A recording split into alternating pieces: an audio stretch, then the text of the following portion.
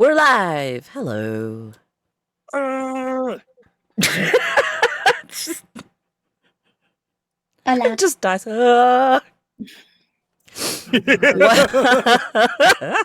Welcome to episode 4 of what are we doing? Vampire the Masquerade Endless Lights. Yes. I knew what we were doing. Where we're chill, happy vibes always, and nothing wrong happens ever. No one gets traumatized. We are all happy-go-lucky. Sure. It's a comedy game. Yay. This is totally the game you can decompress to. Oh my god, hi Zen. So sorry, I adore this person. Yes, but heads up or warning to anyone who's popping in here either for the first time or just needs a reminder, it's a very comfortable hoodie. Yes, thank you. This will be a very, very dark episode, probably. We don't know where it will go. We don't know what will happen or what will be revealed. But if you are not in the best headspace, it might be best to give this a skip and come back to the VODs later when you are ready. Yes, it finally worked. Gonna put that. But yeah. If at any point you need to step away, we absolutely understand. Thank you for being here. Intro time! And I'm Dice. Hello, everybody. My name is Dyson Autism, and I'm be playing your favorite Brujah, the master of the double finger salute, Oliver. Let's get it done. I am gonna hype this over to our lovely, lovely person, Vesper. Hi, I'm Vesper. I use they, them pronouns, and I will be playing our very kind bad scientist, Lenore, who uses she, her pronouns. And that is me, Cove. Hello. I was going to take a drink of water and be healthy, but I'm not doing that anymore. Hello. I am Selkie Cove. I use he, they pronouns. I get to play Amorette Feign, who is gender fluid, so the pronouns switch depending on the day. Currently, we're still in Amorette, so she, they pronouns. Lights are on, nobody's home. Oh no. And I am going to toss it over to Blaine. Hey, I am Blaine. Find me practically everywhere at Gaming Blaine. I use he, him pronouns. I play Thomas O'Malley, who is way beyond the end of his shit rope as of late. Let's toss it over to Nicole. Hi, I'm Nicole. I'm the GM, and I have never done anything wrong in my entire life as a GM.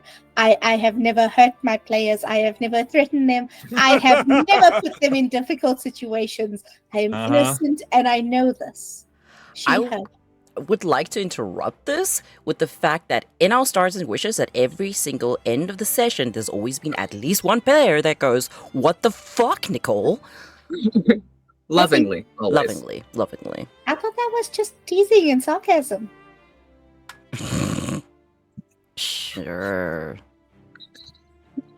Right. Hi, folks. I am Jack. As always, I am your host. Please stay till the end of the session, the episode, because we have incredibly important announcements today. As you can see from the title, I'll check. I didn't put in the title. Oh, I did. This is an arc finale, so we will be saying goodbye to one of the characters. And there are some big changes for Endless Nights, and it would be amazing for you guys to be through that. Yay! Growth! Yay. We're growing. Yay! I don't think did I miss anything? I I'm don't so think I did. nervous. I've never been so scared in my life, and I'm not even a player. That doesn't bode well for us. You'll be fine. It's fine. Everything's fine. Press X in chat to doubt. Like, jeez. Wait, Cove yeeted to chat.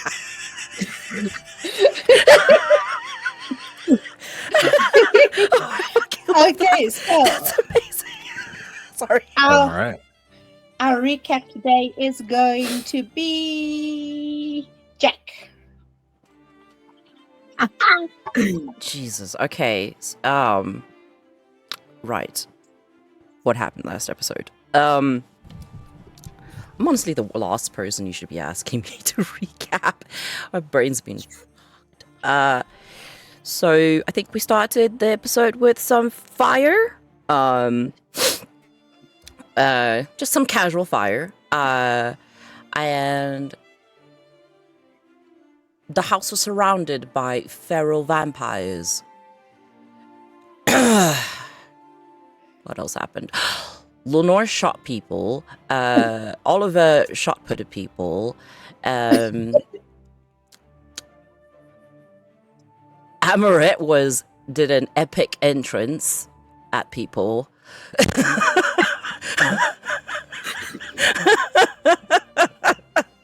Blaine got a tail. Not Blaine, sorry. Thomas got a tail. I can separate characters from people. I'm missing a whole lot, but yeah. Someone fill in the other bits and pieces, because my brain isn't gonna. Anyone want to jump in? Could be okay. Sure. I'll give this a go. Again. So the fire part was very correct. We seem to be starting off a lot of sessions of this arc with fire.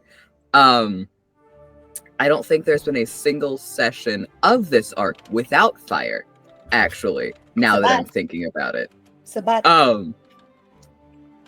So Lenore did a phenomenal amount of damage with a gun. Lenore was epic. Thomas, he started using the gun that he got from Connor, because it's a special gun.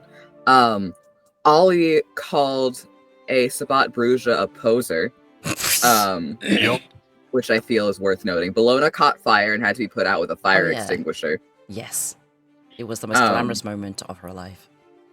Truly. She rocked that foam.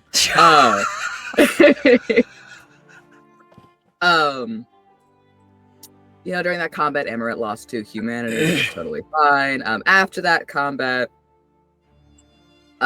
we ended up bucking off to go to the remains, the rubble, of Purgatory. Don't forget your new little friend. The one in Torpor? Yeah. We're still dragging his body around, aren't we? We're carting around a vampire in Torpor, but this vampire's gonna be in Torpor for fucking ages, so, he is what he is. Low humanity ass motherfucker, I'm sure. He's the only one who survived outside of the Samitsi who just flew away, as you do. And the Nosferatu. Did the Nosferatu live? He just ran around the back of the house. He ran and Oliver shot him in the fucking face. Yep. Good for him. So he's alive too.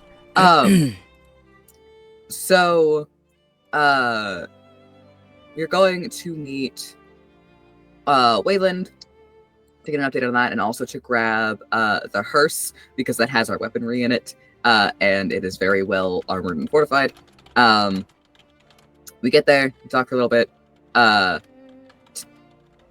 Amorette calls her horde. Her horde? Yes, her horde. My horde of people.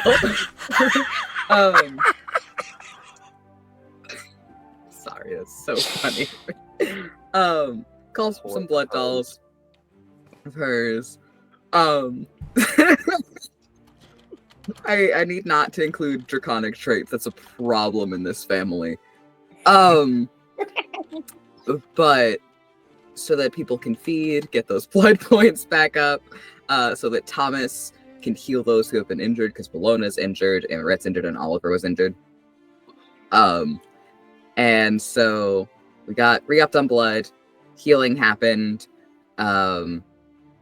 Wayland let us know that he is trying to excavate the office, mainly for Philip and also, for the Primogen that might be down there.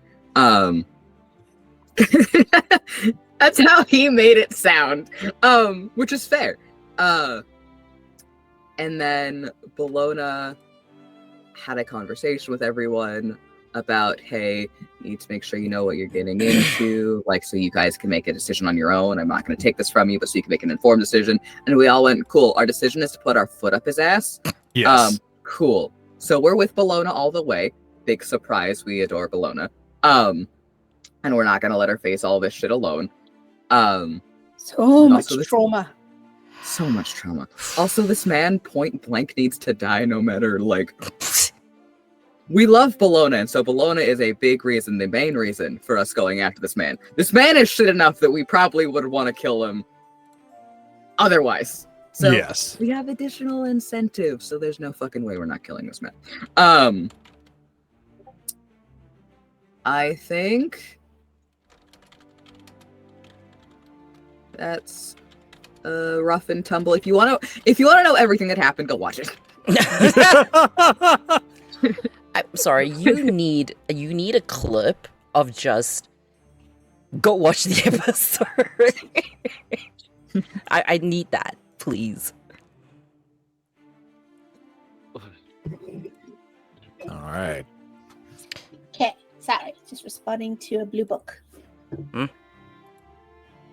Hello, lovely people. So, when we last left our very, very intrepid, slightly injured, kind of singed, very frazzled, and a little bit upset group. Still, it's a lovely evening. It's a very nice evening. The house is mostly put out. The fire trucks arrived, and you got a message from Silas saying, "Okay, we're gonna need to call some construction, but the house is still standing and it's fine. The inside is mostly unsinged. You still have Sandy in the hospital. You still have Wayland and Philip buried under purgatory as ash or bodies. We are not sure yet. Why did all the... Sorry. That's what it is. Sorry. And you are now driving through the city where all hell has been breaking loose for the past 48 hours, roughly.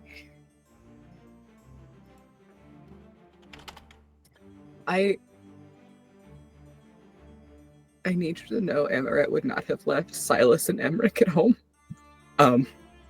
Absolutely not. Probably not kept with us either, but dropped off in the safe custody of someone who can babysit them. So who are you going to drop them off with? Because Finn's not home. No, Finn's not home. Dorian's not home. Dorian might be home, but is occupied. Oh, we know that Chase is at home. You can send them to Chase. Yeah, Finn's at Chase's place. Yeah. But then who's going to meet the police and the fire trucks? Because you have my current problem. You have a couple of dead bodies lying in the graveyard that should be buried. You have a house full of illegal weaponry and a basement covered in blood. Yes, you are a morgue, but there was fire and there was gunshots, and somebody's going to deal with the cops. I can text my pig on a leash. He can make problems disappear. He can show up and help, but he cannot put himself down as a witness. Unless you want your neighbors to be witnesses. No. Yeah, what could possibly go wrong with that? Neighborly how? Sure. Oh God. Watch them actually be helpful. Like assholes, but somehow helpful. Yes. That would be hilarious. Oh my God. Like everything else was just a misunderstanding. I don't want to do this, but I could call Dr. Jeff. Dr. Jeff? Okay. So, I think Amorette's one thing is if they're home, they cannot be home alone without vampiric supervision at the moment. I'm sorry, you called your therapist on us? You called the therapist on For anyone who is joining us, please go see the YouTube channel for the therapy episode where Dr. Jeff the Malkavian took everybody into their brains for treatment. Oh god. Look, I know I've been saying no to therapy for like the past however many sessions, but you can't just bring him to the house. Oh god. All right. Look, so I can stay behind and just like be a witness and everything. I'll play dumb and everything. Well, we do have 2 vehicles right now. You can take the van. I thought you were calling. We have like 17 shotguns in the hearse right now. I can just give you one. Yeah. Amorette looking over. With all due respect, we need you with us. Okay. I second this. If we're going to be going against a fight against whoever is running this whole... we're going to need someone who can hit real hard, and you hit really hard. Correct. So, agreed. I think you definitely should stay with us if we're All going right. into a scuffle. So Alright, we're sounds- going back to the house, it sounds like. I've got to text Belle and tell her we got a fucking prisoner of war to drop off with the prince. And then we go rip this man limb from limb. Sounds good. Belle sends you a message that she's currently with Lau at the university waiting for you guys to show up.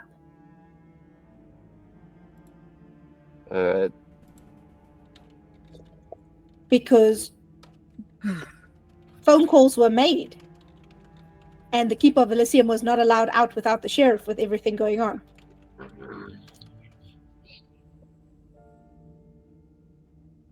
Oh, Well, if we could, if Emmerich and Silas were dropped off with Chase, could Chase just oversee them and they could still talk to the police? Because Possibly. then they have the protection of Chase. Chase is there. Obviously not in the view of police, but there. It's more Still someone needs to be at the house to manage the police and the fire departments and the looky-loos and the people trying to get inside and the morgue, and there's people to be managed at the house. So if you want to send somebody to keep an eye on them, that's fine. If you want to send them away, that's fine. It's your choice. You guys are welcome to do whatever decision you like. Remember, you choose. I deal with the aftermath. I just need to know they're safe.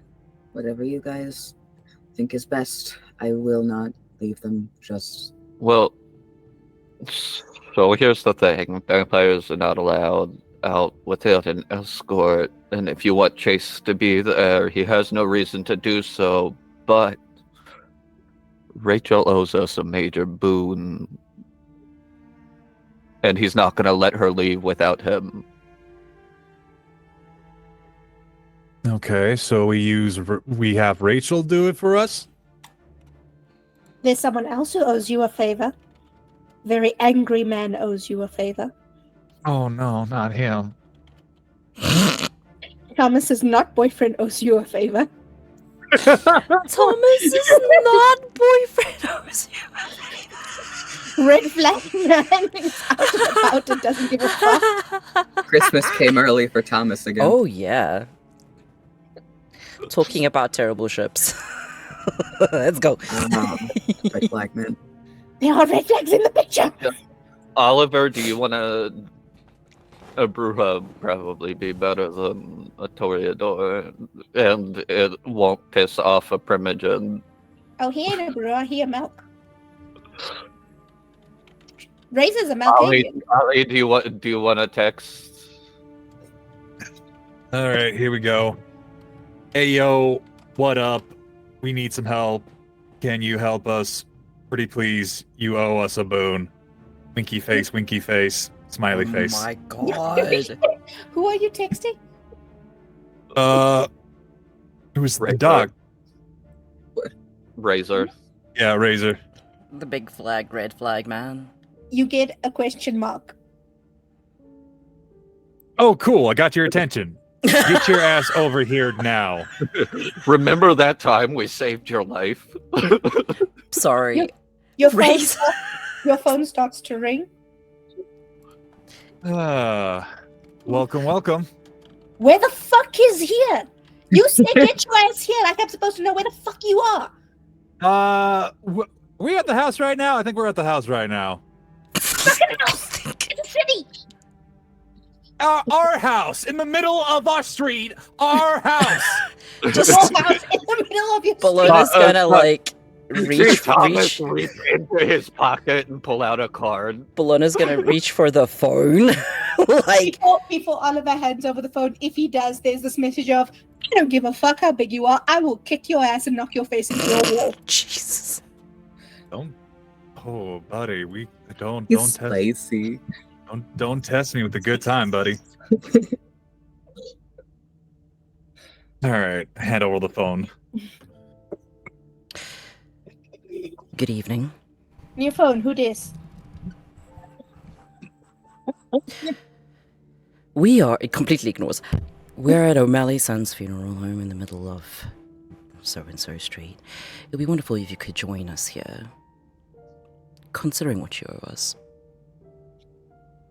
Thomas is now tapping the address on the card. Reads the address, because I totally don't have that off the top of my head. But she does so. Can't say I've ever visited O'Malley's place before. I'll be there. Unfortunately, not in the best of situations to come visit, but... Well, we'll see. See, I already said I'll be there. You don't have to make it even better. Well... We'll see you then. Click. Passes the phone back to Oliver. Like this.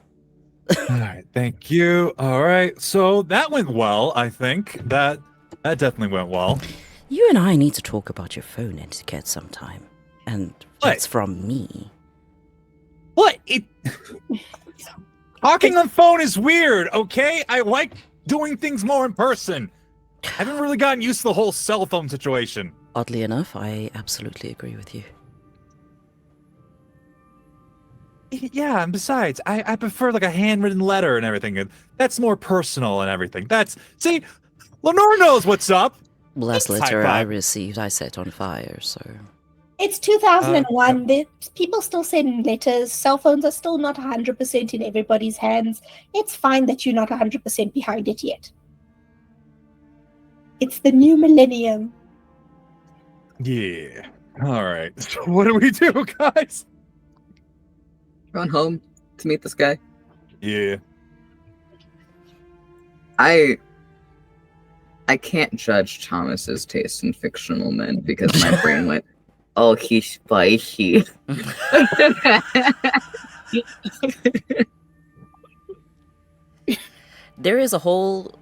sure there's a whole sexuality where it's just toxic fictional men. And it's called Pretty sure book it is. talk. It's Correct. Mm. For No lies those on stream who don't know, Blaine and I had to have a mild conversation about NPCs that Thomas liked, that Amorette liked, because our tastes overlapped so much that it became a problem. That's And amazing. For anyone interested, on Jack's Discord, Razor is entering the... Oh god. and you He's please hot. note the red literal flags behind him. Look, he Oh was my god. not, that just says here's the target. I don't know, like When have you ever known Thomas to give himself any sort of actual love? I'm telling Dr. Jeff on your ass. well that explains Bellona. Oh my. And you too. Think Jeff can't find you in the dark. The one thing Bellona fears therapy. Right, so you guys head back to the house. You arrive. There are fire trucks, and there are police, and there are sirens, and there are neighbors, and there are looky-loos. There is a couple of competing morgues who have shown up according to the cops' calls, because Can we shoot there them? are corpses, some of them with gunshots, that have been dead for a couple years on the lawn. Oh. Nobody's quite sure what the hell is going on. Emmerich is on the side talking to the cops, sorting that out. Silas is on the other side talking to the fire trucks, directing and keeping people off the fucking property, because they are also journalists, and there are people with cameras, and there are people trying to climb into the graveyard at the back. It is currently a fucking mess. My God. I'm just gonna like corral people, and if anyone tries to take a picture of like the place, I'm just gonna like break it. So the first camera you break, the person starts screaming out, and the cops are literally like, "I understand you're upset, but if you do not make this right with them, if they press charges, we're arresting you on the spot." Maybe it wasn't a great idea to bring Ollie. Thomas pulls out his wallet and throws $2,000 at the journalist. I don't have time for this. Get off my property.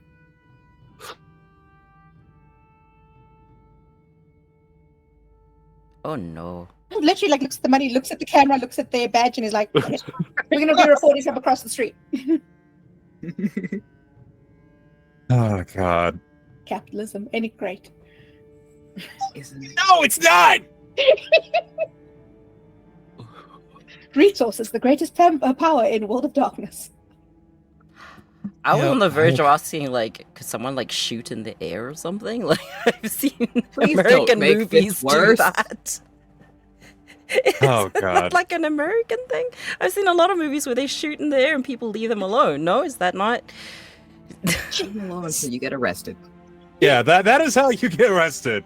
This ain't You are the left Wild West. alone. You are left alone until you Look, are yeah. arrested. Paying for the camera is cheaper than bail. Do you know how many times Oliver has been arrested? Oh my So god. many. Oh my god. So many times. I Yeah. have my own personal room. So My personal room. Sorry. after about 10 minutes, Razor rocks up. He pulls up in this monster of a muscle car. Ooh. It is blood red. It has these designs, these black designed patterns on the side. This thing is custom painted. And it is the freaking pride and joy of this man. And he steps out. He's wearing a black jacket, a white wife beater, and jeans. And he comes walking up to all of you with his hands in his pockets. So what is it you want, O'Malley? Wink. Oh my God. I'm sorry. Did I hear that correctly? Yes, he greeted only O'Malley. The rest of you said, "What do you want?" And O'Malley went wink. Love this so much. Listen, last time they met, he slammed him against the wall, and then Thomas made him bleed. This is flirting. Absolutely. Oh my God. Razor Yeah. is damaged. Are we fighting or are we flirting? Why not both? Razor is broken. Hi. So Aren't we all? Mm-hmm. why'd you call me? Looks behind you, is like, looks like I missed the party. Well, there's hunters across the street, and I need you to watch these two. You say No, that. Yeah. You can finish. I'll talk when you're done. So I need you to watch these two retainers and make sure they're safe while they handle the police. They're hunters across the street. The city is fucking burning, and I have to go meet the sheriff. You mention hunters across the street, and his eyes get gleeful and hungry, and he starts eyeing the neighbor's house. Hey! This was a very good idea. First Wait. off, those You- fuckers are Hey. mine. Fuck you, you don't get dibs. You wait until the cops are gone. I don't care what you do after that. You wait until the cops are gone and the humans are safe. Ali having a moment with Razor, he's like, "Fuck you, you don't get to call dibs."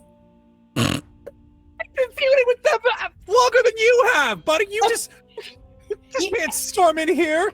I And have you a didn't new even ship. take care of the problem.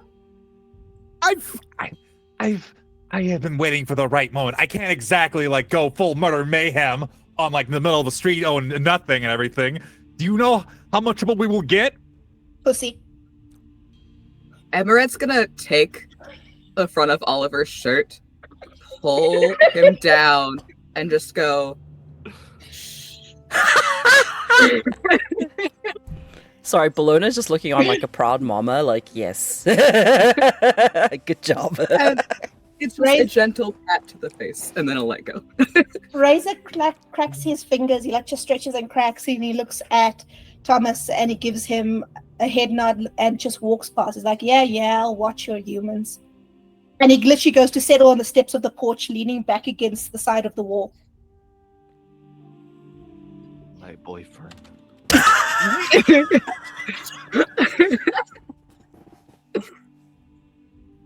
I don't know how I feel about your boyfriend. I love that snapping my fingers at him worked. He can be trained.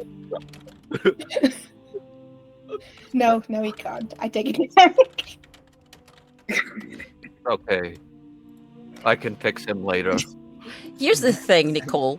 You're like, oh, red flag, wait, going for the red flag, and then you fucking enable us. So, like, whose fault is this anyway, really? I was raised to believe to give people the rope to hang themselves with, okay? Sheesh. I mean, I picked one of the greener flags, and look where that got me. Yeah. He's widowed before married. Exactly. The red flags are the safe ones, I've learned. Thank you, Nicole, for teaching me this lesson. I will take it to heart moving forward. Oh, no. Yeah, Bellona, the red flags are the safe ones. Wait, the red flag came and hunted me down, okay? That wasn't a choice. I like my red flag. My red flag's treating me just fine. Thank you. So where you guys off to next? Bellona, right? Just 1 second. We've heard from everybody. What is Lenore doing in this escapade moment? Lenore's just like hands folded, looking around and like, this is fucking chaos. I can't even make myself disappear in this moment because there is not a deep enough corner. Lenore's still waiting in the car, like I don't want any of this. Just sitting in the car is like, I will be right here if you need me. It's like looking out the window, just like. Lenore said a swear word. I don't think she's ever sworn before. Oh my god. These mornings have stacked and broken Lenore. Thomas, for the record, you do see a car pull up. It's a beat-up old... I'm not sure what it is. It looks like it's from the 80s. It's pitch black. The windows are tinted. And Ula gets out. Ula is fully dressed for a show, which means leather corset, full beard, tattoos on side, massive makeup going all the way up a bald head, and a leather skirt. Ula is a bearded drag queen. Love it. her. I love her so much. Oh, I'm gonna run and give her a hug. Neither of us are touchy people. This is gonna be fantastic. Ula, like, you hug Ula, and Ula's just like, boss? Someone die? Loaded question. It's in the hospital. Oh, fuck. Which one? You didn't answer my texts! I was in a show! And then I was in a guy. But that's an entirely different story. Thomas is now squeezing uncomfortably tight. Thomas never moved his dots out of string. Thomas is now squeezing with all of her string. Thomas, like, awkwardly pats you and hugs you back, and then he's like, okay, boss. Oh, right. Air, you need that. Human. I'll let go. Okay. Okay, you need to go help solve this mess with Silas and Emmerich. When you're done, Razor, and he'll point at his boyfriend, is gonna take you to Chase. and you are to stay there until we come get you. Okay, but okay, yeah, no, I'll do that. There's a moment where you say and raise and you point, and Ula's like, oh, serious things. Yes, okay. Ula ho. Ula. Ula la.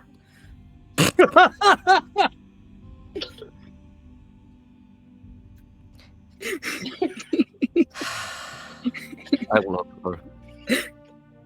Oh my god. Like 90% of the time, Ula is in the basement in the morgue area, occasionally sticks her head out and talks.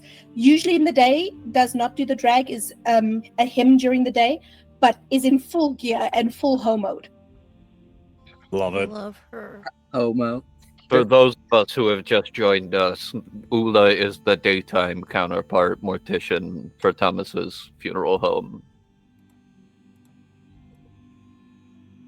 She is, so Sandy is practically the opposite of Thomas, but Ula is very much like Thomas.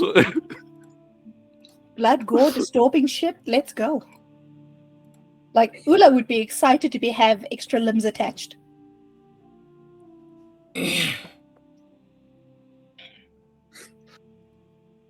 Okay. So you've sorted the house. Razor's going to watch the humans. The humans are going to deal with the cops and the authorities. The neighbors are still peeking out windows.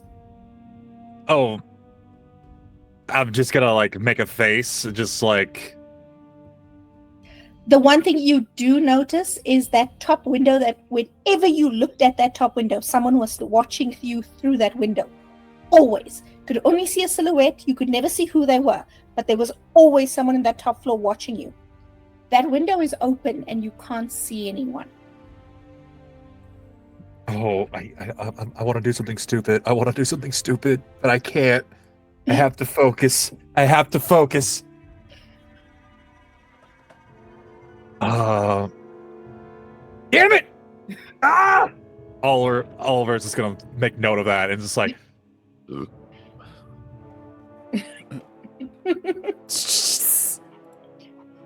One of the bottom windows, you see the guy who you saw on the porch the other day has a gun in his hand and he taps the handle on the gun and he nods at you and then closes the curtain.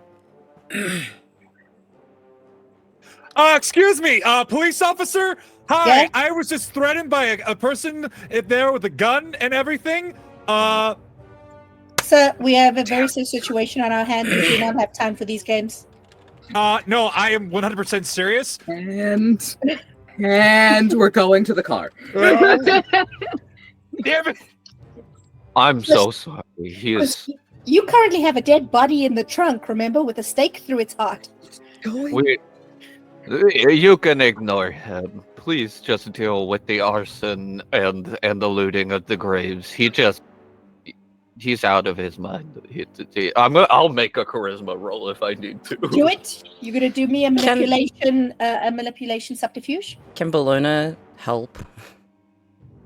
You can welcome to assist. You could also roll manipulation subterfuge. She's absolutely just showing up in the whole like, oh, I'm so sorry about our dear friend who's I'm so sorry, guys.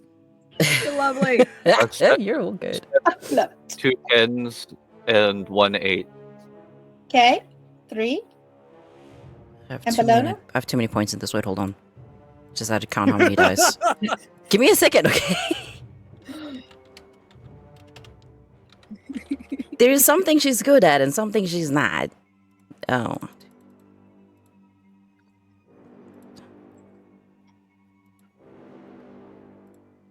Okay. Okay, so 7? Jesus Christ, 7. Yeah, 7 difficulty. Oh, 7 difficulty. Yes, I thought you Yes, said so that's no. So that no, she didn't get 7 successes. She got 4 though. 2 being 10s. Literally, Thomas comes up and he's like, "Listen, our friend is nuts." Da da da da da. Exactly what Blaine was saying. And behind him, Bellona slinks forward, and every straight cop and the 2 lesbians all watch the slinking Bellona, and they're like, yeah, sure, your friend Okay. is your friend is I crazy." need to point this out right now. The wording you used makes me so happy. all of the cops and the 2 lesbians, implying that the 2 lesbians are not cops. They're just lesbians that are required to show up to crime scenes. Yes, They're the CFIs. Love it. approved. They're Love it. podcasters and they chase down bad, weird crimes. I need a whole spin-off of these two. I don't think you Yes. understand. Thelma and her squeeze. That's the name of the podcast. Oh. Yes. Okay, you guys, what do you do next? What time is it? It is, you guys had the fight and you went to Purgatory around 8. It's about 9:30 now. What? 9. You fed. You did a lot of feeding. That took time. Fuck. I'm late for a meeting. That's what Bell Toss. said when you called. Didn't you reschedule it? Thomas is now dragging Oliver by the collar to the car. Let's go. It's Oliver's in the car. Thank Well- you. Why I'm are you already- always getting in trouble? Those guys were fucking doing it first, but we got more important matters. Right, Bellona? That is 2 times with the same cops. I've almost had to make bail for you. Stop it. Sorry. Hey, Oliver. Yeah. Bellona sort of leans a little closer and is just like, don't worry. I just need to sway my hips a little bit. Generally, problems go away. Thanks. Listen, you. I'm Well, on I your appreciate side. I know. Hey. So, what do we got to do for you, homie?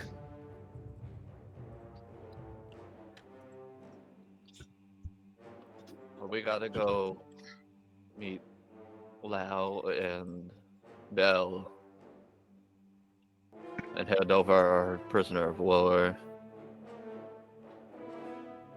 Lau agreed to meet you in one of the quads of the university near the library from the first session where you guys dropped off the first tapestry fragment. Bellona's definitely messaging him to apologize, because she's never late. You Yeah, message good back- reasons. Wait, you're typing an actual message? Yes! Jesus. She's stressed, okay? So you'll get a message back going, it's quite all right. Sheriff and I are still here. We will wait for you to attend. Great! Drive safely, please. The great was me. She didn't type great. No, he added drive safely, please. Oh, right, okay. She just much appreciation. just look, she has like these manners ingrained into her bones. The fact that she's late is like more traumatic than being set on fire. We need to go. Please.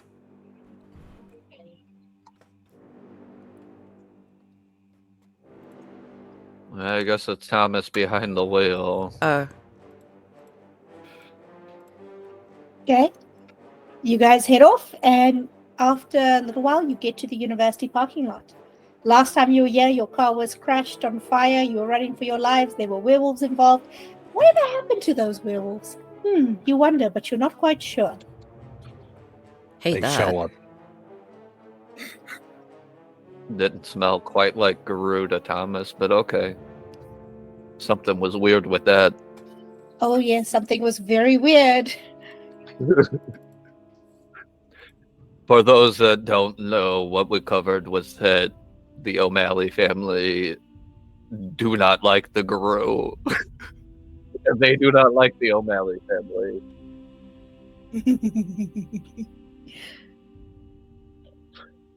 Anyway, you guys arrive. They're waiting for you in the quad outside the library. You see Belle. Belle is a fairly short, she's not actually African American. She is full-on African. She was taken over during the slave trade and became a freed woman, and then spent the next 300 years hunting down anyone vaguely related to slavery and tearing their throats out. And after a while, she became a sheriff in one city, then moved to another and became a hound for a while.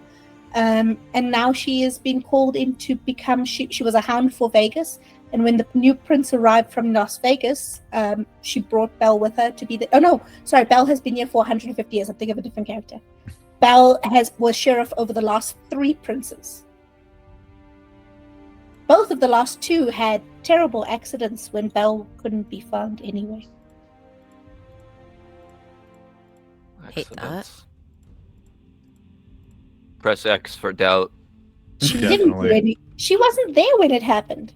She was busy elsewhere with stuff. Oh, I'm not doubting Belle. I'm doubting that they were accidents. Well, the last prince's house caught fire and burnt down with him inside, unfortunately. That sounds familiar. And the other one before that was kind of ganked by multiple Camarilla and left out for the sun because he tried to do things he shouldn't have. She tried to do things she shouldn't have. I've told you the history of the city. Yeah. Boss? Well? So, yeah, Belle is quite pretty. Her hair is in braids and dreads running all the way back except for 2 loose strands in the front. She is... Also a babe. Say again? I said she is also a babe.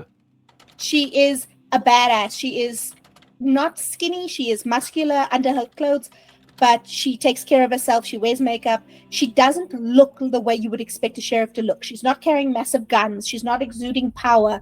No one's quite sure what her clan is. No one has actually seen Belle fight. They've seen her shoot a gun on occasion, but no one has seen Belle fight. She doesn't look like a sheriff, but she is.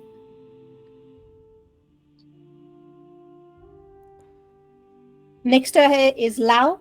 Lau is quite tall. He's an Asian man. He's got longer hair that's currently in a ponytail.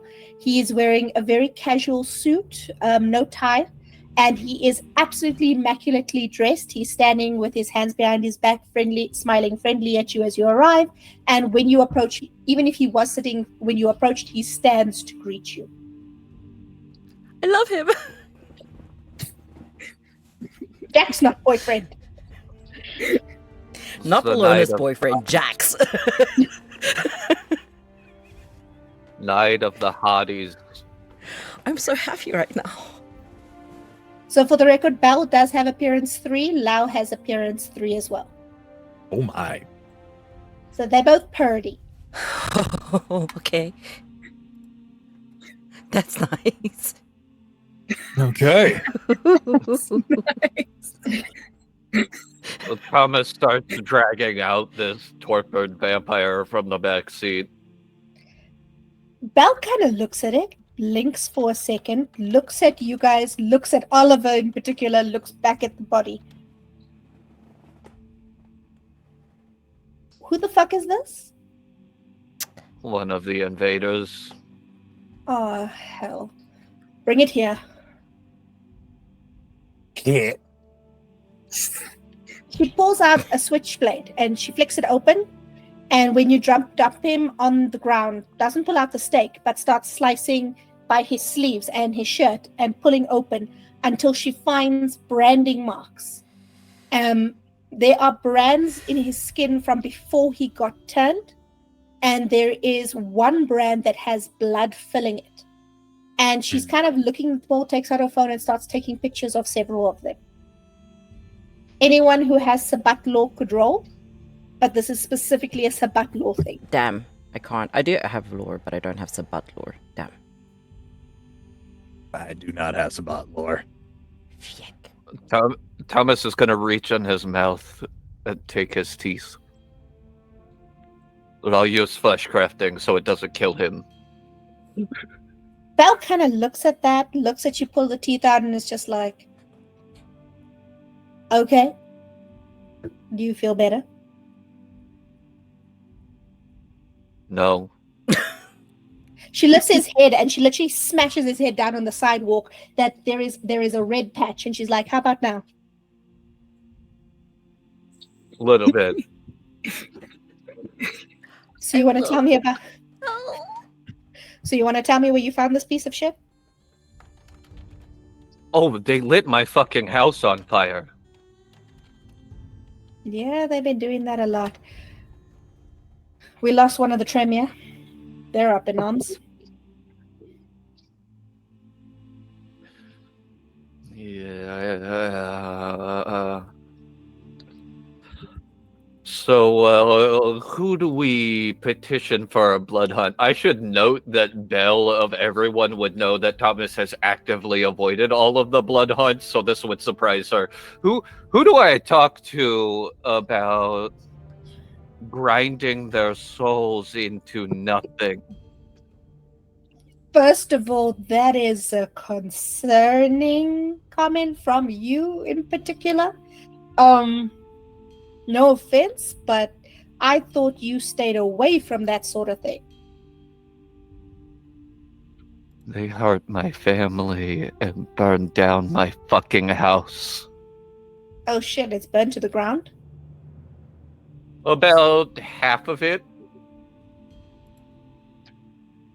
And she And yes, I have insurance and money, but I have people there I care about. She kind of nods for a second, flips the knife, and stabs downwards into just above his pelvis region. And twists. Feel better?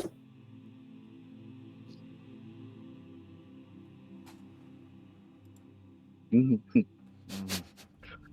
Thomas will go digging through the trunk through all of these guns for like his one sketchbook. And I will start making rolls to draw the faces of the ones that survived. Okay, start doing those rolls for me. This is a perception artist. So expression. Yes. Perception expression. All of you okay? Yep, I'm good. Lau kind of looks at all of you and he tilts his head slightly and he's like, are you in need of anything at the moment? I'm sure you've had a very trying evening. Would you like to sit and rest, perhaps? And he points at the benches where they've been waiting. You got weapons? I could possibly obtain them. What kind would you be looking for? Any and all. Or who might be a little bit of a challenge. Could you be more specific? Kindred specific. Just to like... Well, any weapon will do if you work at it well enough. Bellona successes. smiling. 4 successes. 3, 2, and 4. Okay, so the Tzimitzi you drew immaculately well. Like you did the most epic drawing of the Tzimitzi. The Nosferatu kind of look alike to you right now. They're usually in the dark and the shadows, and the Dodgy has fucked up face, and you didn't really get a good shot of him. You had like 2 minutes where you saw him total. And then the last one you were able to draw was Mr. Schmeared on the face across the sidewalk. The ventrue who was more concerned about getting to Bellona than fighting any of you, especially when she was on fire. And Belle kind of takes them and she looks at the Tzimitzi one for a second, frowns, pages pass, looks at the Nosferatu one, shrugs, pages passed, but excuse me. Bless you. When she gets to the ventrue, she kind of stops and is like, you sure it was him? Well, I put a hole in his fucking chest, so yeah. What was his name again? Lucius. Lucius. How big of a hole? Like you put him down whole? Like he is no longer among the living whole or the undead whole? Like tell me that you put him down. The La Sombra grabbed him, but he was on the ground and on fire. And the La Sombra's dead now. What fucking La Sombra? Amorette will motion to give the yum. This one. Him, I don't know. This is not good. Right, I'm authorizing all of you. If something tries to kill you, you are fully authorized to kill their asses back as hard and painful as you want. Do not break the masquerade. Do you hear me? Understood. Cross my heart, poke a needle in my eye, and hope to die. You see this motherfucker again, and she holds up that picture. You set him on fire. You cut out his heart. You chop off his head and shove it up his ass. Do you have history with Lucius? And I know a few other people who wouldn't mind if they weren't Ash now. I see. The I have... fucker came by New Orleans a few years ago. Oh. You get a chance to put him down. You put down that animal, you hear me? It Which was- is weird, because when you saw Lucius, he was polite, he was eloquent, he was calm, he was elegant.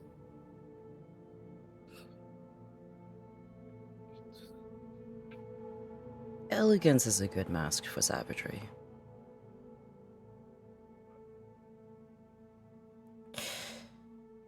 Look, I can talk to the prince, but calling a bloodhound needs the approval of every single one of the Primogen, and one of them is currently indisposed, another one's in hiding, and the third one refuses to come out of the fucking warrens. Basically, we're sitting on a council of 3 right now. So can't we just do like an underground blood hunt? I'm gonna pretend you didn't just say that to the sheriff of the city. What? Thomas will look at Belle and say, if it helps, I will sweeten the pot by offering 2 things that you know I've never done. I will actively and officially associate and be an ally to the prince as opposed to lip service like most of the kindred in the city. Thomas had never done politics for either of the 2 previous princes. You want me as a hound, Belle? You got me.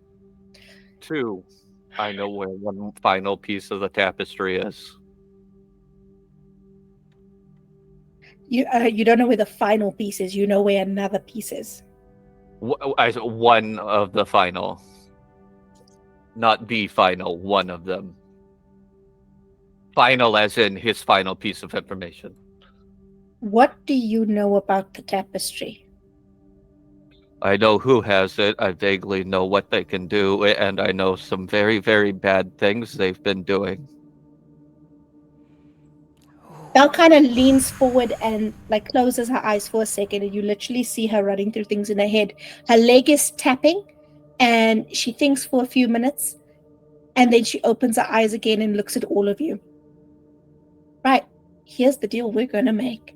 And you're gonna take it, or you are gonna fuck off, because I don't have time to negotiate right now. 1, you will get me that tapestry piece sometime before the end of this year. Are we clear? 2, you're gonna owe me a couple favors. Let's say 3. Degree? Number 3, I'm going to go to the prince, and I'm going to do everything in my power to convince her to call a blood hunt on these motherfuckers. I cannot promise that it'll happen, but if it does, you will get my message as soon as it does. However, as sheriff, I am giving you permission to track down, hunt, and fuck up every one of these sabbat bastards you can possibly find. That's what I've been waiting to hear. You will have no recourse. You will have no punishment. So long as no mortal sees you break the masquerade, I will cover your asses for the next 48 hours. Number 4, you find that piece of shit and you cut his head off, show it to him as you shove it up his ass. I am uniquely suited to that. I was about to say the same thing.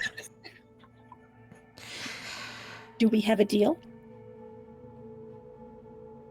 Done.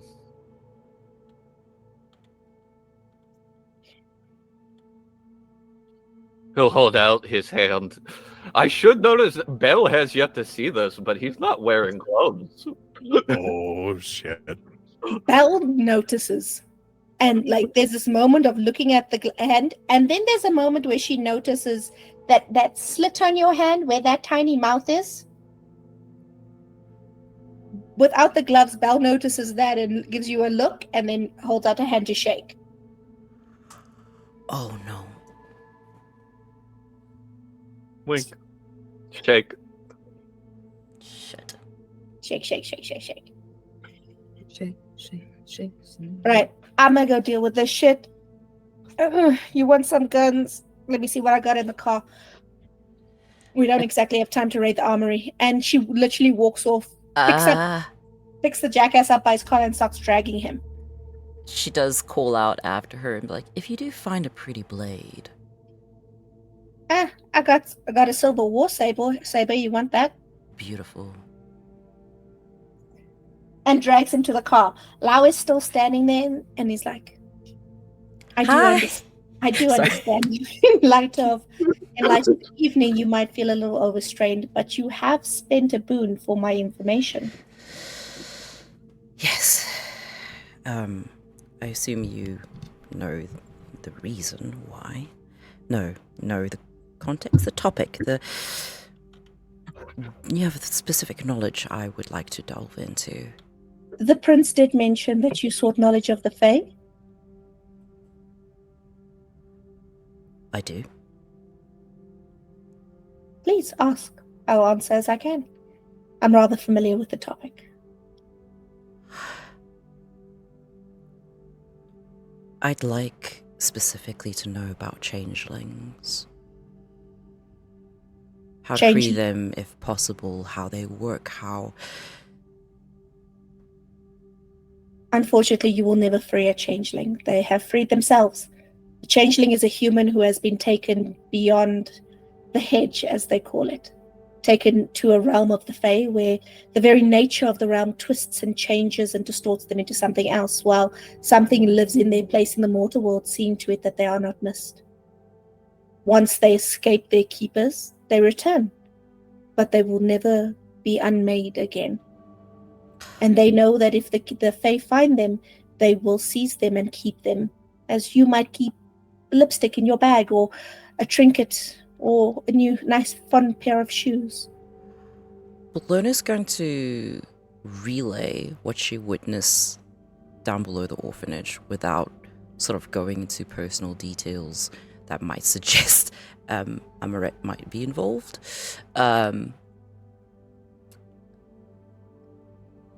I want to know what it is that I saw down there. By your description, I presume you saw the fetch. The thing left behind is made out of whatever the Fae found when they took them. Sticks, stones, twigs, bricks, rubbish, trash, clothes, cloth. Any materials can be taken and given life of a sort, memories.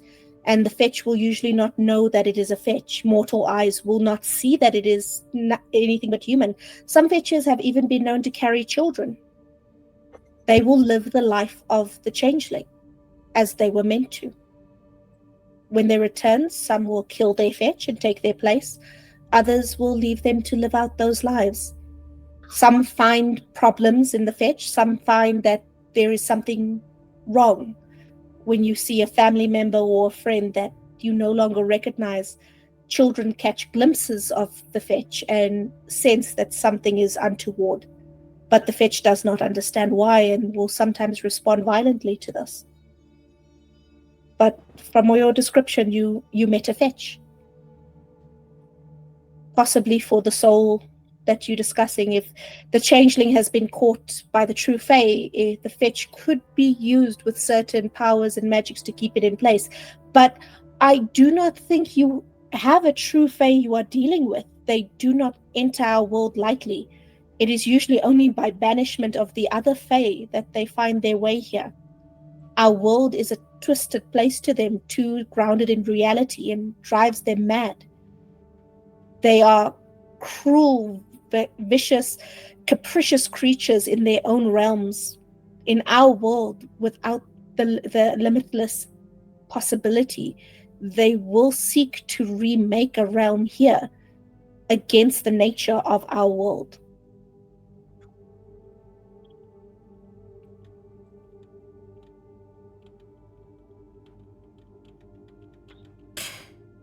Is there a way to get rid of them? They are immensely powerful. They are nearly unstoppably powerful. Another Fae could stop them, but you do not wish to make a deal with a Fae. Changelings will not help you. They will flee at the word that there is a true Fae anywhere in the area. And I will admit this does explain why I have not seen any in the city. If they are aware of its presence, they would not risk being close.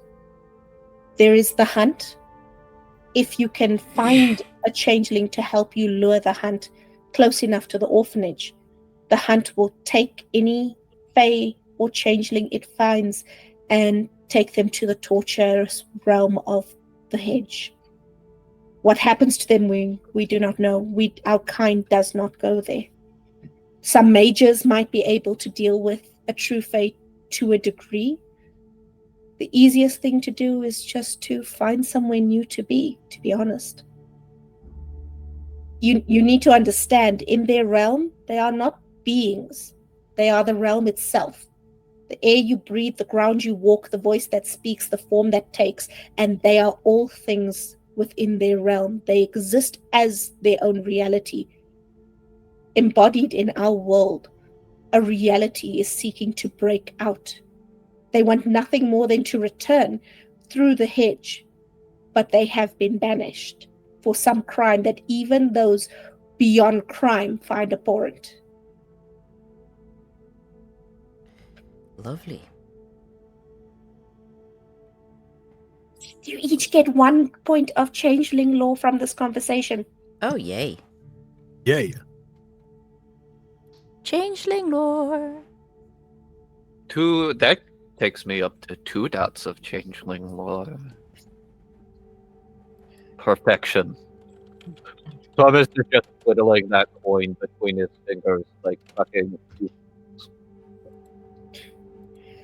The only thing that might help you is finding its true name. If you can find a Fae's true name, a name that usually we cannot even pronounce, you might be able to do something, but I cannot guarantee it would work.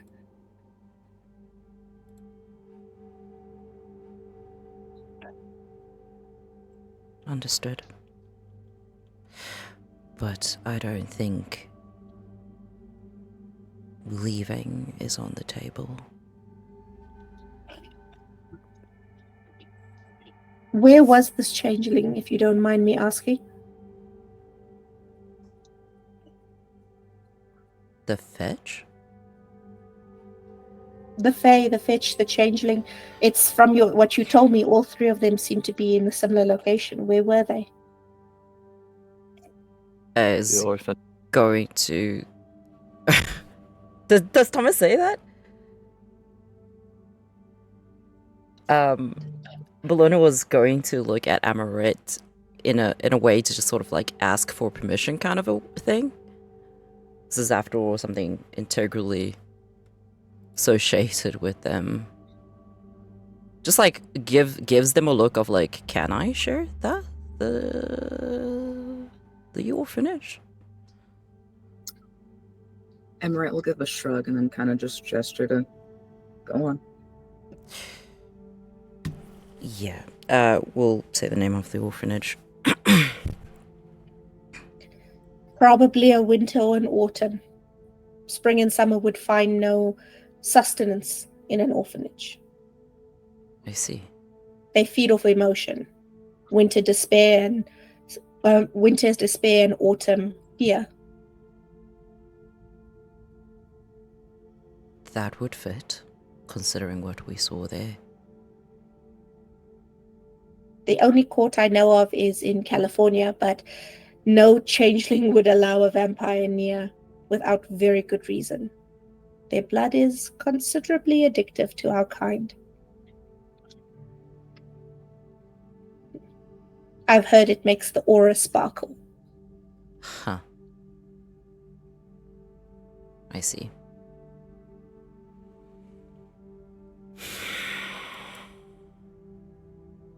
Is there anything else I can answer for you? Just gonna look at the others.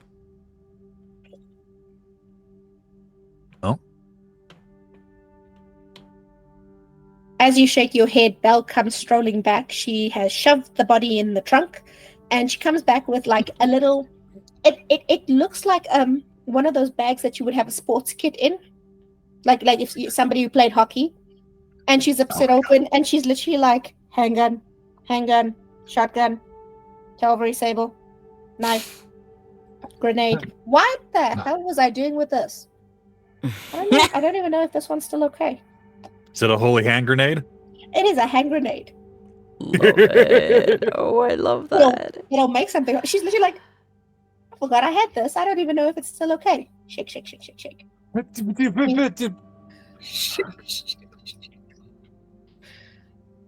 I'll take that, and Thomas will reach over and grab the grenade.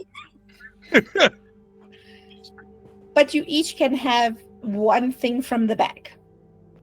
Okay. Lenore just asks for ammunition. Oh, bet. Six. Yeah, 6 dragonfire rounds, and I got 6 armor piercing. You can have both. Amazing. I have never even... Oh, this is going to be interesting. She hands you the shotgun, though, because you need the shotgun to fire dragonfire rounds. And it will start melting the gun. I'm warning you now. It will destroy the gun, so be careful how fast you're shooting them. Noted. Sparse and few, but use them. Anybody else taking something from the bag? I am taking a shotgun. I'm handing the knife over to Bellona. Thank you. I am also handing like a gun over to Amorette. Amorette is pushing the gun back in your direction. No, that is right. It's not aesthetic enough. I got a grenade. Our trunk is Just loaded like, with I have other a stuff. grenade. Have a grenade. Do you even know where to find these fuckers? Okay. Amorette's gonna look over Bellona. Do we?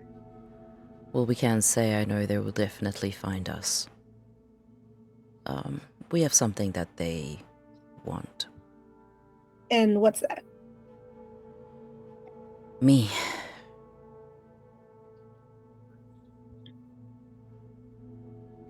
I am their boss's fixation. Give me a second. I got a little bit of anger. I'm just trying to... Not at you. You're fine. I got a thing about people.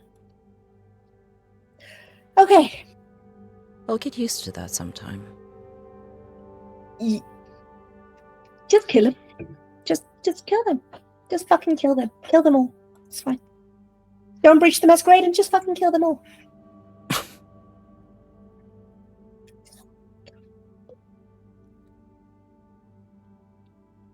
Oh. That Look. does seem to be the plan. If you got a way to find them, you got a way to find them. The other way is... And she actually points at the library behind you and she's like... You still have the ring to meet the keeper. They haven't moved out of the city yet, and... That crazy bitch that he's with tends to know things. Oh, back to episode 1 of Scary. Otherwise, I don't know if you have another way to do it. But good luck. O'Malley, I'll let you know as soon as I can hear from the prince. I gotta try and get this blood hunt going now. Fuck. It's never just easy with you lot, is it? Not by Nope. choice. Listen, just don't die. It's nice having some fucking capable, manageable, non-fucking self-serving jackassery vampires in the city.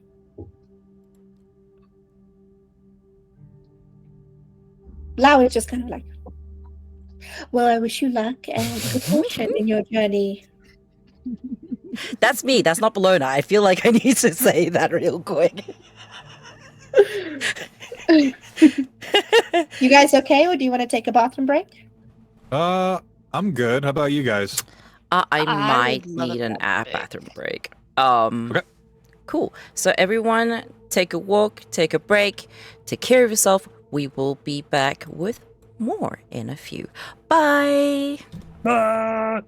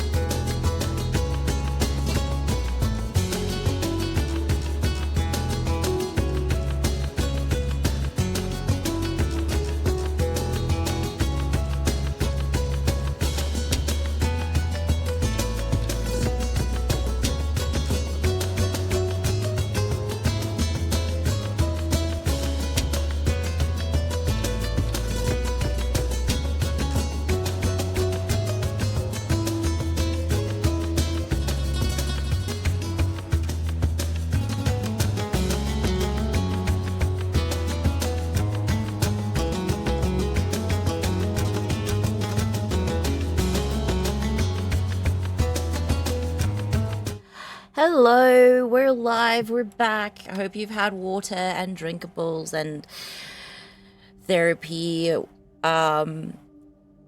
It is going to be a fun ride.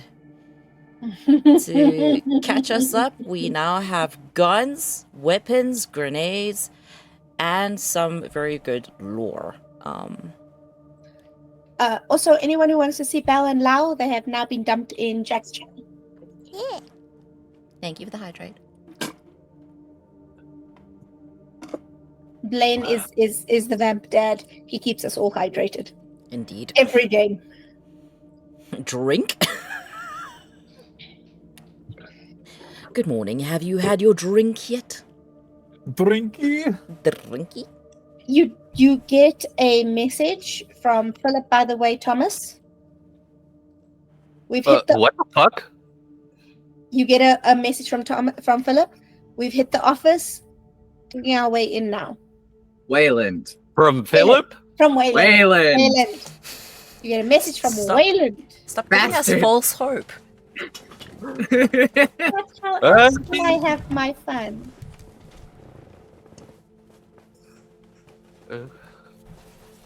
Okay, any signs of unlife? Look, there was a fire. There's kind of ash everywhere. We're still trying to keep hope. We're digging our way into the office now. There is a tapping noise, but I don't want to give anyone false hope just in case.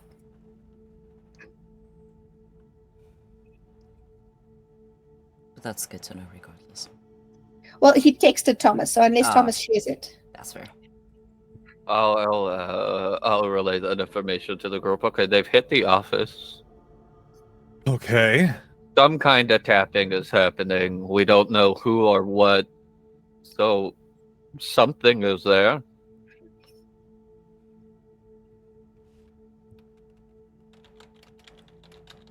And so what do we do now? Very good question.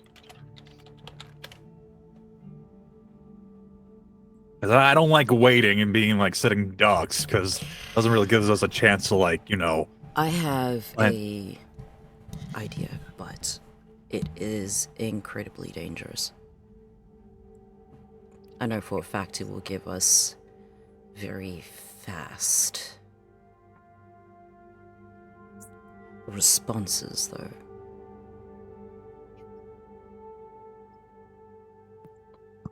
Well, what do you suggest? What is so dangerous and what... Why is it so dangerous? Yeah. We could hold a wedding. I'm sorry, what? What? A what? What? If there is You wanna do anything that would get his attention, this is the idea of what is his could be taken away. Are you suggesting we hold a ceremony in which you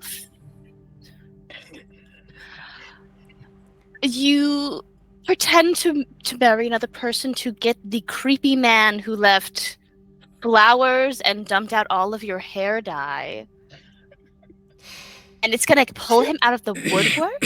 Very, very, very quickly. I don't know. Do we just shout this out to the public and then it'll just like appear? Like, how do you make an announcement like that to get his attention? Like, are we specifically sending only him an invitation, and we just gang up on him the moment he shows up? Because that sounds like a plan. But like also, putting you in any harm's way doesn't sound like a plan that any of us would be okay with. we also can't send him an invitation because we don't know where he is. Because if we knew where he was, we could just go. We know he knows where we are and that he's been keeping tabs. So we just say it loudly around the house and just I'm sorry. yeah. Yeah, I want to go to Bellona's wedding. Totally, yeah. What venue would we use? Yeah. We can't like have caterers. No. I- And the mansion is not set for guests. Do you Wait, have no, a but dress? the guests are fake also. Do we have Dress flowers? for battle. Amorette's Toreador is showing. Amorette's just like, oh my god, we cannot put together this wedding. We have nothing ready. Are you Bellona's just telling me? No. I'm sorry. Are you telling me that the Amorette Feign does not have a wedding dress somewhere in the closet? Oh. Not for Bellona. Amorette has several for herself, thank you. Oh, But I also, want to it's see the those. flowers, it's the decor, Oh it's my the God. venue. Things have to be done right. Oh my word. No, but that is literally just the Toreador. I love this so There's much. Nothing else. I love the priority. Even a fake wedding for Bellona must be done correctly, and this is just like, oh my god. Can I just put out there that never in a million fucking years did I see this coming? It's like, how much Thomas has said nothing. His jaw is on the floor. The man was stunned. All right. Well, I would rather talk to creepy Shadow Man than do a wedding half-assed.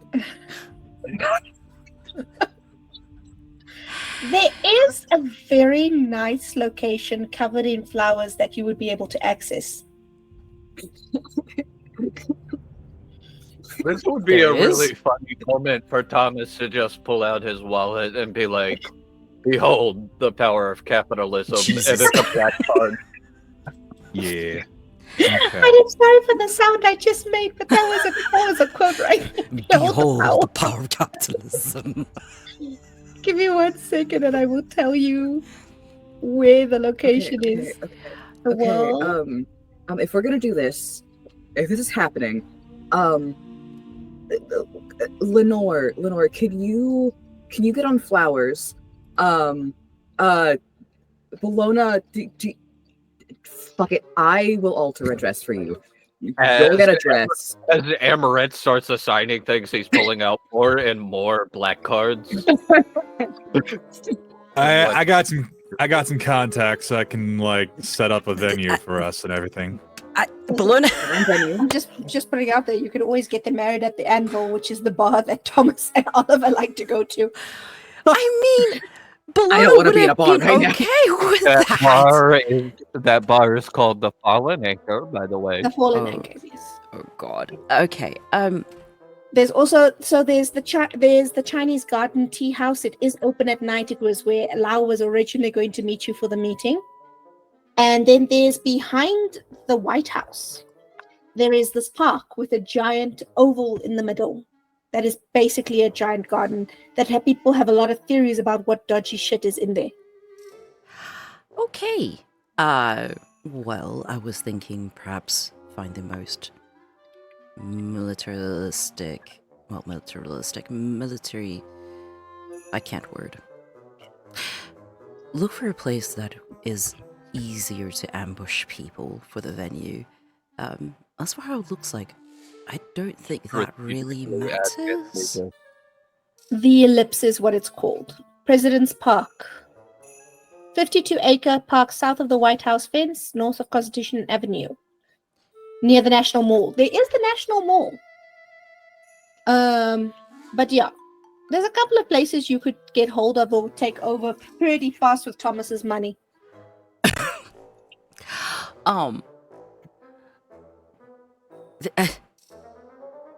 Hell, you could probably hijack someone else's wedding with Thomas's money. Jesus. Okay.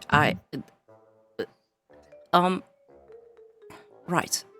Once we decide on the venue, I will send out the invitation. I was not expecting everyone to be so invested. To be clear, this is a fake wedding.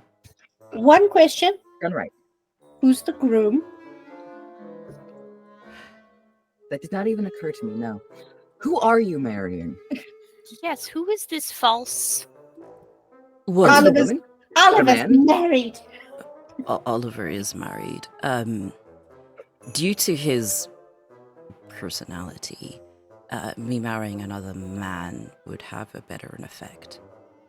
Lau has already Okay. left. Okay. Damn it! Bring him back. Okay. We have a few people.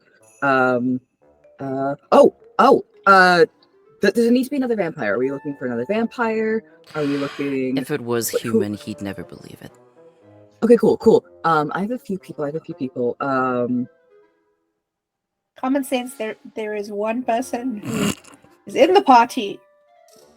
There are two people Amorette's thinking of. Thomas is one of them, but is not the only one. Oh? I'm curious. Amorette is going to go, your husband, soon to be Eric's husband, likes really pretty things, right? Oh, yes. Ben isn't married. And is at a higher power level. I don't. He. For the first time, you see Bellona actually like lost for words. Like, And Emerald go, he would also be able to give a little more protection to you as well, in addition to... And So, Amarette's there's a gonna... problem, and I'm just gonna put it out there. You can try and do. I'm gonna let you do the role to try and convince Finn, but I want to remind you what Finn is doing right now is checking on his children, and as one of his children, there is nothing more important to him. Until he knows every single one of them is safe, he has zero fucks to give. Yeah. You are We can probably welcome be to call invited me to the on. wedding. I don't know. if- Before calling, Emerald will go, are my siblings allowed to be invited to the wedding? The fake wedding? the fake. Yes. Also, I should... Hold on. No. Before I call. Even a fake wedding, you should have say in who you're marrying. Who do you want to fake marry? I was more concerned about the location and how to get the information out and how to take him down over. Oh, we can do that.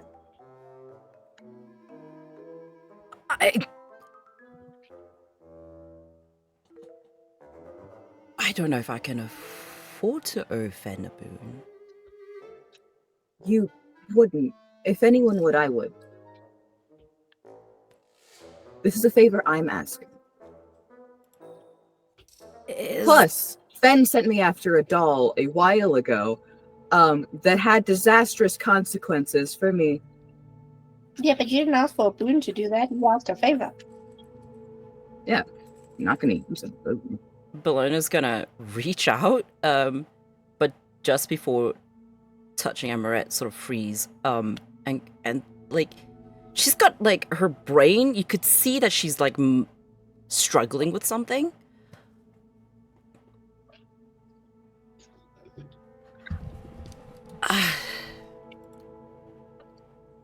I don't. This is someone very important to you. And someone that, like you, I could keep safe. I will do my damnedest to keep safe, but Bellona... And Amorette will calm down for a second. The Toreador will ebb for a moment. Impressive. And Amorette will give Bellona's hand like a little pat, and we'll just put their hand on it and go, without consideration for how I feel about Fen, or for anything like that, the consideration is your say, your autonomy, how you feel. A fake wedding or not, you hold decisions in your own life, and that includes this. The reason I suggest Fen is because Fen ticks all of the boxes that you need. The reason I suggest Fen is because Fen has a power level. He is strong. He is capable. The reason I suggest Fen is because he fits, and I know I can trust him with you and with us. But Fen is not the only option for you.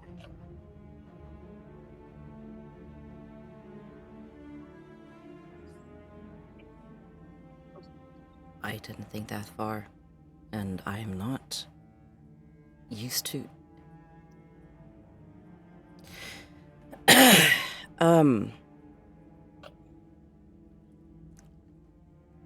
She sort of reaches out and gingerly, as though she's still expecting to be like smacked away, squeezes Amorette's hand.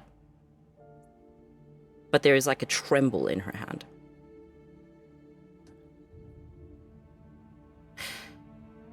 I would be honored if you could ask this favor for me.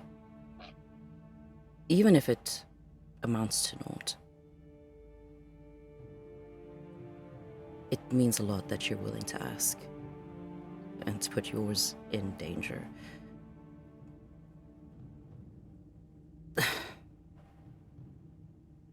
Of course. I'm not used to.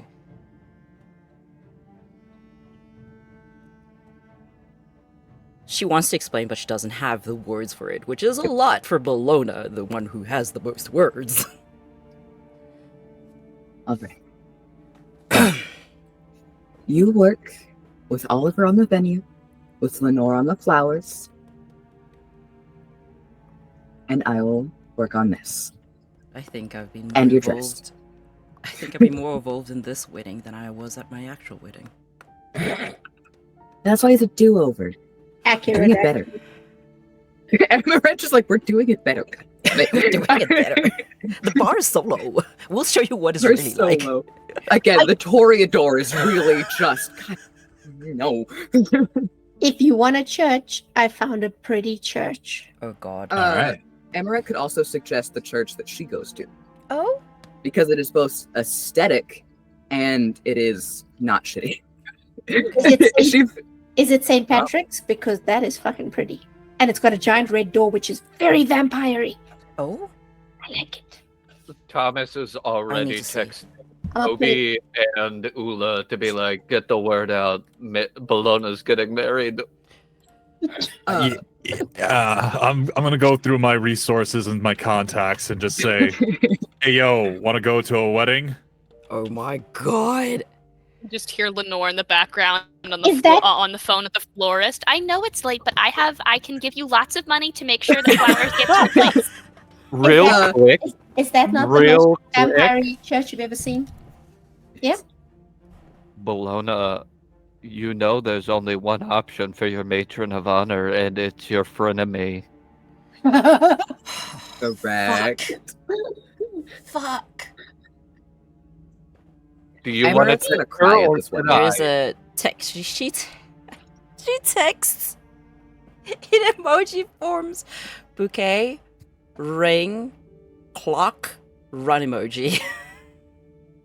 The response back is pregnant emoji, skull I'm- emoji, Dead. fire emoji, Pregnant. phone emoji. I'm dead.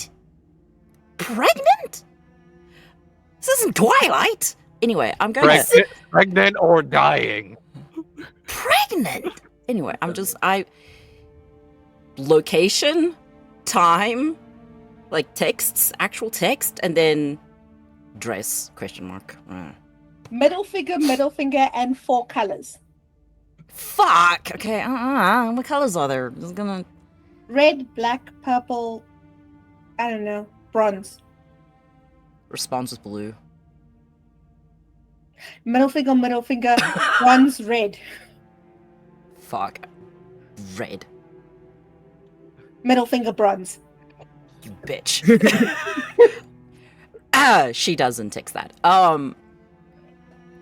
Just Before contacting Fen, Amorette will go back and like look at Lenore and go, make sure to get her favorite flowers. Then look at Bellona. What theme do you want? well, my matron of honor is wearing red, bronze. Like the text comes back and she like her face changes and she's like bronze. Thomas has just sent Lenore contact information for his usual florist for the parties. I don't care what colors we use, but I want to avoid black and gold. Perfect. I can work with that. Understood. And we'll then call Fen. Lenore hangs up with the florist that she did have on the phone. Hangs up with that florist, starts calling the florist that Thomas gave. And it's like, Hello. I would like to order like. Oh my god. Hey, Amorette, how many orchids should we get? 1 million orchids. What the fuck? There's that. We also want to spice it up a little bit. Bellona, what flowers to avoid? Roses, red ones. Okay. No Absolutely red roses. No roses. We're gonna want to stick to flowers that are along the bluer to purple side of things, with silver accents around the vases. Dear diary, while making the most traumatic climax of a game that I've ever crafted, my players decided to plan a wedding. Look, it would work. But I like the idea that Bellona's like circling around trying to be like, Lenore, can I help? Lenore, Thomas is suddenly behind you. It's orchids. I need orchids and lots of other flowers. No red roses. Red roses, and Thomas tells me to tell you that I will take off $100 if I see a single red rose. More than $100. More than 100. Yep. I love So, No red roses. I got news for you. Thomas employs a certain group of people. Oh, So the response is, honey, you don't want no red roses? I won't put no red roses, but you don't threaten me with taking my money. I'm going to get my dollars. Oh, I'm gonna give you extra dollars. I'm gonna give you so many dollars because it's nice. I'm gonna give you many extra dollars. I should For mention Russian every single person in this party has a little black card that's just in their name for the business right now. oh my god. Oh my god. As soon as Sandy's back, you know she's gonna find a way to make this a tax write-off. Oh, yes. You want me to do a wedding 10 o'clock at night? You better damn sure play me extra dollar. I might have to rob off 3 different weddings. Do you have any idea what this is going to put me through? I got to go call people. God damn it, this is going to be a pain in my ass. I was told to make sure that you know, purplish bluish hues, and silver vases, silver accents. I'm hanging up now. Goodbye. I'm so sorry. Silver face lick. It's getting real Ravenclaw up in this bitch. It is. That was Storyteller. her vibe. Can I make a perception check since we've been kind of like camped out here for a while? Yeah. All right.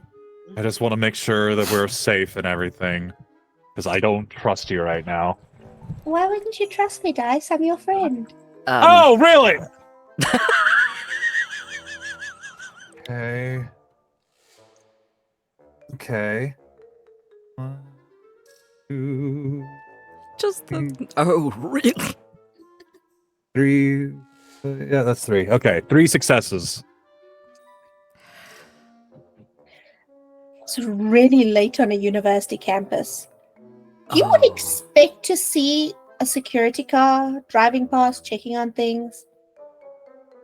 It's weird, though, that there's one parked on the other side of the quad. Just watching us. Too far to tell. Oh. It's parked Alright. pretty damn far away. But it's weird that it's parked there when it wasn't there when you arrived. Yep. Okay. All right. Well, everyone is talking about weddings and shit. This is like kind of traumatic for Ollie, so he's gonna like kind of like take a step out, take to a breather, and just kind of like slowly but ever so cautiously go over to the car. Amorette's gonna like reach out for a second. She's I Lenore, you're on the venue as well. Okay. Oh my god. Oh, Costa, that other person. I forgot that might be traumatizing for poor Ollie. Yep. Oh my word. Ooh. So, can I help in any way? I'm presuming that's for Amorette. To anyone who's nearby running around doing wedding stuff? Absolutely, of course. The best way that you can help is telling us all of your favorite things. Everything you like, everything you enjoy, everything you don't want involved. That's how you can help us. It's just a fake wedding. Dice, I'm You gonna matter. while they're talking, just do me a dex stealth roll, please, for creeping up on the car. Okay. Amorette will look at Bellona and will fully admit, I am also living vicariously through you at the moment. Let me do this for you. It will be a joy to let you do this for me. Is an awkward fuck. Okay. So, before that, I'll get to Oliver in a second. You got one success. Okie dokie. Yes, one, crisp one.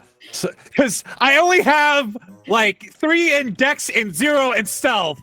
Wait, no, I had 2 in Stealth. Wait, hold on. Okay, I that's love better. you. That's better. 2. I went full bimbo there for a minute. I adore It you. was I adore you so amazing. much. I love the phrase "thembo." Okay. Before that, though, Amorette, you make your phone call. Yeah. I'll just obviously dial up to Fen, wait for Fen to answer, kind of like starting her pacing. Oh, it does take a few more rings, and you answer the phone, and Finn is like, "Are you all right? Is everything okay?" There is a lot of noise in the background. You can hear people calling out, people shouting. The house is noisy. This is not normal for Finn's house. It is chaotic right now. Yeah, for the most part, but we're dealing with the not part of the house is burned down. It's a whole thing, but that's fine. Your humans just arrived. Don't worry, I'll keep them safe here. Thank you. How are things on your end before anything else? I can't find siblings, are they two okay? of I can't find 2 of your brothers and 1 of your sisters, but your sister wasn't supposed to be in town tonight, so that could be on a flight. I'm just trying to find the others. Okay. Which two? He names 2 that they're not based in the city. They're kind of based in nearby towns. Emmer's gonna go, hold on 1 second. I'm gonna put the phone down, look over to Thomas and go, can you try to find locations on 2 people? They're vampires, just if you can. Yeah, okay. And we'll give their names. And then we'll go back onto the phone. Thomas is gonna try to find them as well. Okay. Finn collects children the way you collect clothes. He's got 9 kids in this area of America. So, like within an hour and a half's drive, there are 9. You are one of the 9. Hello. Want me to make a roll, or do you want me to call Toby? If I call Toby, I need phone numbers, which I assume Amorette has. You have the phone number for one. The other one is currently feuding with you because they are also a designer, and there was an issue that you got more popular than them very fast, and they haven't let it go yet because Toreador. It's fine. Hey, no one said they weren't assholes. Yeah. I will say Bellona, once the location is decided, will text everyone that she knows that she's getting married. Which, even if they've only met once, she'll do it. You do get a message back from Belle going, "What the fuck do you mean married? I thought you were on a job." Responds, Thomas is texting Toby, hey, find these kids. "Oh, Toby, find the kids." The kids. You get a message back going, "Why?" Because they're missing and there's a fucking war going on.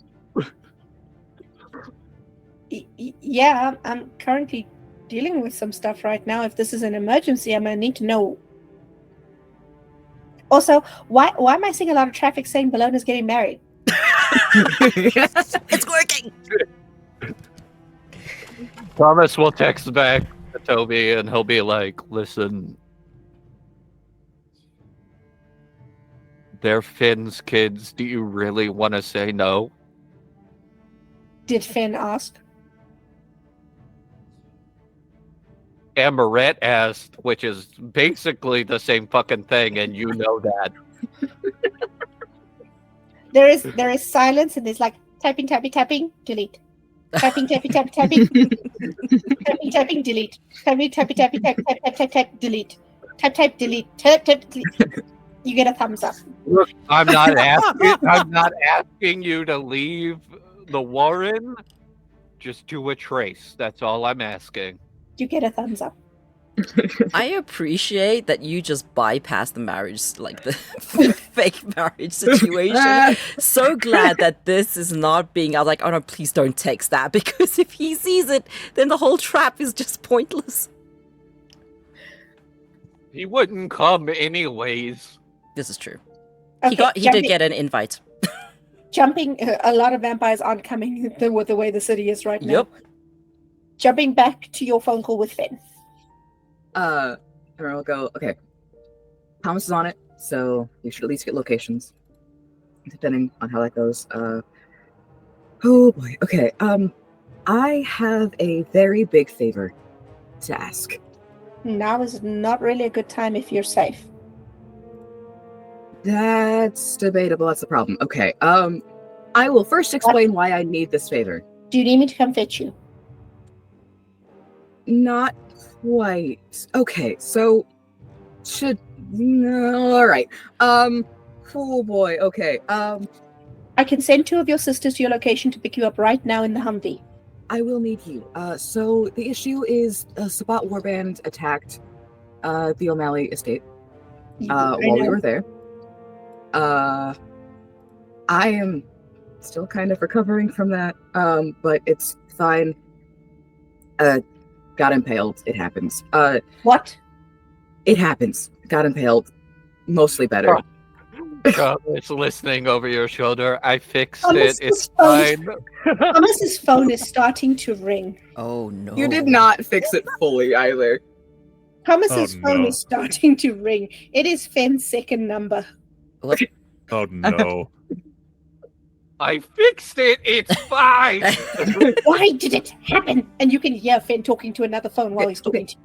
Finn, I need your attention I on me for now. only have one magic gun. I need your Fire attention, one bullet at a time. please. The dads are fighting. Amorette's gonna look at Thomas and go, hang up the phone. I love this. Thomas hangs up and starts texting his personal jeweler. And as when Thomas hangs up, Amoret goes, thank you. And then we'll go back onto the phone. Okay. So that happened. That's where we're at.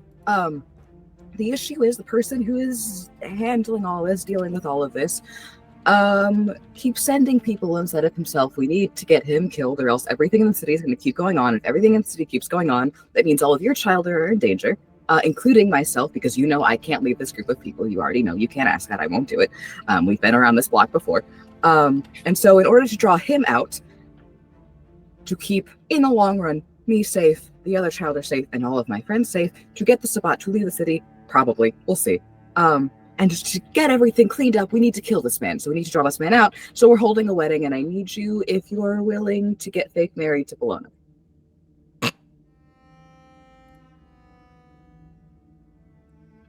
The wedding will be aesthetic. I like to imagine that Amorette was using celerity to talk. This is what happens from Silas's perspective later when you ask. It is literally like,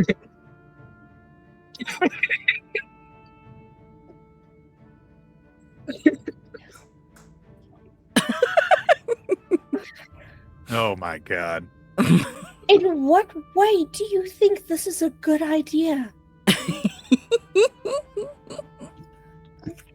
fine.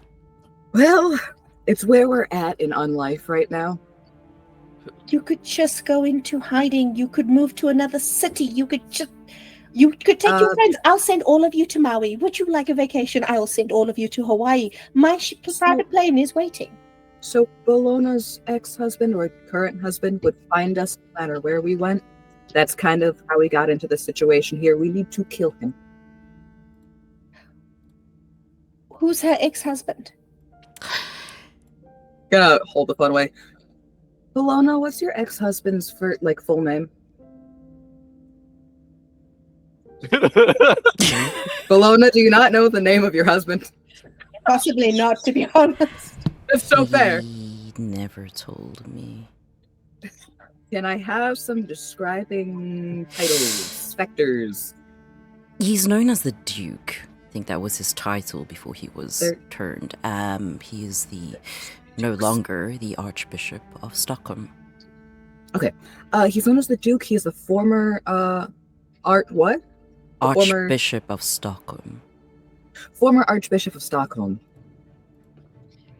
There is a tone that parents get that translates to these people are no longer your friends. I do not care what you feel. They are no longer. He gets that tone and he's like, tell me where you are right now. Oh no. Oh no. He's Is that going a to yes come, or is that a no? I am coming to fetch you. And I'm going to take you somewhere far, far away for the next 2 years until you are no longer involved in this. Oh, so you're going to isolate me again? No. You may go to any city you like, but you cannot be here if that lunatic is anywhere near in the city. Then I respect you. Thomas leans in again, looming.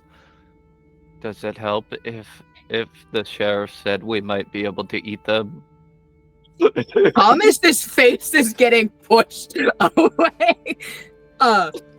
My darling no. child, my darling doll, you are not strong enough to face this. I am not strong enough to face this. Finn is about 800 years old. Jesus. He Okay. sounds scared shitless.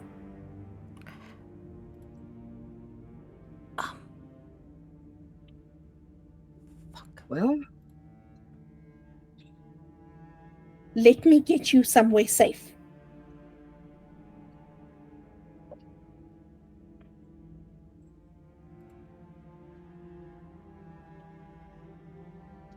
I lie, he's 700. Finn is 700.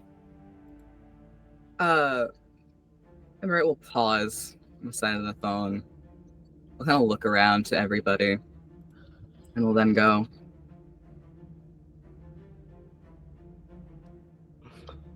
Well, if you won't help me, that's fine. I understand. I will message you when he's dead. No. You don't understand. You don't understand. I want to help you, but this is insane. You're making the wrong choice here. You and your friends this is not the right decision. I don't want to tell you what to do, but I don't want to see you dead. You are my Then- child and I care about you. Then I understand how I could get out of this. How could Bellona? Outside of this decision. She can't. Not if he's found her. We've all known that Alright.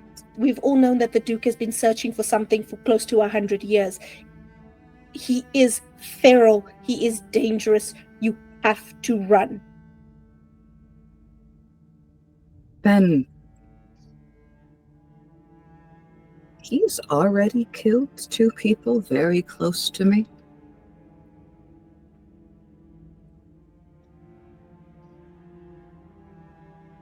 Do you remember when you found me originally? I do. If I leave right now, that's all you would be saving. If I cross him and you fail, he will hunt down every single child that I have, including you. And he will take his time keeping you alive as long as he can. This man is a monster. You have never faced something like this, child. You do not understand. Coward. We're just gonna look over at Thomas and pull the phone down. I swear, if you say another word while I'm on this phone call, which is incredibly rude of you to do, we are going to have some problems. Now go help Bellona get decorations ready for the venue. Pretty please. Thank you. and will walk a few steps away to continue this phone call.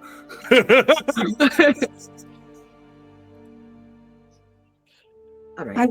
I will help your friends run. I will help you run. Please. I will send you the information that I get on my siblings when we get it.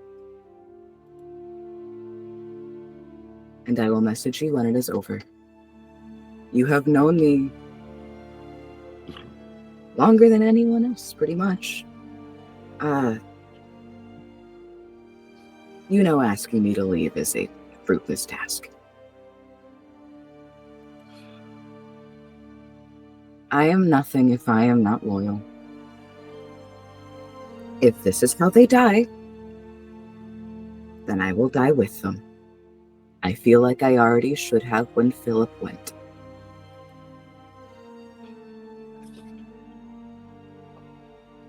Oh, Thomas DM needs a minute. Thomas feels so bad right now. And then Emma's gonna go, if Philip had died alone, I should have been there. I was late. If I were there, if I had been faster, Philip might not be dead. Bjorn might not be dead. Two of the closest people to me might still be here. And when they went, they took a piece of me with them. If you were to go, you'd take a piece of me with you. If Silas were to go, if Emmerich were to go, I only have so much of me left.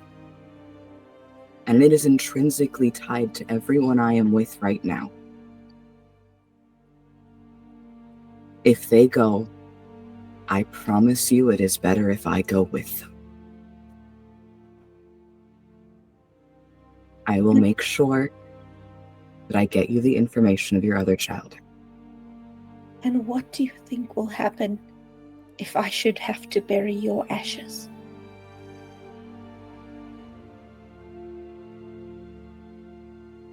It would break me to lose any of my children. And that's why I have to kill him. So that none other are on the chopping block. Because one is better than all. So you keep them safe and you keep them close. And for once, I will be the one protecting all of you. And if I go, then I will go knowing that at least something I did was worth it. And Amorette will hang up the phone. Oh, he gonna break so many things And in his house. she will turn it off. Jason's gonna be so pissed. Ooh. For those who have just joined us, the background between Chase and Thomas is that their friendship is founded on they collect things. So, Finn breaking his shit is not gonna go well. Oh my word. Oh my word. Woof. And Amorette was close enough that all of that phone conversation was heard, but Amorette is going to turn back and will go, all right, I need to get your measurements so I can get started on altering a dress for you for your wedding. And we're going to need that backup husband because Ben will not be working out. It is for the best. Oh, drama. Amorette, Yes. are you... This is a dumb question. How are you? I feel like my soul has been ripped up from my body and torn into a million pieces. And I feel like there are parts of me that I am never going to get back. No. Never's a long time when you're immortal. Would you like to be held?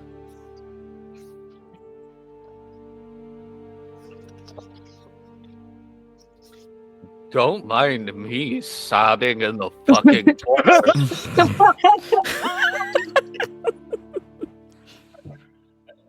And Amorette will look at Bellona and will go,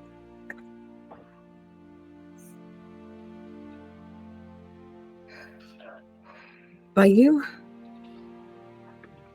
Yes. I need more liquor. Bellona's gonna reach over, and I think this is actually the first time she's doing this. Reach over and hug Amorette, but hold her like she's the most precious thing in the world, and if she could, she'd try to put her back together. But like for a second, a few seconds, for however long Amorette lets her, she will try be a space where she can be safe. I'm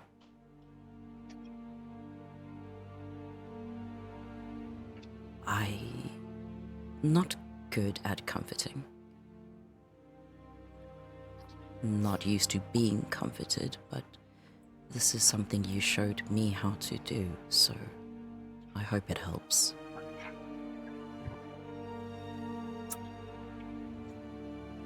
Amorette will return the hug, and for a second, like at the start, the hug is stiff, but it starts to become genuine and real and mean something as time goes on, and Amorette will respond.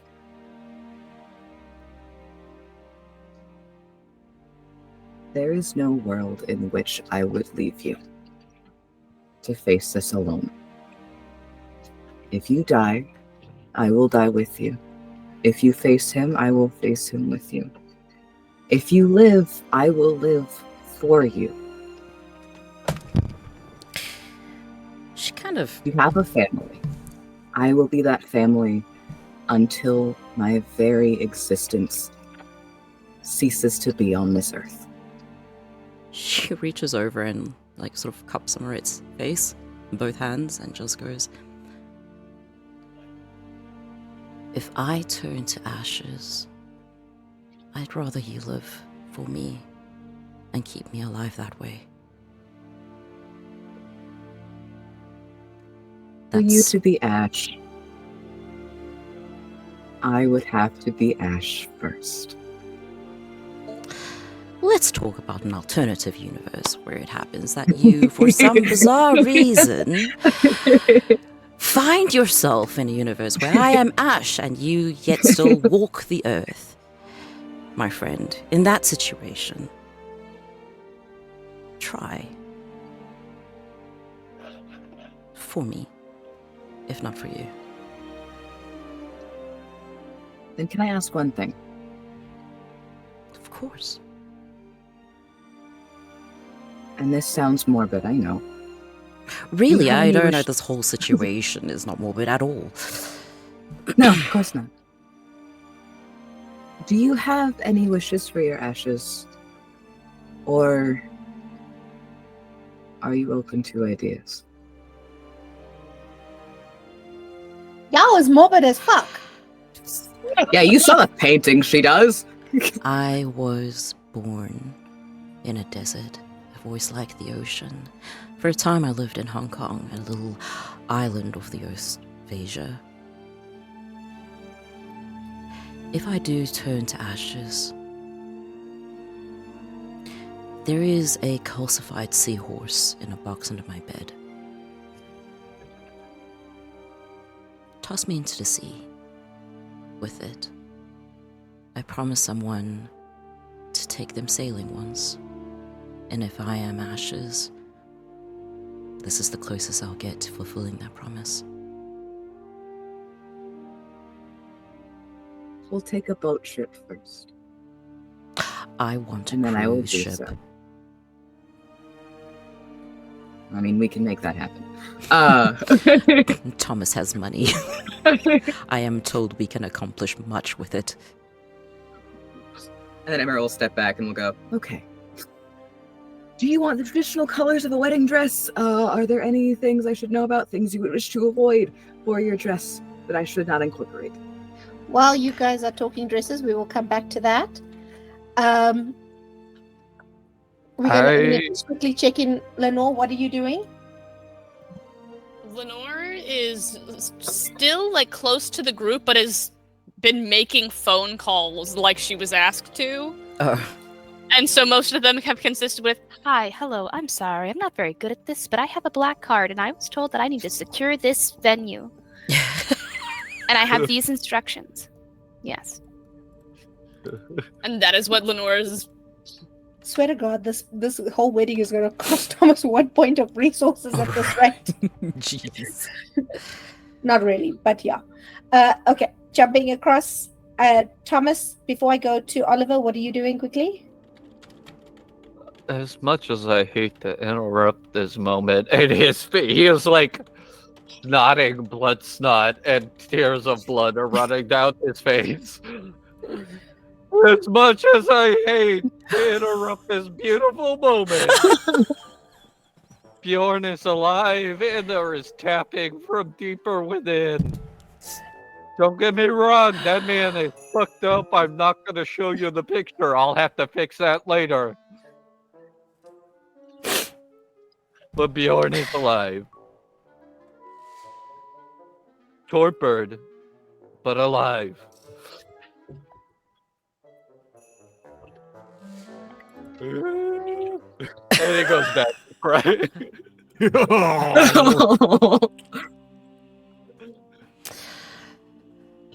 Gonna hug my grandfather.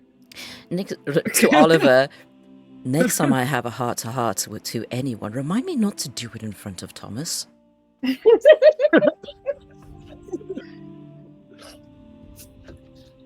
All right. You're so dramatic. We're vampires. Exactly. Nobody can ever again question that this man is a Toreador.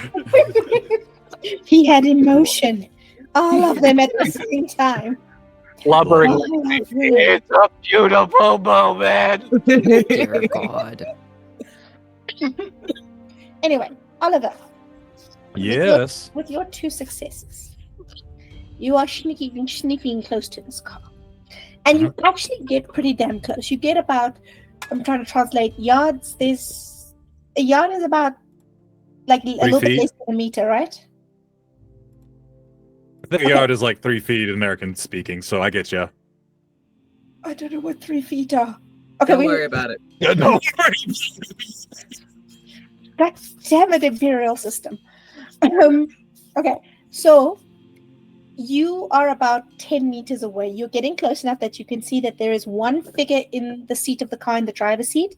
There is somebody slumped over in the passenger seat slightly, leaning on the window. And as you get close to that 10 meters, you manage to get very close.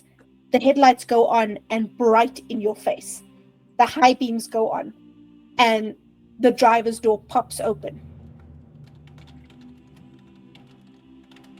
Oh, hi there. I'm sorry. Was I bugging you on, like, saying close by to us or something? You need to do me a willpower roll right now. I'm going to tell you your difficulty in a second. Oh, no. No! Well, this is how Ollie dies, guys! Anyone notice Oliver walk off? Like, anyone? Oh, You need to roll. Okay, I want you to make wits plus courage. Okay, wits plus courage. Difficulty 5. Difficulty 5? Okay, that's not too bad. Okay, what's my wits? Okay, my wits is 2, but my courage, I'm a brave boy. I'm a very brave boy. Very brave boy. And All I'm right, going here to we do go. the counter roll, and we'll see who gets more successes. What's your willpower again? Oh no. Oh no. Oh no. Oh no. Is your willpower more than 7? My willpower is 4. Oh my god! Why the fuck do you? Oh, okay. Guys, just remember, you regain a willpower every session. Oh, well, that's my bad. Tom, sorry, freaking dice. Guys, what did you roll that oh my god happened? So I rolled 3 1s. Hey, so normally if you had failed this roll, there was no one in the driver's seat. What are you talking about? There'd never been anyone in the driver's seat. 3 1s. But with 3 1s, your brain gets hit so hard. What the fuck are you doing at the university? Is this your car? Where the fuck are you going? You have no memory of the last 24 hours of your life. What? It's just gone. It's just...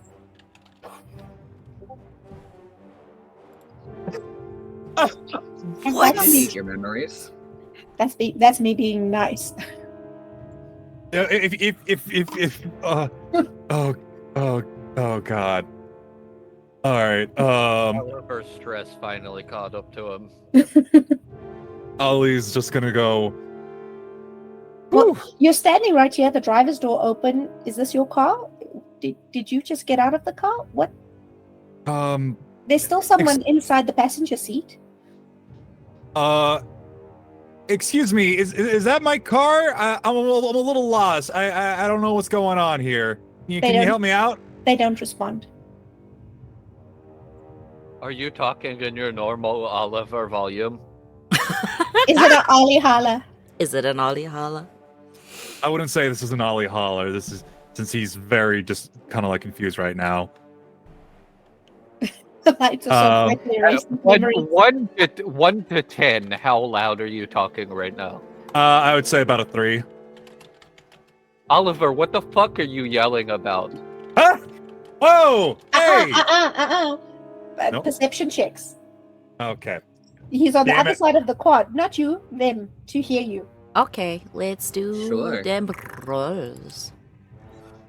3 successes to hear him, difficulty 9. You guys got this. Come on. Don't say that. In the meantime, are you going to look in the car? I I'm don't gonna- fucking see shit. I'm gonna look in the car. Ollie, since it's 24 hours, he's probably in high alert mode, and this was still probably when Ollie knows that the whole Duke situation, right? This time last night, the last thing you remembered was being in the basement with the others getting the messages from the Malkavian, and Amorette had just left to go to the nightclub.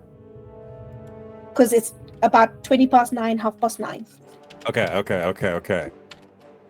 So the last Yeah. you remember was being in the house and getting messages from the Malkavian Primogen. All right. Ollie's very confused. Like, is it if this is from the Malkavian Primogen? I swear to God, I'm gonna fuck with you right now. I did not consent to this.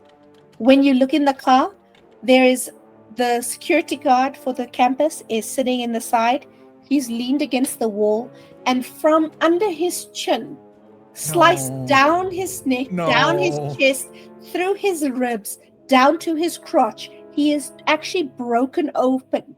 It looks like a reverse one of those Viking blood angels or blood eagles. His lungs are cracked and his internal organs are actually spilling out into his lap as he holds his own stomach and his own heart in either hand. Whipping out my gun immediately. I'm gonna need you first to roll me a control. Oh shit! Difficulty 8. Don't let the beast win. Oh I- God. I think the news Thomas shared with Amorette caused her to go deaf for a second. I botched my perception. I think the ringing just started. It's like cool.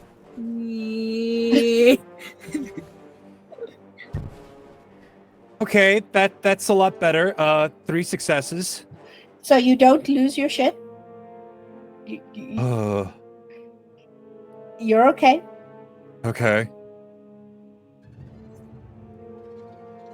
Everybody else, how many successes? I had 2 successes, then 2 botches.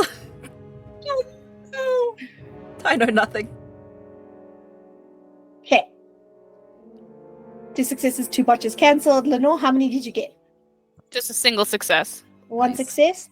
You sort of hear Ollie's voice coming from somewhere in that general direction, somewhere that way. It's very dark though, but there's a car light on when you look up, Who has their brights on? and I think Blaine was holding up 2 fingers. I believe so, yeah. Loading. Oh my god, this is so bad. And I got 2 botches. Amorette didn't hear anything. In fact, she hears nothing at all. You hear ringing in your ears as blood rushes through your brain at the news. One Oh my phrase is sticking in your head though, what Thomas said. I don't want to even show you the picture because it's bad. Woof. Yeah. Okay. Blaine, Show the pic- you got 2 successes, right? You can see across the quad there is a car with headlights on, and you can see the silhouette of Oliver standing next to the car, having a moment where he almost freaks out. Get the fuck over here! What the Thomas shit? has no idea that he's lost his memory. He's like, what did I tell you when we left the house? What? What? Thomas? What the fuck? What are you doing? Why am I? Get Oh. over here. You're Uh, causing the scene. Again. There's a bit of a bad situation over here. Someone's entire innards are out, and it's kind of disgusting. Do you know what would be great is if you were not at the scene of that crime. Okay. Can I do like a perception check to see if I'm alone? If the car is, if there's anyone else in the car, or You can do a perception check, but as far as you remember nothing. So yeah. you can do a perception check. It's going to be a difficulty. You need 2 10s. 2 10s. Okay. All right.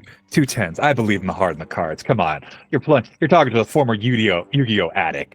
Oh my god. Come on, baby! Dark magician, come forth! Well, I was close. Oh no. I got 7 and an 8. So, No, there's just the wind blowing some leaves around. all There's an owl right, that hoots. all right. I'm coming. Okay, I'm in. Okay. Whoa, hey guys, what's going on? What happened? Did you manage to get the location for the wedding? What wedding? What? The What- venue for my wedding. You're getting married? What the? Right now? When was this happening? What? Thomas is like looking at him, like holding his face. Did you get a concussion somehow in the last 15 seconds? All I It's remember. He's opening your eyes and checking your pupils. If that works for like vampires. All I remember is that we were downstairs in the basement, and somehow I am here.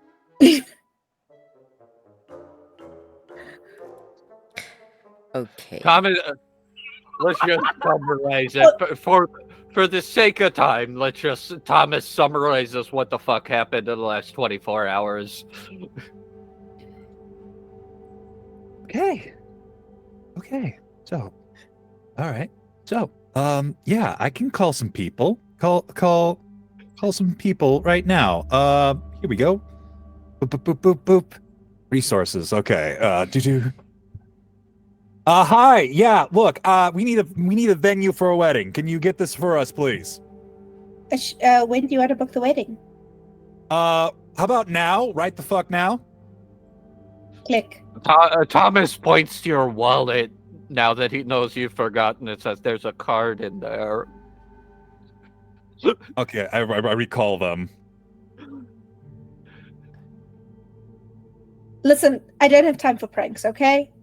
Hi. I have a black card. So I'm pretty sure in this capitalistic warfare, that sounds like music to your ears. So how about I give you what? How much money we got on here? Like $1 million? How many resources dots do you have? 4 out of 5. You have a network worth of about 10 million. But that includes your property, your cars, the house, the graveyard. So cash, you're looking at about between 3 and 4 million. I can pop like 500,000 right now if you would just give me a venue. Are you serious? I am for real serious. Oh shit, I just accidentally called somebody. Fuck. I'm for real serious. Thomas is pointing at the card with his last name.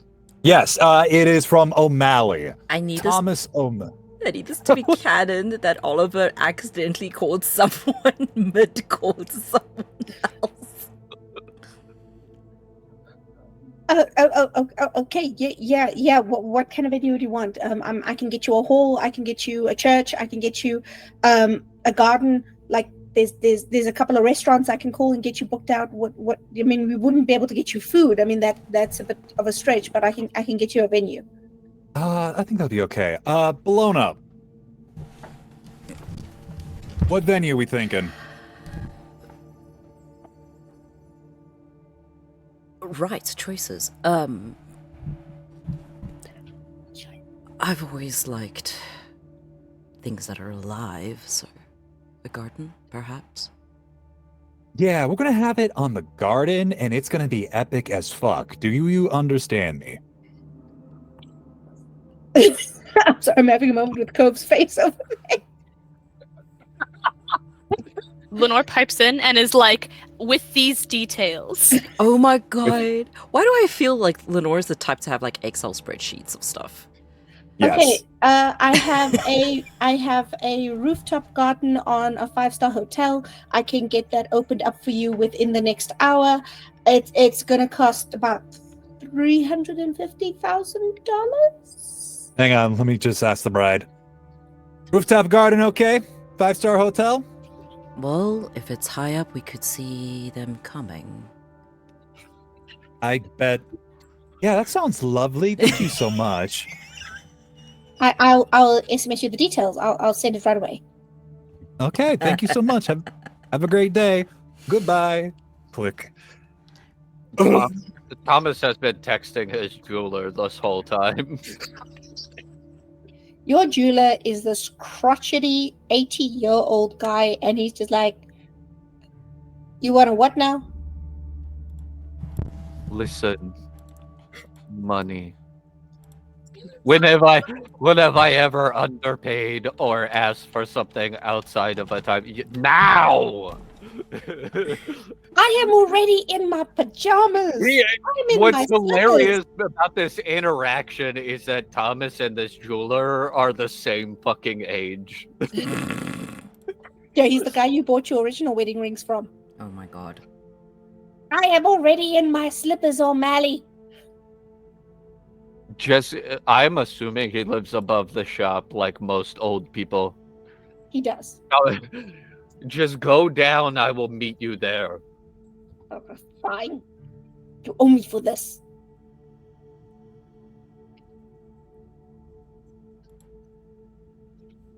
You underestimate the power I have in this economy. Oh, lordy. Okay. You guys good? What? Anything else?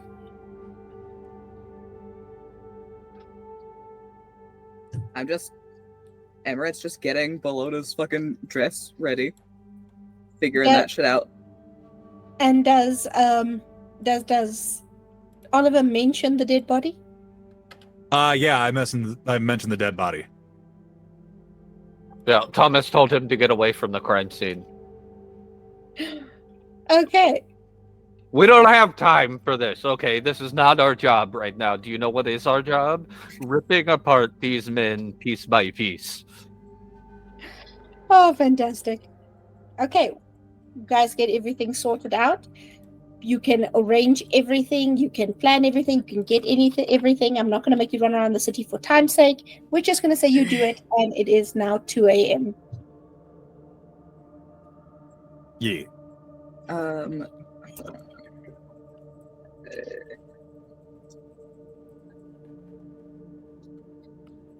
So, you guys, I'm sorry, I'm just looking for a beautiful rooftop garden picture for you. Pinterest. Why didn't I just go to Pinterest? So question, does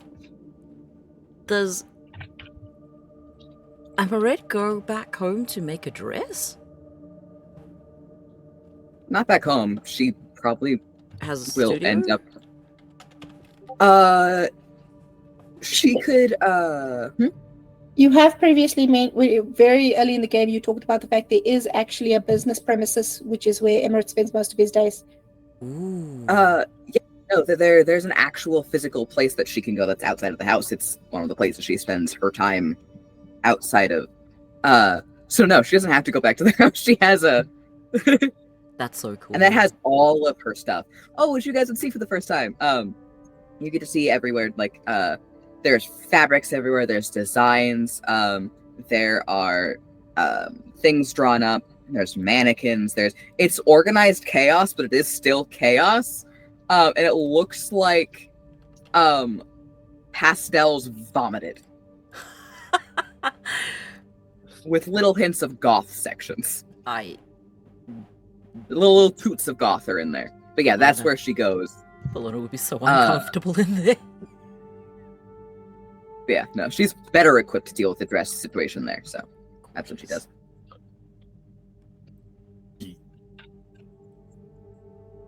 Cut to Thomas smoking a cigarette and screaming, only interrupted by taking a hit off the cigarette while driving. Ah! Ah!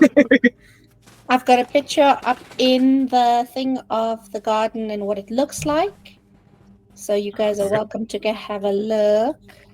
Okie doke. Before we get into this next / last segment, can we do a quick bathroom break? Yep. Yeah. Yes, we can. Absolutely. Cool. So everybody, we're going to take a quick be right back. This seems to be a slightly longer session. I love you guys for being here with us. We will be back. Bye.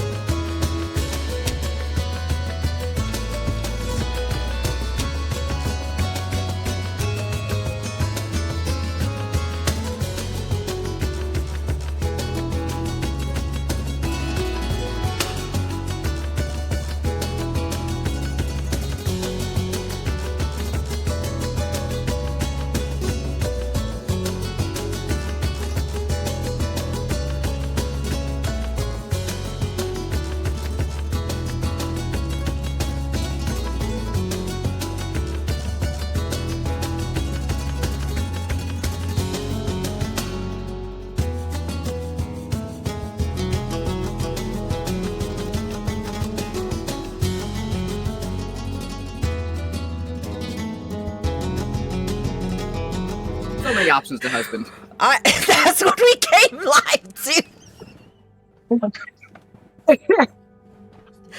Hi, welcome. I'm getting married. Oh my god. Behind Bachelor number 1. Anyway, where were we? What were we doing? People had amnesia, I think. Yeah? Oliver has amnesia. Amnesia, but everyone clued me in on what happened. So, Oliver hasn't heard about the message from Thomas, from Wayland. And Amorette had the throwdown with Finn, which made us all very emotional and was very sad. And Lenore has managed to arrange flowers and everything else. Thomas is herding everyone towards the car because I believe the last thing he heard from Amorette was something about a shop. Get in the car. Get in the car. Get in the car. all right, we're getting in the car. All the things were arranged. Everything is looking beautiful. Everything's being delivered. Thomas picked up the rings from a very grumpy old man in a nightgown and pajamas outside a shop. Like an old 70-year-old angry man.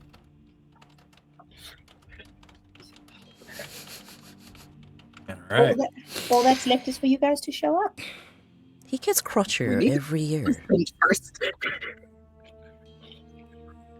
Oh, and you have to find a groom. I need to make a suit for whoever you're husbanding. I need stress. And Amorette is literally like, I need to know so I can alter something I already have. Like, what are their measurements? Who are you husbanding? Am I being husbanded? Is Thomas being husbanded? Is there another like husband I don't know about that you're husbanding? Like, who? I don't know, Amorette.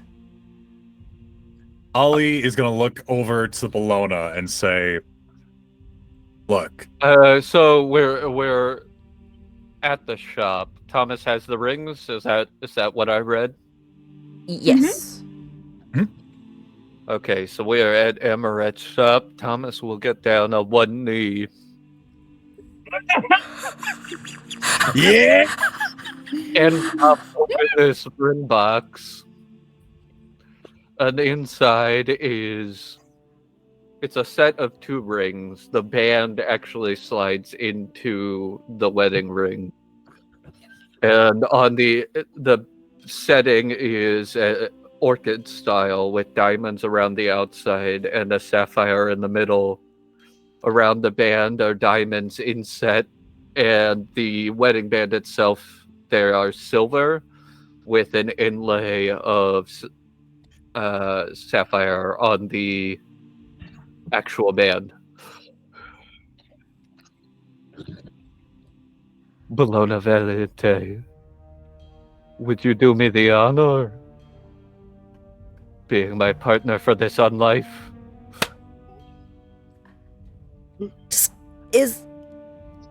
She looks like a statue. And then she leans a little closer to him, and then in his ear goes, "It's a fake wedding, Thomas."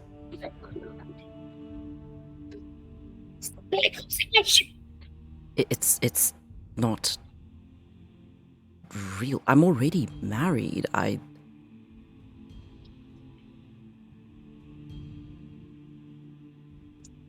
I'm a Toreador and you're my best friend. You're getting the best wedding money can afford. Well, I suppose it's good to be proposed at least once in your life, right? Takes the ring and his hands, yanks him to his feet. If you'll have me. As if there's ever been anyone else. No.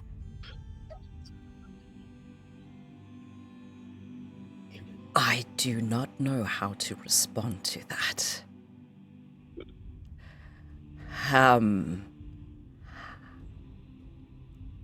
Okay. Alright. Going to look at the bye, and then like walks out of the just out. I don't know how to. Brain is outside. It's outside of the studio. Just needs some time to process.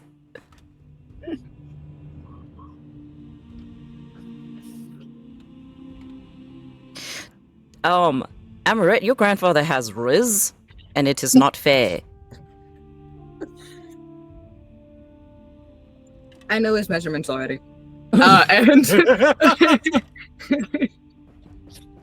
I should. Well, he is bigger. Let me make those rolls real quick. Oh yeah, he buffed Amorette up. will look over and notice that, and will just, of course you did. And then we'll go over with a measuring tape. I love this. Well, you can't have him popping out his second arms in a suit you just designed. That's rude. I've already designed things that let you do that. The fuck you can't. 2 10s, a 9. Give me a second to reroll those 10s. An 8 and a 7.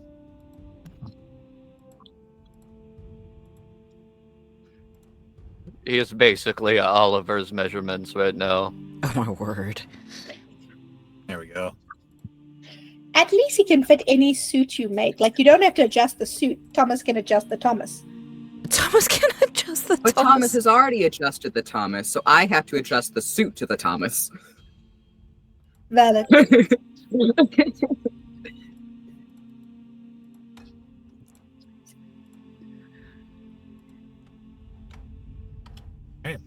So it's just standing still while you take the measurements. He knows the drill. He's been doing this long enough with Sandy.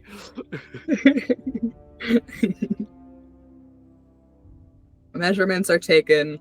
The wedding theme is taken into account. The venue is taken into account. Flowers are taken into account. Thomas's likes and dislikes are taken into account. Bellona's likes and dislikes are taken into account. Bellona's dress is taken into account. Everything is taken into account to make this suit. I need to know God what damn the it. suit looks like.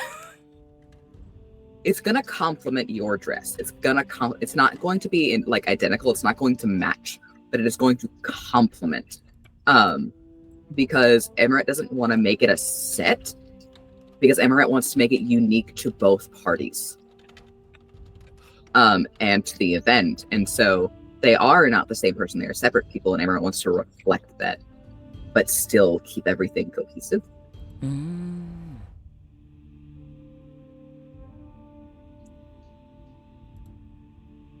It's what I'm wearing. Can Thomas wear one of them male corsets? Do you know what I'm talking about? I know exactly what you're talking about. They are gorgeous. I want one so bad. So this will be Amorette, you're going to do for me what would design be? I get to do yes. Design would be expression. I'm gonna go with expression intelligence.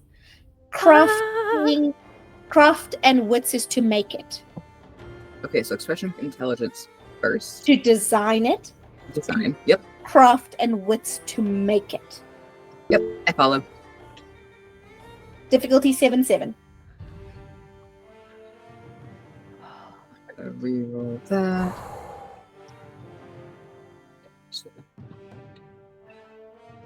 6 successes on the design. This is some of the best work you've ever done. You have actually, you don't think you've ever actually made something this striking for a couple in your entire career. This is the kind of thing that would make people in Milan drop their jaws and celebrities reach for their wallets, because all of them want that piece for themselves. We're talking Met Gala level outfit. Everyone gets to see her working on these designs, and she's a fucking madman when designing shit. It is papers all over the place, multiple things on multiple papers. You see a mad scientist, and that's her with the design. And then it is... What was the second roll to make it? Wits craft. Thank you.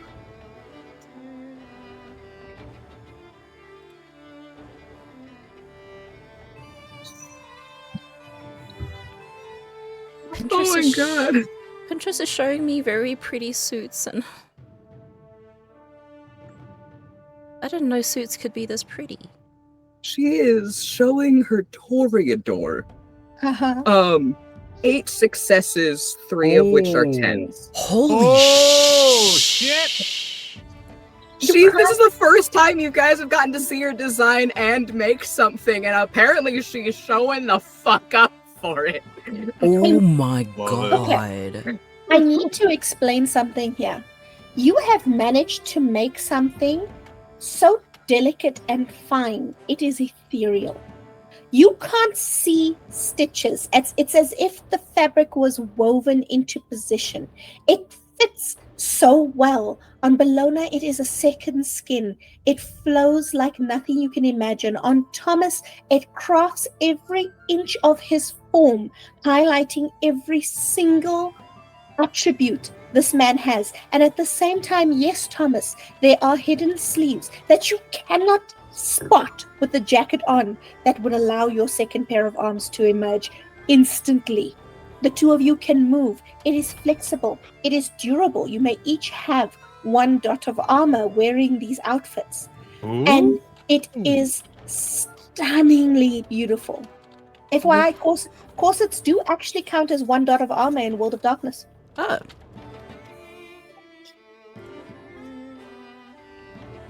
Thomas's Captain America ass is highlighted appropriately. Correct. What?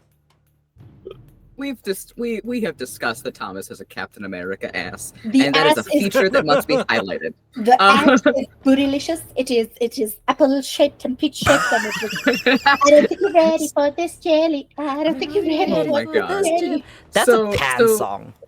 You get to see her go from her mad scientist design shit to somehow an even more insane scientist actually making this fucking thing. Like, you would not be surprised if she was using celerity to make this. As she is going through it, she is pulling fabric. She seems to know where absolutely everything is. She knows exactly what she's doing. Sometimes she tries a thing and immediately throws it out and pulls something else seemingly entirely unrelated in. And by the time she's finished, she actually displays them both on mannequins. She does a little stretch, does that, steps back and goes, they're ready. So if you use celerity, you are going to have to spend the dot. I said like celerity. She is very specifically not using celerity. I'm guessing that. Okay, I actually don't know. Thomas, do you have a best man or a best woman?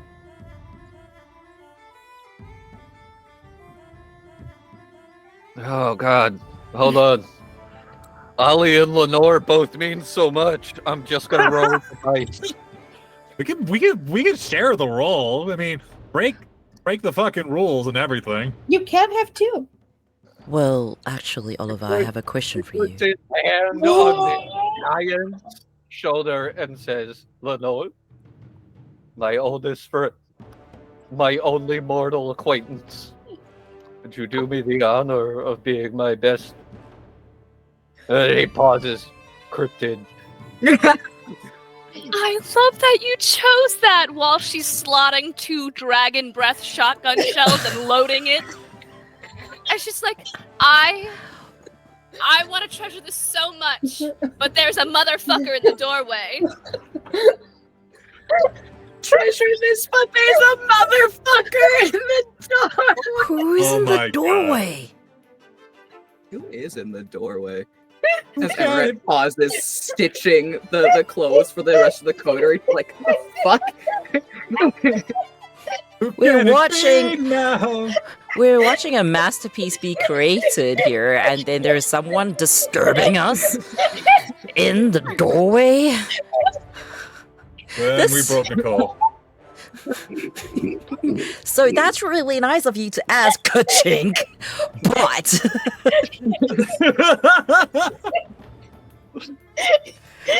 Vesper, have I told you how much I adore you? I really, you're really just brilliant. love you so much. Nicole, you okay?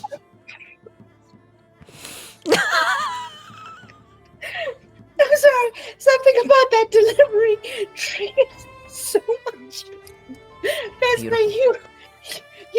amazing all by your lonesome. Okay, I'm calm. People need more Vespers in their game, I'm just saying. Yes. Yep, I'm working on it. Do it. Yeah. So the Lenore is like, oh, treasure that river. There's a motherfucker in the doorway. Lenore, because of that amazing, I'm going to give you one action before anything else reacts. Yes. Oh, hells yeah. Lenore, having loaded the shotgun with 2 of the dragonfire rounds, just aims, and I don't know what the range is because I don't have the stats for the shotgun. I only have the stats for the rifle. We're gonna say it's cinematically appropriate that you are close enough. And just fires at him. At the Nosferatu in the doorway. Oh, fuck! It's 60 feet, by the way, for a shotgun, just so we know that in the future. The problem is a shotgun is the further you go, the more it scatters. That's why I'm saying it's cinematically appropriate, however. Easier than calculating. Oh, fuck no, he's fucked. So, Lenore, chick, motherfucker in the doorway, turn. Bam! This is a double barrel shotgun. Amorette, I'm very, very sorry for you. You're going to have to call a contractor.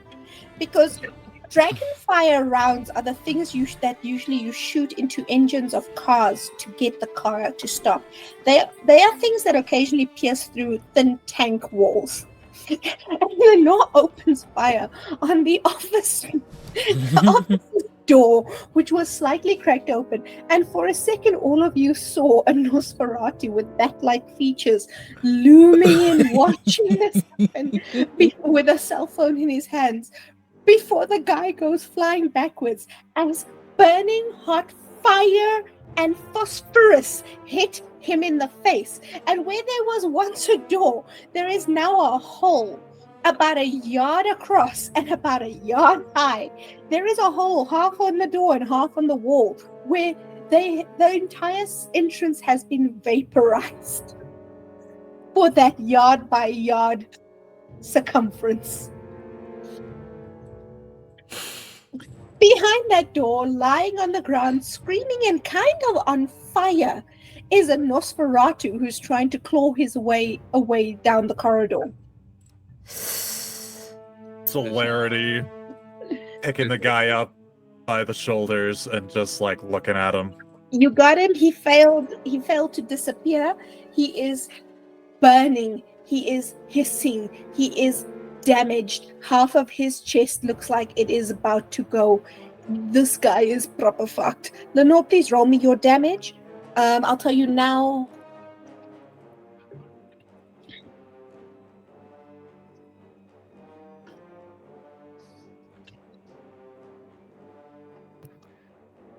Strength plus a plus 4 damage. So roll me your dex plus firearms and add 4 for damage. Oh my god. There's a motherfucker in the door. I'm sorry. I'll let it go. CC said something very rude. What? It didn't read Dex as Dex. That's what I'm gonna say. Oh.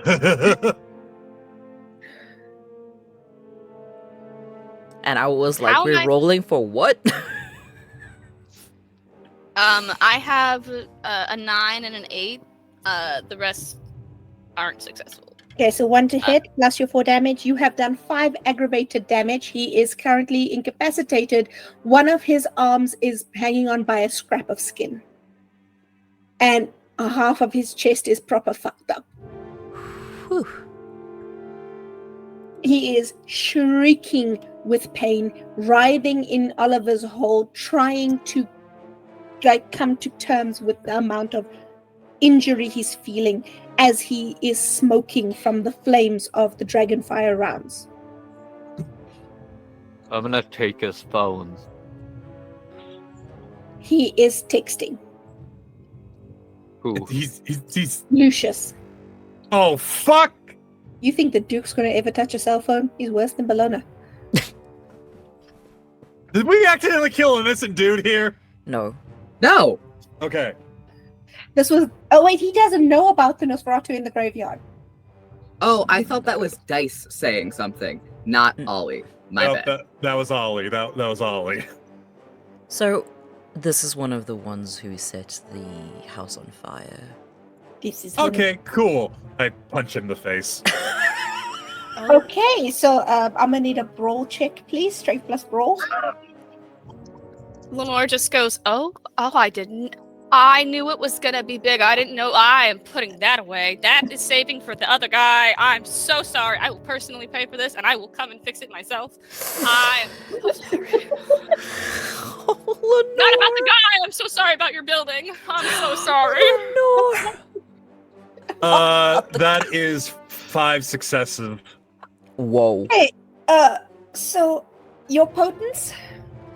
I didn't add potence. I'm not.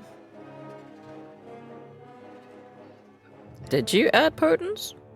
No, I did not add potence. Okay, so 4 is still enough to torpor him. Nice. You Nice. you hit him so hard that you literally dislocate his spine. If he'd been human, you would have broken his neck. He's now literally dangling by your hold, completely limp, and his eyes close as he enters torpor. All right, cool. So, block this guy. Just yeet him in the bathroom, and just You have lock the- permission to kill him.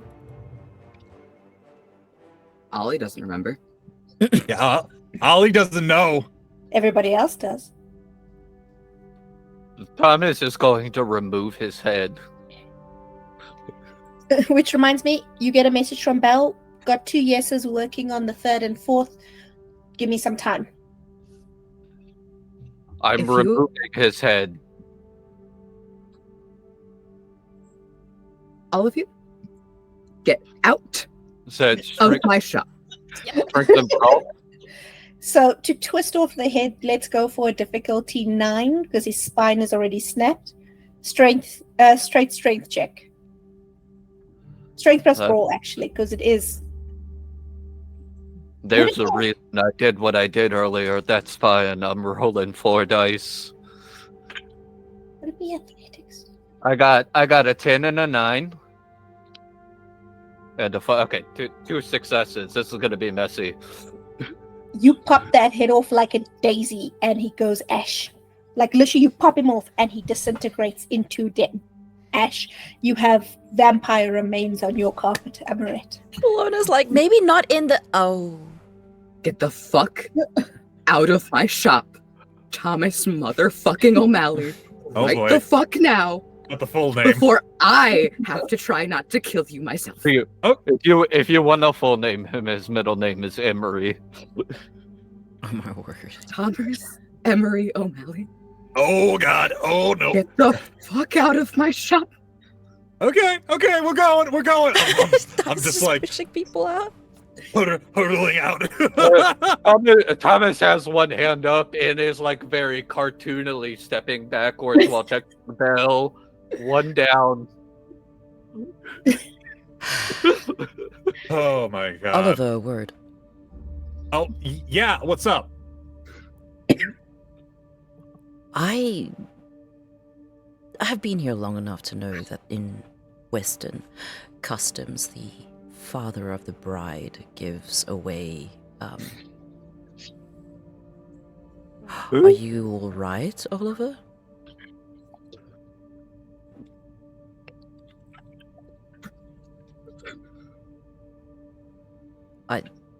Do you need a Oliver. moment? No, I'm good. I would love to.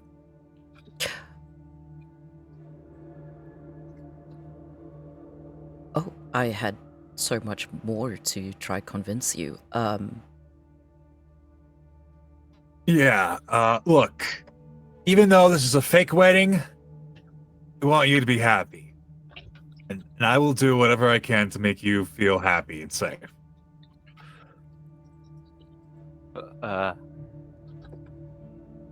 Well, it's not exactly like I have a father figure, but I suppose if I did have a brother, you might be the closest to that. I am your annoying older brother, and I will protect the fuck out of you. I am at least several centuries older than you. Well, goddamn! Look, I've had kind of a bad day. My memory's been wiped. I saw someone die. Well, and their innards were all out. I almost freaked out. So You're welcome to be the older brother if it makes you feel better. no, it's okay because I respect the fact that you are older than me and everything and all that. Be fair, I was asleep for most of it. Oh, homie. Okay, look, I will take you down the aisle. In that Thomas. situation, do I need to throw flowers? I don't think we have time for a flower person. That's fair. But if you want, I can throw flowers. Amorette from the other room. I've got that covered. I'm literally the perfect size for the task. Stay here. I volunteer as flower girl. Amorette is our flower child. Can I just this is just my headcanon of how this happened, but did Amorette sound offended that we didn't just Yes! Oh, God. I love them so much. Thomas is sobbing again, tears of blood, a bloody snot bubble. The trap. He'll turn the phone around. The trap is set. The knot and the bait. He is so adorable. All right. And he'll text Val, "Hey, by the way, I'm getting married." Hey, by the way, casually.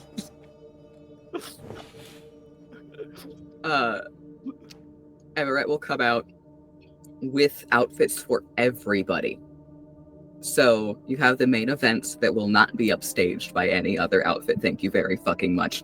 But the other outfits are sleek and elegant, they're made for Ollie, they're made for Lenore to suit them and to suit the wedding theme. And they're gorgeous, but they will not upstage the main two pieces for this wedding. But Amorette just goes, if one more safe place of mine has fire touch it in some capacity, because of anyone, if there ends up ash in one more of my safe places, I'm gonna lose it. If any of you fuck with this place again, I will lose it on you. Are we clear? Okay, Aye, Captain. to be fair, you made the ash at the house, and do you actually have any more safe places? That's the problem. She Woof. doesn't. This was her last one. And the door's blown off. So no, she has no more safe places.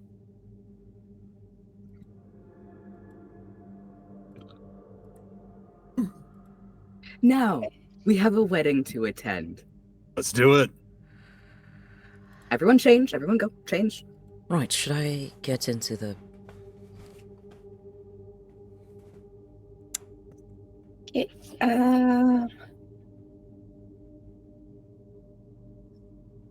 Right, you guys, just give me 1 second just to pull this together because I need to just change something. Just talk to each other. Playing character. To put in perspective how this is, for everyone, including Blaine, fucking with this place is like fucking with Thomas's train room. Oh boy. We did it, oops. We did an oops. She's not happy. She is displeased. Okay. If you want, we can retcon it so it's underwritten under my insurance policy. No recording. Oh, it doesn't matter if it is or not. Lenore is She also has already. money. Lenore is already the moment she realized because I rolled a d10 to figure out because the shotgun was what she had in her hand, so I just rolled a d10 to figure out what shot she picked up to put in. And so Lenore's like, I wonder what this one does. Oh my god. And then immediate regret and is messaging her sire like, I need money right now. I need to fix this door. I love it. I fucked up. So I blasted a hole in my roomie safe space. I fucked up and I need to fix it. Please send the money. I love Lenore's instant regret, though. It's so in character, it's so beautiful. I just love it in general. I my love everything that happened to be so incredibly clear. I will not be able to get past there's a motherfucker in the door. There's a Oh. motherfucker. Oh my god. I will cackle forever. The special moment of will you be my best man, best cryptid, and like this is wonderful and a memory I'll treasure forever. However, cha-cha. Just give me a second. Just. Boom. That's Okay, anyway. amazing. So you guys get all prettied up, geared up, do your thing. It is now 3 o'clock in the morning. It is about 3.5 hours till dawn. You arrive at the venue, and in the lobby waiting, tapping her heel, in a dress that looks like it has literally been taken satin fabric that has been knotted again and again to create almost a fishnet pattern but slightly thicker, from a collared neck Chinese style dress running down to her ankles in the biggest heels you have ever seen, and her hair spiked into this glorious Beyonce-esque mohawk with gold like dust inside of it to make it glow. There is the tan, pissy Aja tapping her feet and waiting, going, and what the fuck took you so long? Fashionably late, I hear, is the custom here. Fashionable doesn't fit when you wear... Well, actually, your dress is lovely. It's a pity the rest isn't. I was just about to say, sometimes you surprise me at how well you clean up. Sometimes it surprised me how well you don't. Everyone has their flaws. Yours is your eyesight and taste. Shall we? Of course! I know you can't walk by yourself in those heels without falling on your own mouth. Of course. I'd rather just have someone hold me up. The contrast is nice. Oh, it's all They're right. just like bickering at each other the entire Literally, way. this is them. Translation. Where the fuck were you? The city's burning. I was worried. Don't worry about it. You look fantastic. Oh my god, that dress is beautiful. You stupid bitch. I hate you for looking that good in it. Like, this is the translation of the Paja Bellona conversation. Oh yeah. Paja is she is the voice of the court. She is an emissary for the prince. She's also one of the youngest vampires in the city.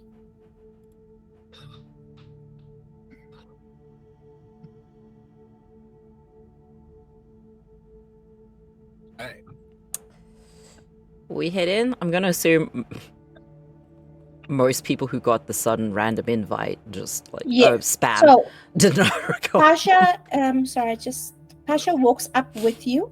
She heads inside, and the hotel is very quiet this late. It's 3 a.m. Normally there would only be a night staff on. But you do see that there is a massive movement of people, kind and humans, who have been called in and have been sorting and fixing and doing. But the manager is there to greet you. With the amount of money that you are spending, it is absolutely acceptable that the manager is there to greet you and meets you at the doors to the elevator. He assures you that your guests have arrived. There aren't that many who have arrived. He kind of hints towards Thomas, going, I don't want to upset your bride, but it does not seem that many were able to attend. And the priest has arrived as well to marry you. Everything is set up upstairs. You just have to go upstairs in the elevator.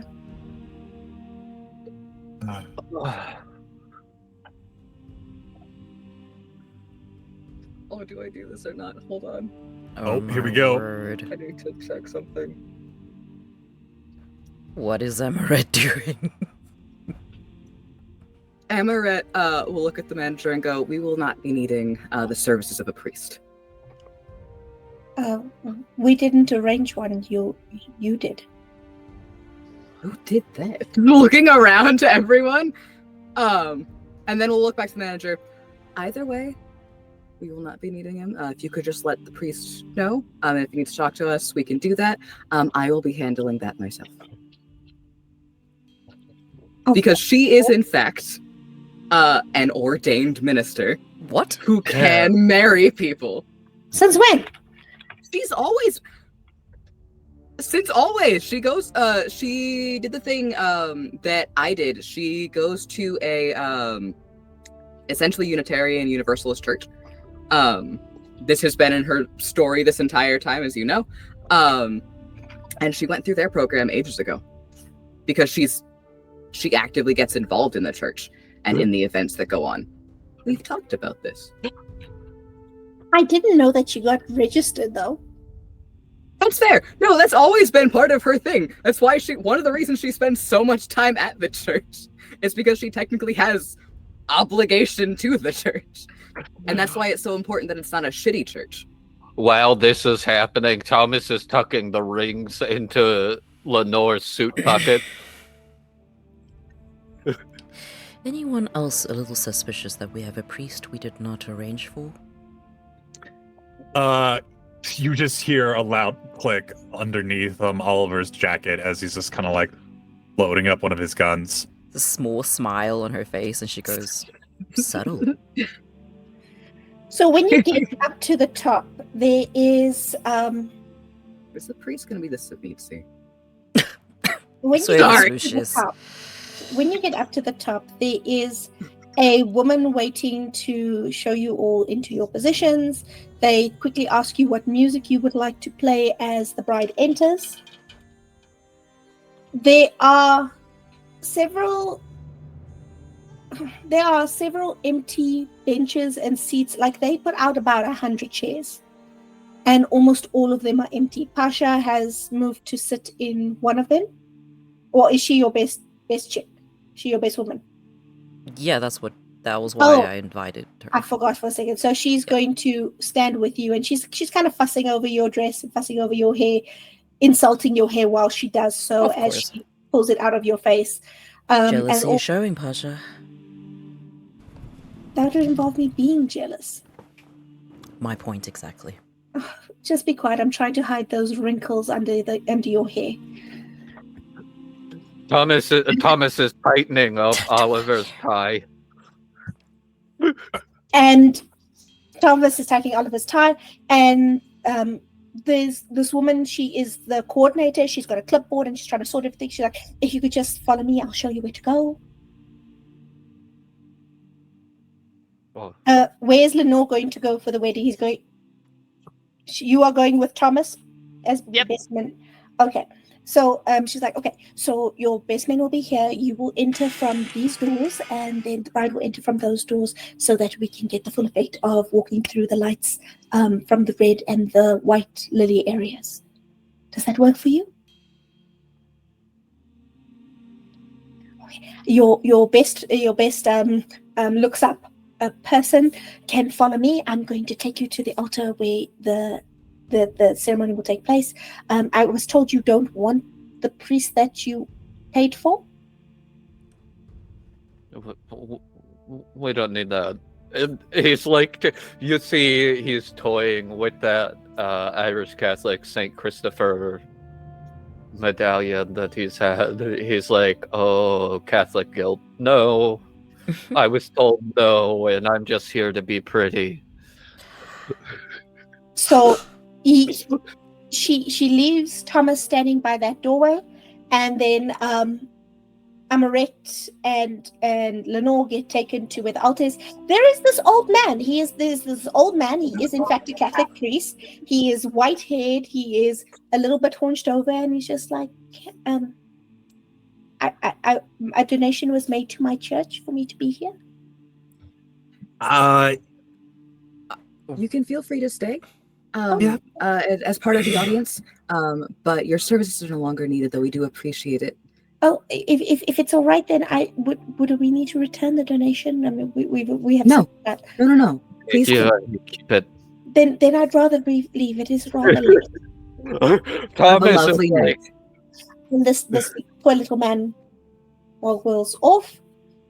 The lights dim, and the woman, after leaving Lenore and Pasha standing at the best man and best woman positions, returns to Thomas, and she stands with Thomas, and she's like, "We hope everything is in order. We hope everything is fitting.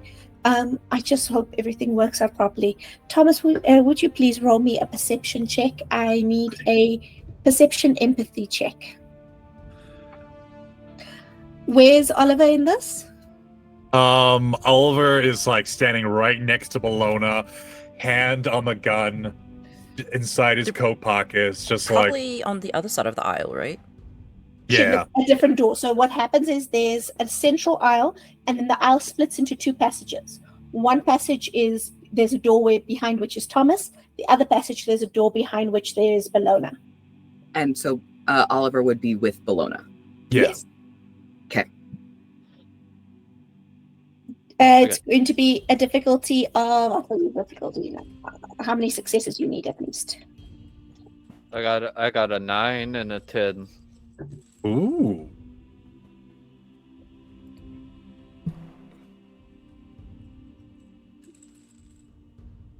You're doing great, sweetie. Doing great. Something is off.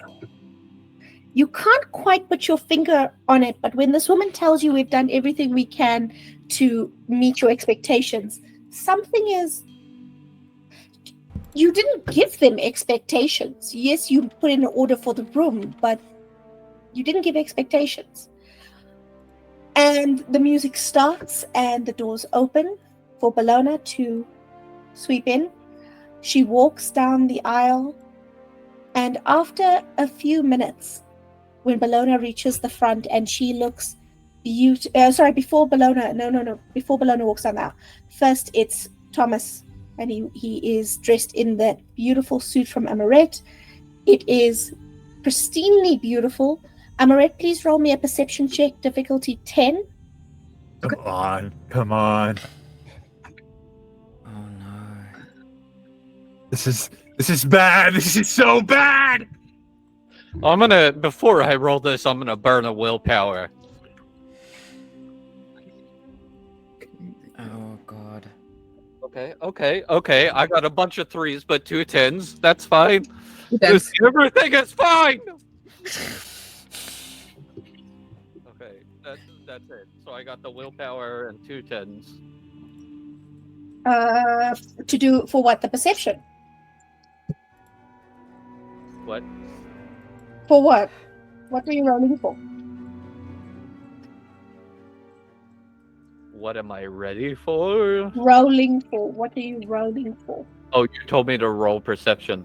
No, Amorette. Amorette. 2 10s.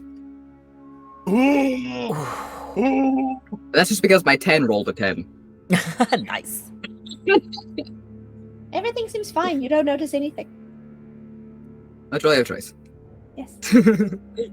So I don't Thomas, believe you. Thomas comes down this aisle and he's standing, waiting there. He smiles at Amorette, and the music shifts and changes to Bellona's song.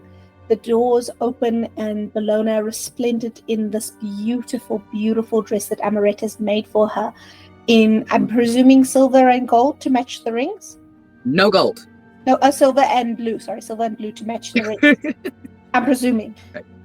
Avoid the trauma colors. Walks Yeah. down the aisle to meet Thomas. And Oliver walks her down, and Oliver, side by side with her, gets to the front, and you see Thomas waiting there, smiling. Does Oliver hand Bellona over? Can I do a perception check? Just You can- real quick. You can Thomas? do a perception empathy check. May Okay, I? perception. Oh, I would have no reason to, would I? Okay. Okay, we Bellona? all have Bellona? reasons to constantly do perception checks given what we're doing this for. Bellona, Yep. you may do a you may do a perception alertness check.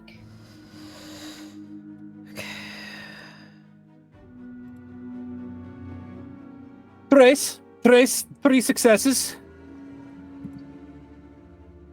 Sorry. So your memory has been a bit fucked up for the last 24 hours. Yep. I could have sworn that Thomas's jacket had silver buttons, not gold. You motherfucker.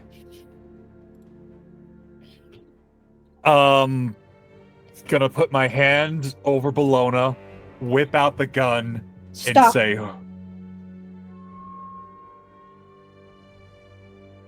Sit down. And the mask drops away. The mask of 1,000 faces drops away from the Duke as he stands and looks at Bellona and takes her hand. Hello, Bellona. No! I'm stabbing this motherfucker. Give me one Go second. on! I need to put I'm stabbing him. pictures It's on of site. him. I need to put pictures up of him because I was sent pictures of this horrible, horrible, pretty man. Cool. I just. Where is our boy? Where is our boy? Cool, yeah, I'm stabbing him.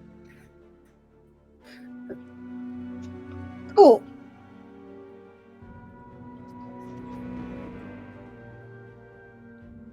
Let me just pull up his character sheet. Right now, honey. Oh my god. Jesus, okay. Okay, Cove, I'm gonna need a willpower roll from you. Difficulty 9. Okay.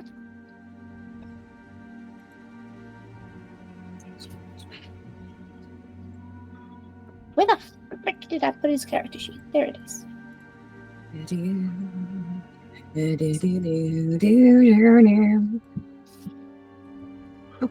Okay. And I will be with Thomas in a second.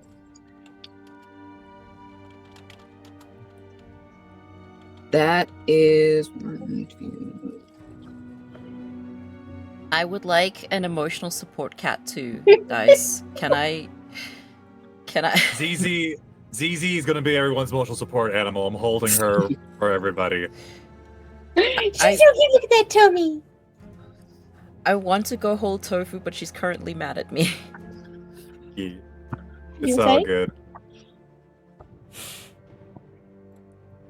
Go for it, Right. Okay. Cove. 5 successes. Oh Unfortunately- hells yeah! Unfortunately, 7 successes. I mean, Jesus, that makes this sense. Man, I hate this man. So I- you move to stab him. You lift the knife and you start moving Oh, forward.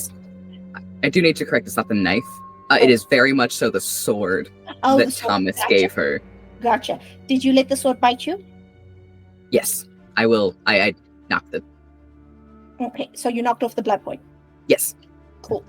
The unfortunate part is that he is insanely beautiful. He is this elegant nobleman. He looks like an anime character almost in real life. His features are slim. His hair is dark. Every part of his clothes are perfection. Every inch of his skin is perfect. I've put pictures up for him if you want to see. And his eyes glow. And you are caught in entrancement. oh fuck. And as she's entranced, just because I'm a dramatic bitch, she's probably caught mid-lunge, which is this mid-dance move that she's been stopped in. So This the is- power bends others' emotions, making them the vampire's willing servants. Due to what the individuals see as true and enduring devotion, you will heed their every desire, and if it's done willingly out of love, albeit a perverted version of it, it will against their will sap their willpower, and their servants retain their creativity and individuality. So basically, you have instantly become devoted to this man. Oh jeez. No! Oh god. Oh fuck. I'm sorry, it's his favorite power. But the tracks, but fuck. Nicole, I have a genuine question for you, real quick. Yes. Is there a way we can genuinely win an encounter with this man? Yes. Okay, cool. Okay. That was all. That was my just own genuine question. But she becomes devoted. She lowers the sword, and she goes into this. You know those like anime-esque games, like the anime-esque fighting games? Yeah. She essentially goes into a resting ballet like fighter pose. It's just the sword down, her on the balls of her feet. Just very poised, but she's like, oh, okay, cool. This is what we're doing now. Remember, you still have your individuality, you still have your creativity, you still have your free will. This only affects how you feel about him. Yeah, that's why she stopped. But she's stopping pretty and in her way. Yeah. Oh my god. Can we do anything? That depends on you and your abilities and your creativity. He takes. He reaches to take Bellona's hand. Celerity, I am going to tackle this fucker off the roof. You have to break his dominate holding you in place first. Let's go. What do I gotta roll? With his against yours, difficulty 8, you need 4 successes. Alright, and this is what again? It's willpower. Willpower? Oh no. Okay. So I have exactly 4, so I have to roll 4 successes. You have You 4? have 5. You have 5. Remember, you're 5. weakened. 5. Okay. Alright, come on. Blue Eyes, White Dragon, come to me! Please. Okay.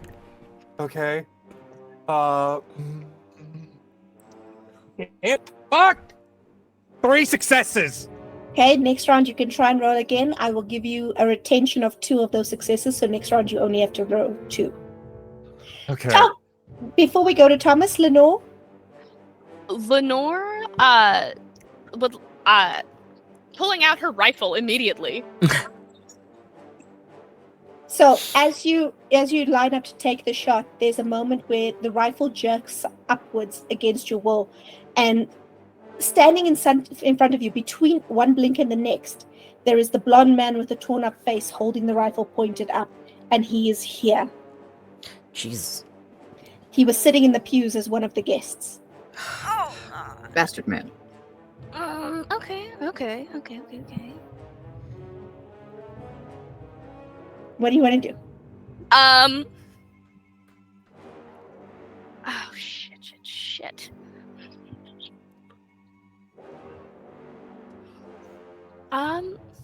Oh god. Hold on, I'm pulling up my merit list. No. There you are. Because I forgot what this one does. I'm so sorry. You're good. It's cool. Do you want me to go to Thomas first and come back to you? Yes, please. Can Bellona do something? Oh, yes, you can. Sorry, I forgot about that. Where? To be fair, I did freeze and take a while to process. Bellona is staring at him, realizing the implications of him being there, seeing what happened to all of her family, basically, and does something similar to what she did to Cove. Reach out, not Cove, Amorette, and cup his face. But her nails are digging ever so slightly to where the pulse should have been on his throat, and goes, "You tell me where he is and you release them, or I will tear the skin that you are so proud of off your face." He smiles at you for a second and turns his face into your palm to kiss your palm. Gross. I have missed you, darling. And missed that hopeful spirit of yours. That emotion is not reciprocated. And who is it you're looking for? My nephew, Pan, or your foolish little friend who gave you a ring?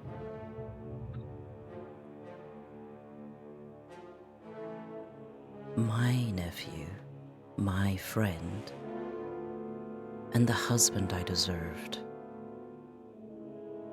I'm right here. And we're going to switch over to Thomas. Motherfucker, I hate him so fucking much. I just want to. Okay, I'm fine. Sorry. So, Thomas O'Malley. The woman is literally like, sorry, it's just going to be another few minutes. I think something might be wrong with the music. So I'm still behind this door, and it would open, correct? Do you touch the door?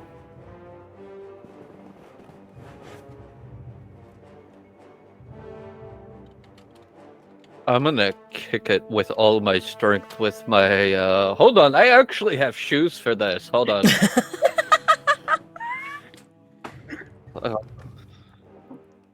Where was that? Please hold. You're good. The Toreador is taking over. Please hold. Please hold. Do do do do do do do do do do do do do do do do. God, we talk so much. Hold on, let me see if I can.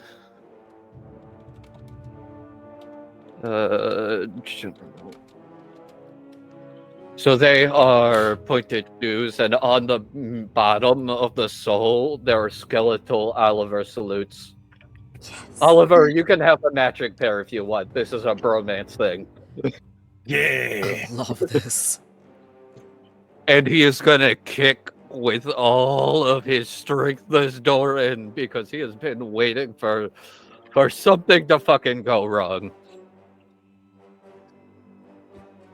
Is that a brawl? Okay. You may kick the door. It will be a straight strength check. Okay. 2 8s, a 9, a 10, and a 1. Damn. Yo? Yo. So the one will cancel, so it'll become a, I got another 8 on that 10. so 4 successes. That kind of kick would basically kick open an elevator door, if you know what I mean. That is a kick for the ages, and you kick out hard. Your foot hits the door, and they swing open, but splitting open. And it was strangely spongy when you kicked them, and the woman lifts her hands, clicks, and the doors slam close again. They are dented, they are damaged, and you notice under where you kicked, there's cracked bone. Ooh. It would have been better if you just waited. You hear the sound of bones cracking and flesh shifting behind you.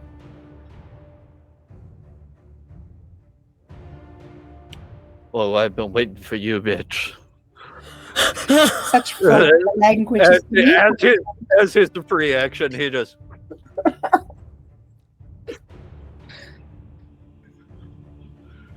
Such vulgarity is beneath our kind, don't you think? You should have thought about that before you put your hands on my fucking family. You say you know my grandfather? I am the one person that man fears. Do you feel better saying that?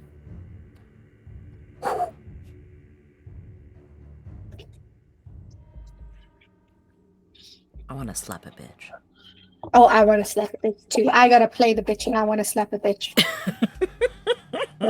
Hunts. Okay, so let's roll for initiative, boys and girls. All right.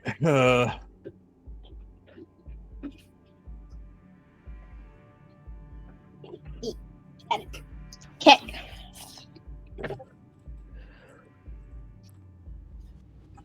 All right.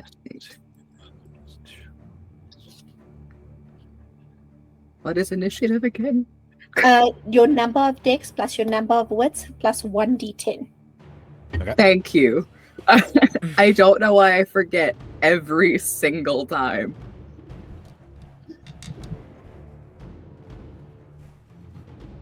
I got 12. 1 second. 13.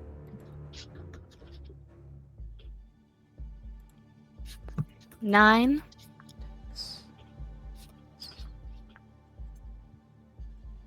Uh, 9. Oh, actually, hold on. Dex is 13. I tied with Amorette. I forgot. Again. I thought I moved my muscles around. Again. The family tie is hilarious to me. Okay, give me a second. Yeah, that'll be. What did Oliver get? I got a crisp 11. Nice. Am I last? You and Lenore. So, no, you are not the dead last. There's someone else who is dead last. Hope it's the Duke. You would hope. You would Allow me that. Everybody's fucking tying. Okay. Oh, yeah, I'm the order twinsies is with Amorette, Lenore. what's your dex? 4. Thomas dex? Dex is 3 right now. So Amorette will go before you. And then I need to know it's that one.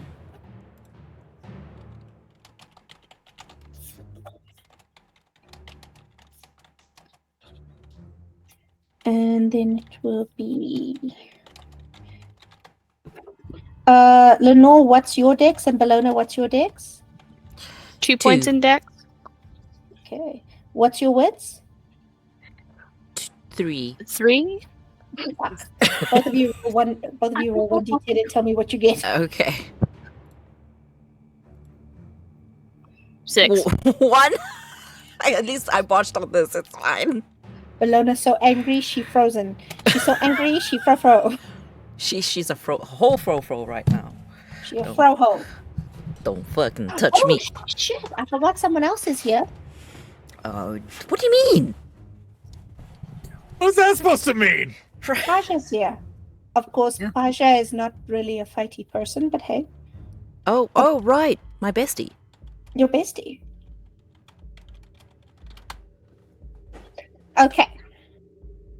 So, the Duke goes first. Ah, god damn it.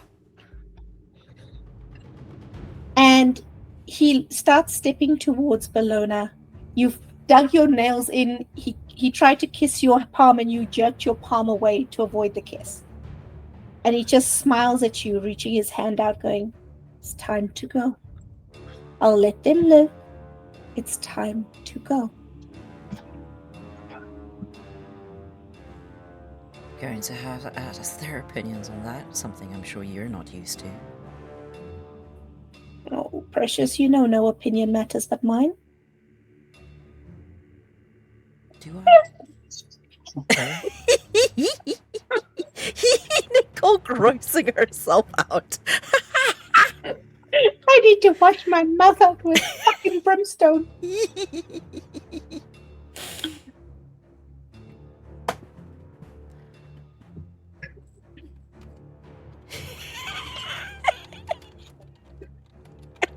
Hey, Amorette.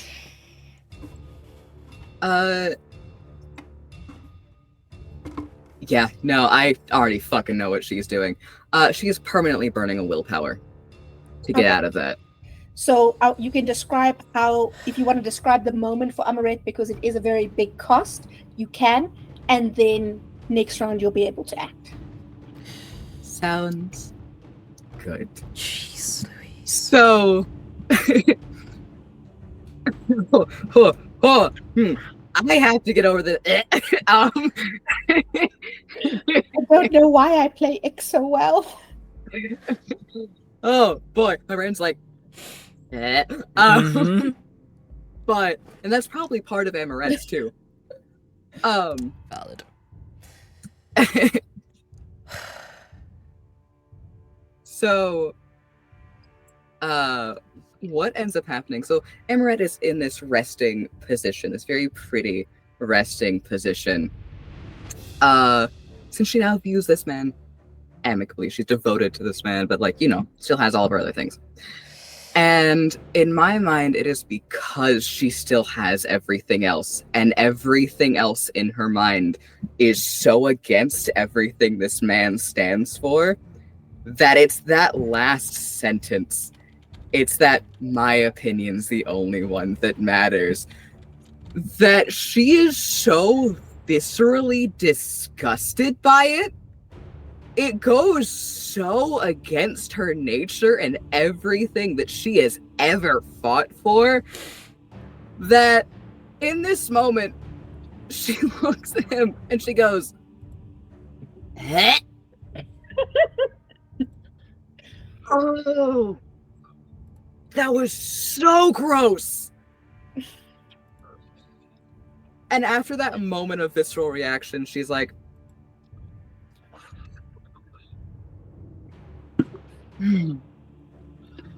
but thank you. You showed just enough of your disgusting personality that I can kill you now. The way he absolutely ignores your existence to focus on his wife. Oh, fuck's sake. Don't. So many days. It's just my vampire dice. Oh, those are pretty. What? Hold on. Uh-huh. Better thing. Faster thing. Better thing. Because of what happened recently. No. What's gonna happen instead? Is as he says that final word. Bellona, you have seen a look in her eye before one other time that you get to see again. Oh.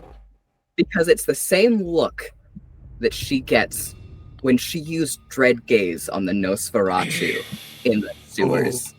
She goes from devoted to this man to she sees his death happening before her. And suddenly she's a lot more tense. That's much better. Hey, Thomas, you get to act before your new friend. I need to get more dice out. Give me a minute. All right.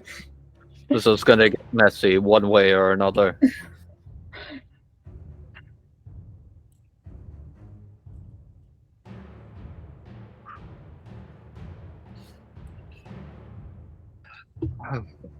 I should have just gotten these out before session. You're good. You're totally good.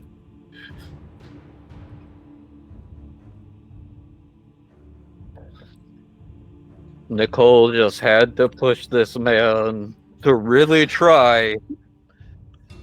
I try so hard not to break this game, but this bitch is going down. It's my job to push you. I'm the storyteller. Me, Blaine is fine. Thomas is about to rip this person into several moving pieces. Oh, this gonna be fun. I have no idea what Thomas is going to do, but I know it's going to be epic. No, you and me both. I'm looking forward to it. Just so you know, half of these are still in their original packaging. They are taped shut. I'm struggling. Oh, do you need more dice? I don't think you understand how large and how specialized this man is and how much I've been holding back this entire campaign. Dice, Blaine needs you. You need to yeet over there real quick. All right, cool beans. So how many dice do you need, buddy? All right, okay. I got the gemstone dice out. I've got all of his dice out except for the ones in the mimic, because I'm not digging through that bitch.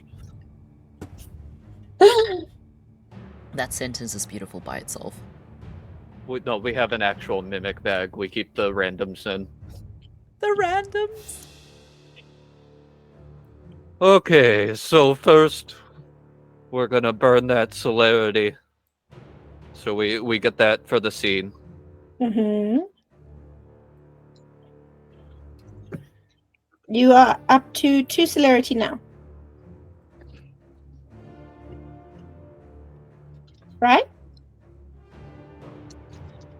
No. Amorette has 2 celerity. I took Iron Will. Oh, yes. So you have 1 celerity. So you have 1 extra action. Reminder for those of us who don't really understand it, what does Iron Will do? Your brain is very hard to fuck you with. Good. It mechanically so dominate and stuff is versus willpower. Thomas's willpower is at 8. Iron Will mechanically adds +3. The difficulty to dominate Thomas cannot be achieved without burning a permanent willpower. He cannot be dominated or dementated. You can if you roll 2 10s.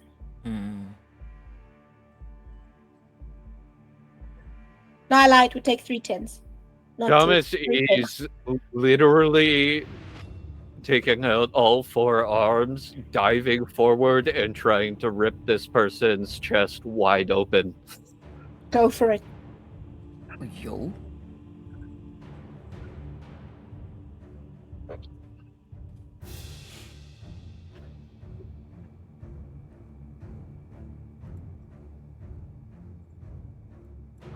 This is a lot of math. You're good. You're all good.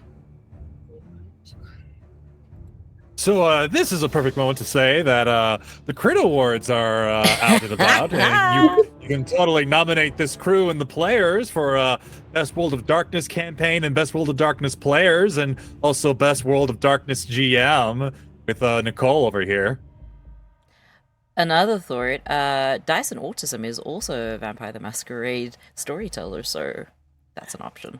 Since when is this? Yeah. Why have I never seen your games? I need a link. It's on Mondays on Beggar Street and everything. Does it get posted on YouTube's? Can I watch it on the YouTube's? You can watch it on my YouTube. We didn't get all of the current season, but we're on one of the final seasons for our game and stuff. So Vote for dice. Vote for dice. Mm-hmm. I would say vote for New Rollis and everything since. Let me, this is gonna get messy, Nicole, and I'm gonna let you describe it, but there were a lot of tins there, so we're just gonna light the candle in thanks.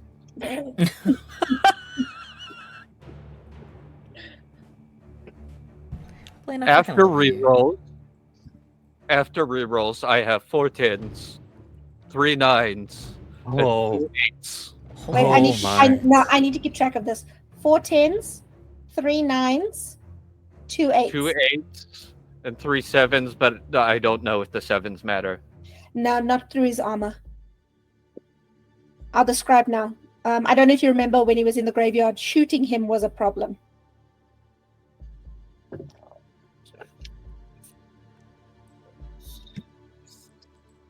Oh, shit. Lost a dice.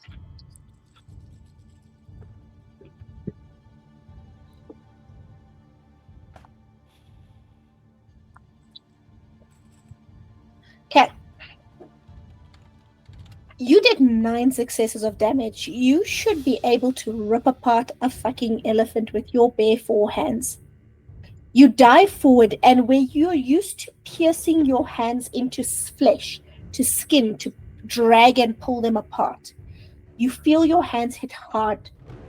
He has converted his skin to scales made out of bone, and it throws you off just enough that you break through and you rip. You do 2 very serious points of damage, and you should open up and see his heart ready for you to tear it out of him. There is nothing in his chest. It's where his wings are folded up. That's fine, I needed those anyways. Jeez.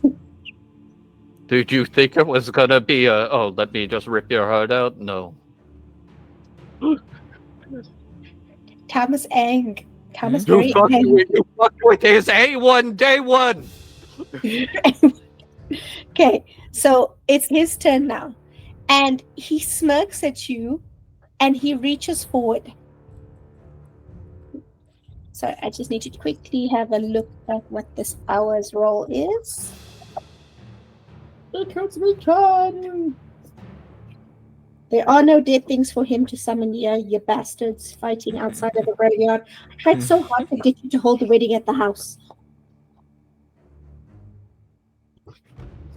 It's not aesthetic. Goth aesthetic. You have 2 Toreadors in this party. Yeah. From Toreador to make fucking aesthetics. I love By the that- way, none of you are being invited back to her studio. I love that the reason of it's not aesthetic is everyone's like, yes, no, that makes sense.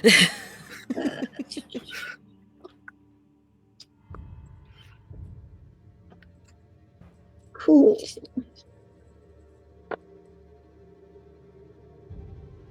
Three. Cool. You might be a lucky motherfucker. Just missed. Okay. This guy basically looks at you, grins as you tear open his chest, and his entire head elongates on his neck, slamming into your chest. Take 4 lethal points of damage. Wait, no. 8. I forgot about his strength. What's your stamina? Roll yours. I've got suit and I've got fortitude. You've got the suit. How many fortitude? Just the one. And then roll your stamina. 2 HP. Roll your And then stamina. I am so fucking glad I moved my muscles for this.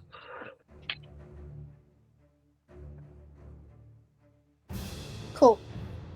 4 lethal damage. Remember, you can spend an action to spend a blood to heal a lethal damage. That's the benefit of being a vampire. They only lethal damage. It's not aggravated damage. As he dislocates his head, it comes up like a snake and slams into your chest hard enough that he almost bursts your heart out the back of your spine. We playing dirty.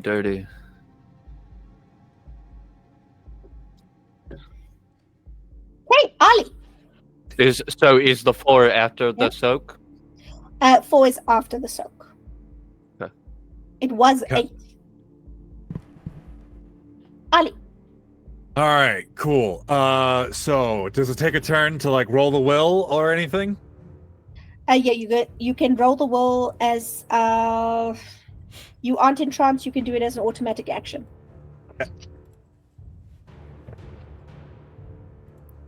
There we go. Oh wait, hang on. That's 10. Okay. There we go. All right. Since I got 2 from the last one, that's fucking 3. So that's a 5, baby. Let's go. You are your own person again. All right, cool. Shotgun fist. Coming around this bastard with potence, baby. Woof. Swing. All right. So. We love the 9-agains. Mm-hmm. Okay. So, what's up? 30. No. My brain's just trying to. That's strength. Because I wasn't able to act when I You broke were- free. You were in Was it- trance. It's different. Got it. He I is- thought it was the same thing. That's why I was confused. He was Gotcha. dominate level 1 command. You were dominate level 4. I mean, presence level 4. Gotcha. Yo.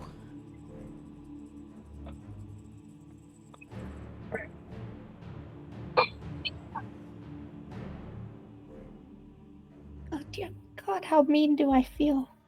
Excuse me. Nothing. You can't say that. You can't say that. I can say anything I want. You're not It's the a boss of me. combination. It's a combination of how mean do you feel and how much time do we have. Yeah. That is filthy 6 successes, baby. Oh, Nice. wow. That is gonna hurt a lot. Fucking Ida Dory looking ass. I besprendo! Oliver Ida Dory left, right. Boom, boom! He is Jiu-jitsu jump. He is so fixated on Bellona. And the last thing he did was he held his hand to her and went, "Oh, my darling, no one's opinions matter but mine." And a second after he said that, this fist, the size of a meteor, comes over Bellona's shoulder, so close that your head drifts and moves with it, and slams straight into his face, sending him flying backwards. He slams into a wall. The wall cracks behind him. And he clicks his jaw and stands.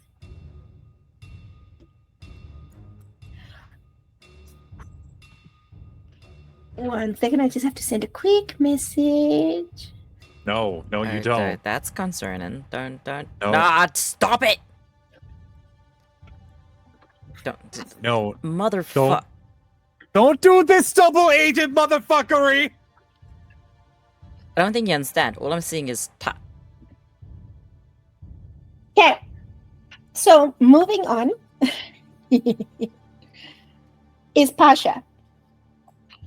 Pasha sees this pretty fucker with Lenore and the gun, and because her prime target disappeared, she was gonna basically run and jump on the Duke's back and start clawing at his face, but he went away very fast in that direction thanks to Oliver's fist. So instead, she jumps on Lucius's back and she tries to claw and shake him and get him away from Lenore. Some fucking zero brawl, okay? She trying her best. She put her willpower to do this. Okay. Lucius, who's responding next, however, reaches over, grabs her by the back of the neck, and basically flings her like she is a mosquito on his arm. And she goes slamming into one of the nearby plant fixtures. But that did stop him from acting against Lenore, who is next to go. Who will immediately take the fact that he's no longer holding the gun and she is no longer in any danger to be shot by her gun, Lenore's gun, and will shoot him. She doesn't care how close she is to him. She is going to shoot him. With what? Because if you try with the rifle, you're going to have to take a step back because he is super close range now. He was holding the gun, so he's literally standing in between where the end of the gun would be past his shoulder. I mean, Lenore would be totally fine to switch out for the shotgun. Lenore is just trying to do damage and then give distance. Okay, you make your choice. You go for it. I will deal with it. If you're going to switch the shotgun, though, do you have celerity? Because that's the second action.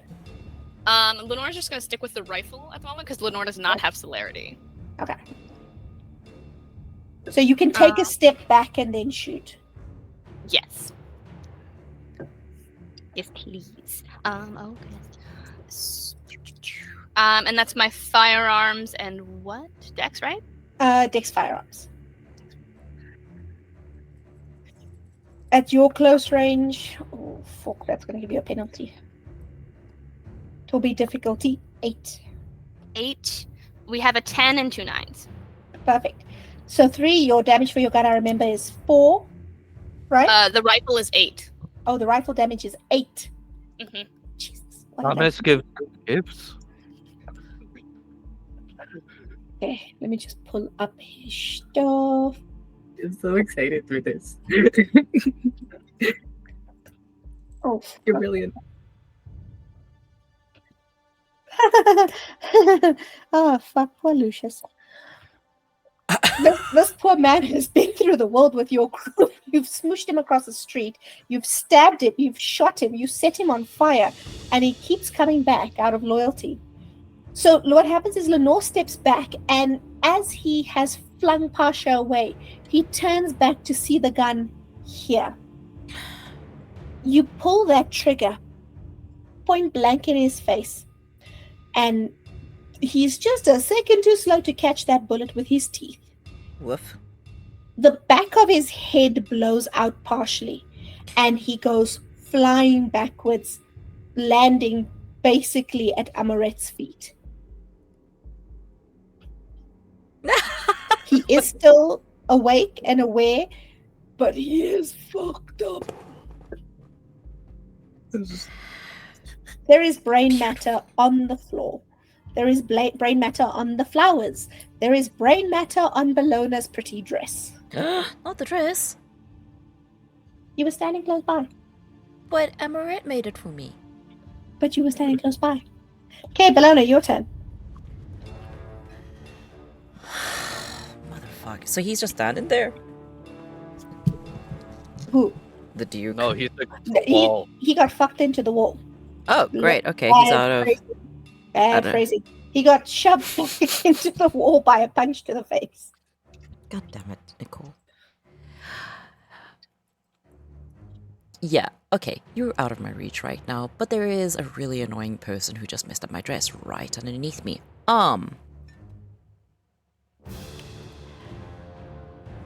Shit. Okay, the one thing I wanted to do. Gonna take one pretty heal and slam it into his throat. Okay, roll me a dex brawl. If you don't have brawl, -1 strength. No, it's not dex. Strength brawl, -1 dice if you don't have brawl. Why do I even have one thing in brawl? Okay. Difficulty, he's right there, difficulty 6. Okay. Please, roll nicely. 1, 2, 3. In fact, difficulty 5. He's prone.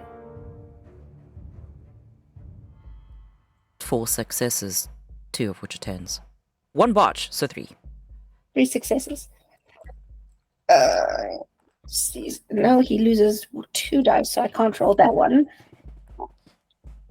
Okay, so you stab your heel into his throat. Unfortunately, he doesn't have much throat left, and where you slam your foot down in, the heel goes into the hole that Lenore has blown into his face.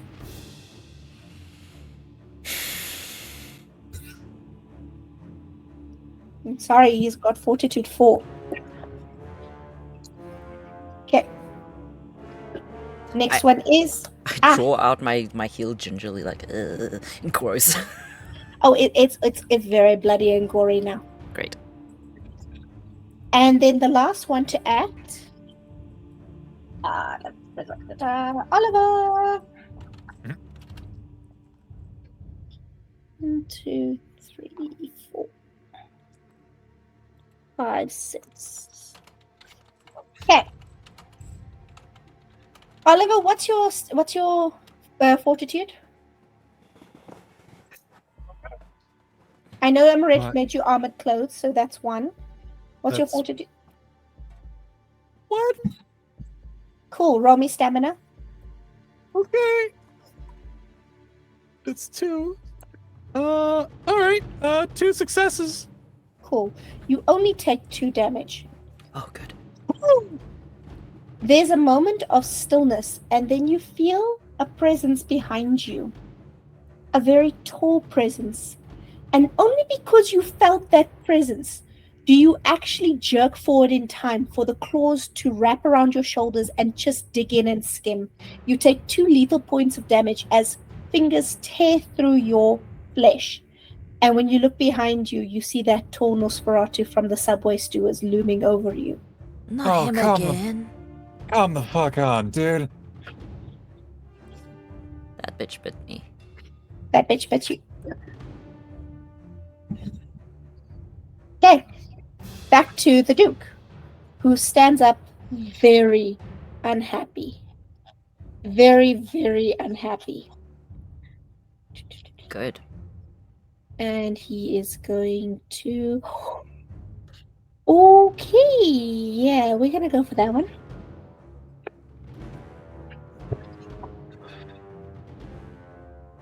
That's not concerning at all.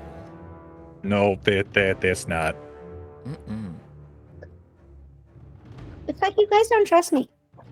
What would it... Why would we trust you? Said with love and respect. Because I'm trustworthy? You're also a sadist. A little bit. Little. Define little.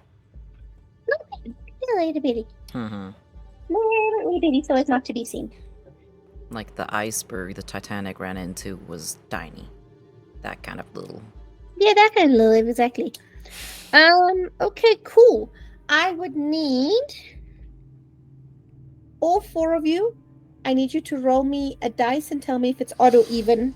Wait, no, first you have to do a willpower check. Oh. So, do me a willpower check. You need 4 successes to pass. Okay. 2, so no. Fuck. Difficulty 7? Yep. 6. You're fine. Bellona? I had botches in here, so I'm counting. Lenore? Also 6? You're fine. 6 buddies.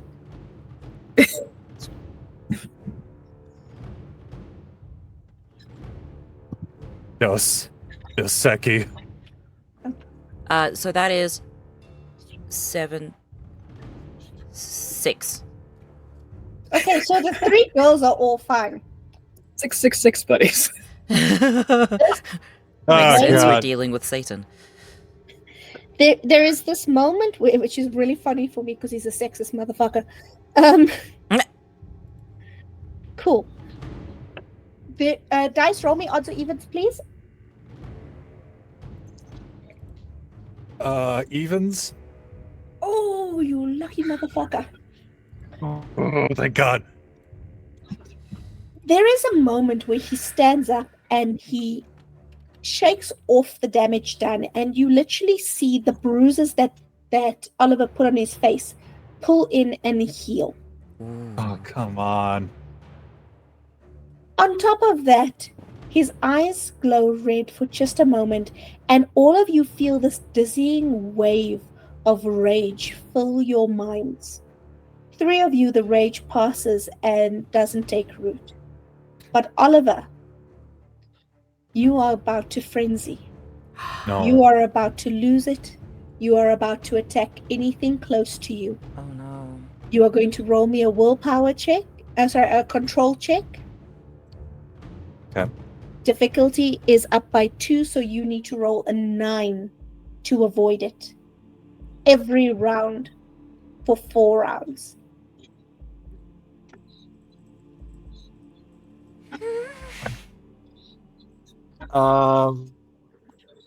One, 2, so that's 2 successes. You have lost to the frenzy already. You are enraged. That Borussia weakness for frenzy inside of you has taken hold. Your beast has taken control, and you will fuck up anything close to you any way you can. Using your powers or not, you want to kill and tear and maim and rip. Shit. On the It's plus side, the thing closest to you is a Nosferatu. I was about to say, like, how close God. are we to Oliver? Like, there's Amorette and me that are close by, aren't we? Bellona's closest, Amorette next, Lenore furthest away. But the Nosferatu is in front of him and he's facing the Nosferatu.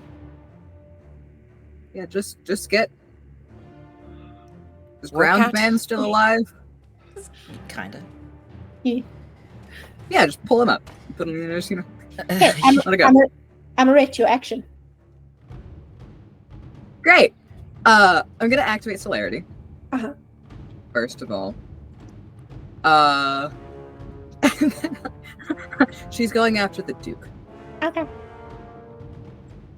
She's going after the Duke with Granddaddy's sword. Okay. She's going after the Duke with very murdery intent. So I will roll. That's melee.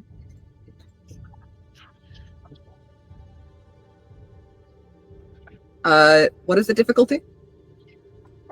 To fight him, you've used celerity. You activated celerity. That's one action to activate, but it gave you 2 more. You are running at him. You are losing another blood point if you are using the ability of the sword. Difficulty is going to be 7. Difficulty 7. Roll your melee and dex. Perfect. So I get 1 auto success on that I have to keep in mind. Mm-hmm. So I have a higher dice pool. I have to reroll that 10. I have to reroll the 10 that rolled when I rolled the 10. Yes. Love when that happens. 2, 3, 4, 6. 9 successes. Ah! Oh, 10 successes because I didn't count in the auto success. Yes. 10 successes. Yes. Love it.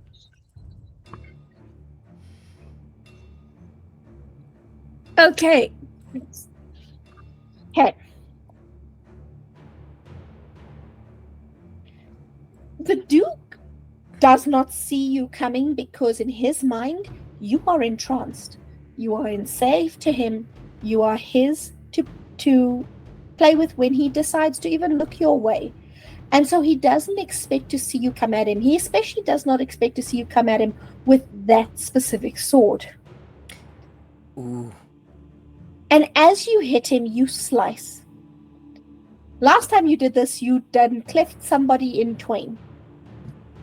This time, you cut through him. It hits his collarbone and it jerks as it stops. You have hurt him very badly. He has lost the use of one of his arms. But he looks at you, hisses, and you are close enough that he is going to react next round. Oh. I have another attack. No, I understand.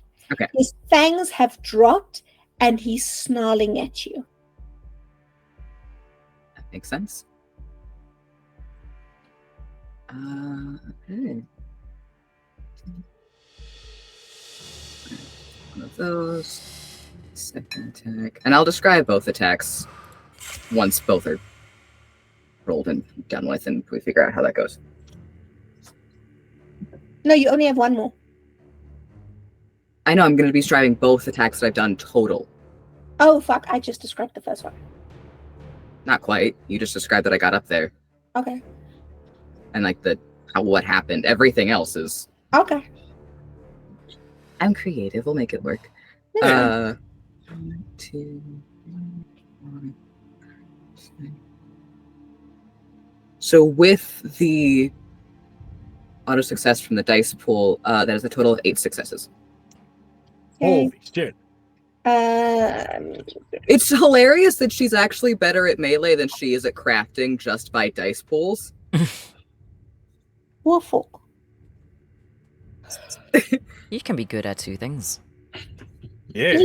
He's soaked 8. Nice. Yeah, his auto soak is 5. So you want to describe how you attack, and I'll explain how the second one goes wrong. Goes wrong. I don't even know what damage that sword does because I did spend the other blood point for this second round as well. It's not per round; it's per attack. I know for the second attack. They've both been thudded.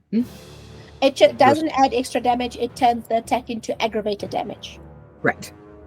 It's 3. Cool. So essentially how the whole thing ends up going is she watches the others start dealing with issues. And she watches the Duke get up, and the Duke fill them with rage.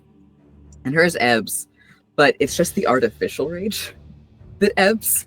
And she still turns her gaze onto him with a deep-seated hatred. And it's with that hatred that she booms.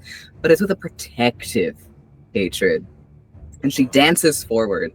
And the first slash is more happens in almost a pirouette, which is how it arcs, as you described. And then the second one, it's essentially her pulling that sword out and then switching it and coming back in. for another strike, and that's when her legs cross. So, because she's planning to follow through. Okay, so you swing in, it catches in his collarbone, and because it caught, when you pulled it out, you don't have the strength that Thomas and Oliver have.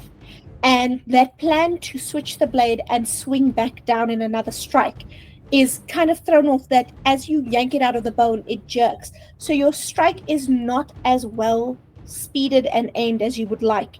And the hand comes up, grabs your hand around the handle, and squeezes. Okay, Thomas. Oh.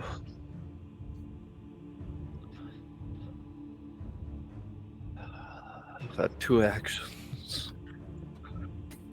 So first he is going to thrust his arms forward and grab the wings at their root inside the chest, and then plant his feet on their chest. And then I'm gonna spend a blood point for vicissitude.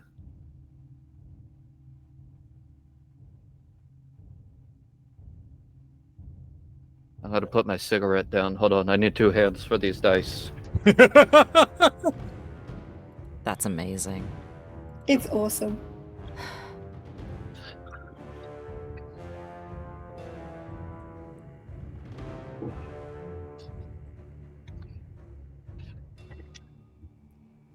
Be right back. Before I roll, I'll spend a willpower.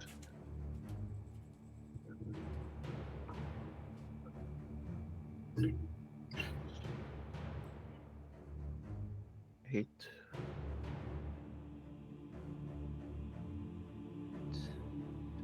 2 10s.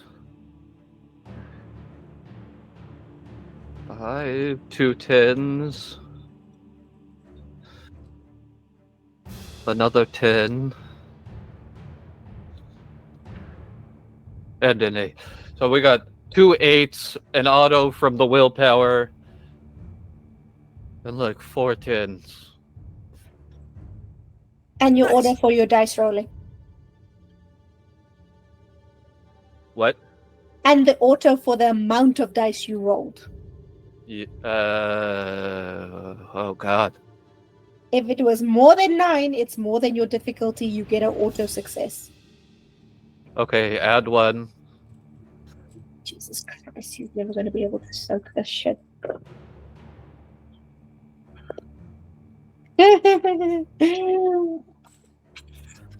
The soft artist man is very angry. So do you want to describe what your intent with the flesh crafting was? What did you do with the flesh crafting? So Thomas is reaching in with all 4 of his arms, grabbing these wings and squeezing and planting his feet on their chest and ripping them out whole. I assume they're also covered in dragon scale. So that's gonna fucking hurt coming out of that fucking chest hole, because they were pretty big from what you described. They are fucking huge. They are the Jeepers Creepers monster wings. So it's not dragon scale on the wings themselves. They are leathery, sinewy skin. But them bones is sharp, and them bones is folded together, and them bones is dense.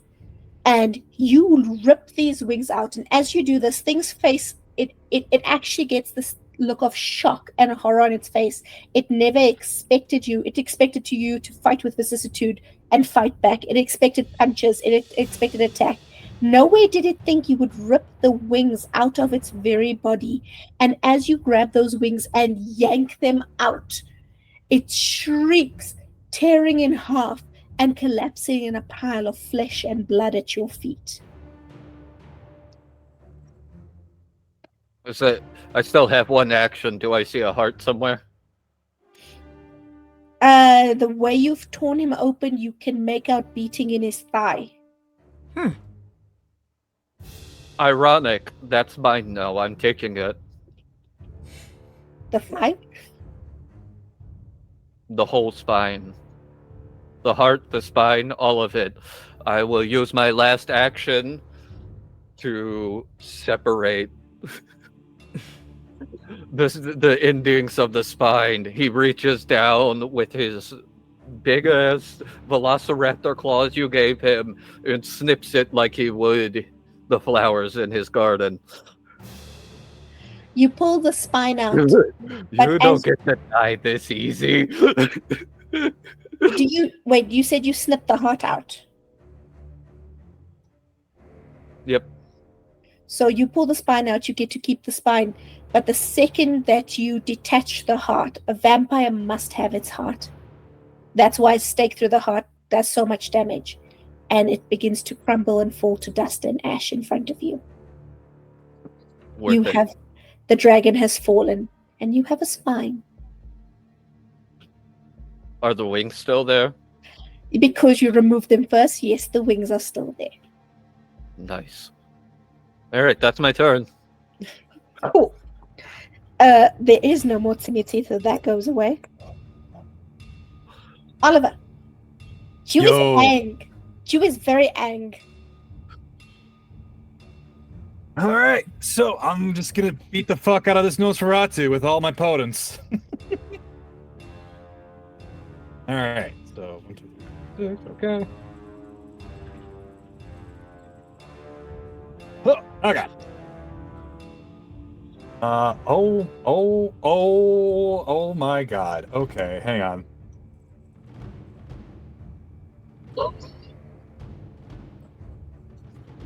All right, so that's 3 10s. What? Yep. And He's very angry. That's one angry Uh, man. I am like Hulk smashed right now. And a 9 and a 6, so 4 successes. 3 10s, an olive a and 9. then Do you, today. your potence is? My potence? Is your potence 2? No, my potence is 3. Jesus fucking Christ. So that would be 7. Even if he could. No. He soaked 1. Please tell me I Falcon punch this fucker. This thing looms up at you, gleeful. Its elongated neck and legs and claws looking down at you. But you know what comes with elongating your bones and bodies with Timothy, friends, and your curse? Fragility. Them bones snap like toothpicks if they are too long.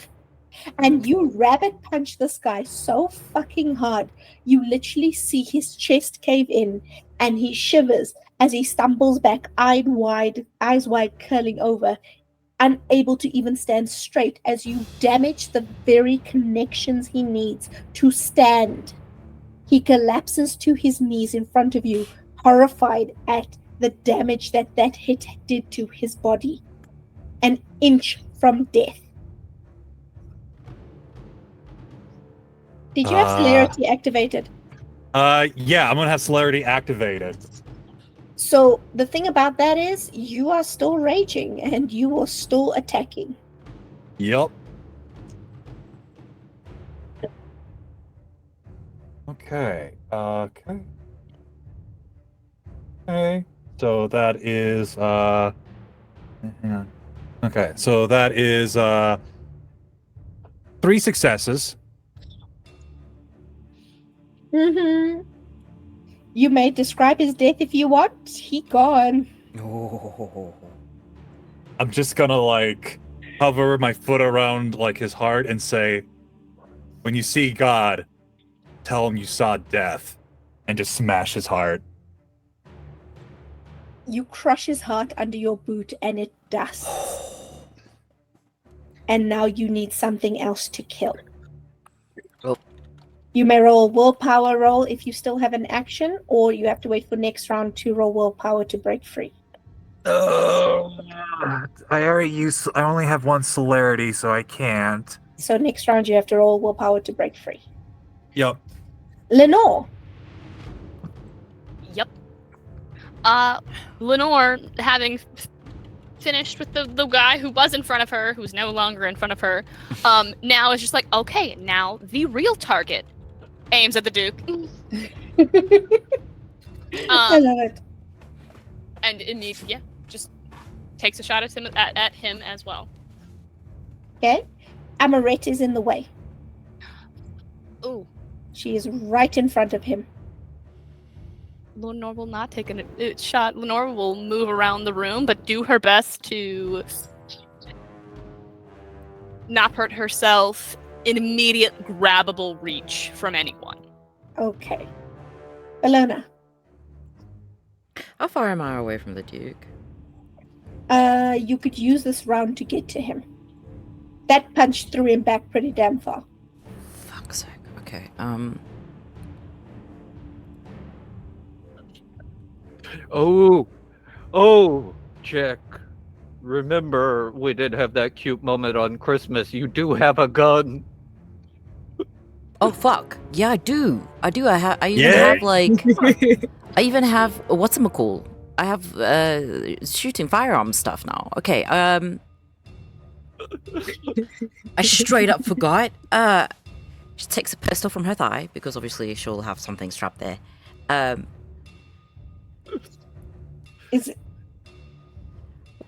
Wait, how is Amorette positioned? I'm trying to. Can I shoot with? She was pirouetting in front of him when he grabbed her hand, and he's holding her in front, leaning down in her face, snarling at her. He is pretty much covered by Amorette right now. Fuck. Okay.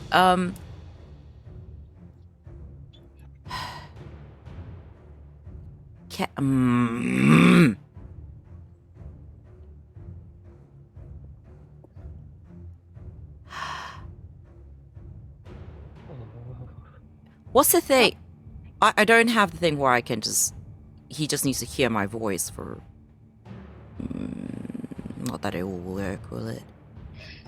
I need to run to the bathroom. I'll be right back. I'm sorry. I tried. Do it. No, it's all good. It's all good. It's all good. Fuck. Sorry, guys. I mean, we have a pause now, so think all you like. Does anyone else we have Bathroom break? Anyone? Sorry. Do we want to do a bathroom break? Yes. Sorry. Be right back, guys.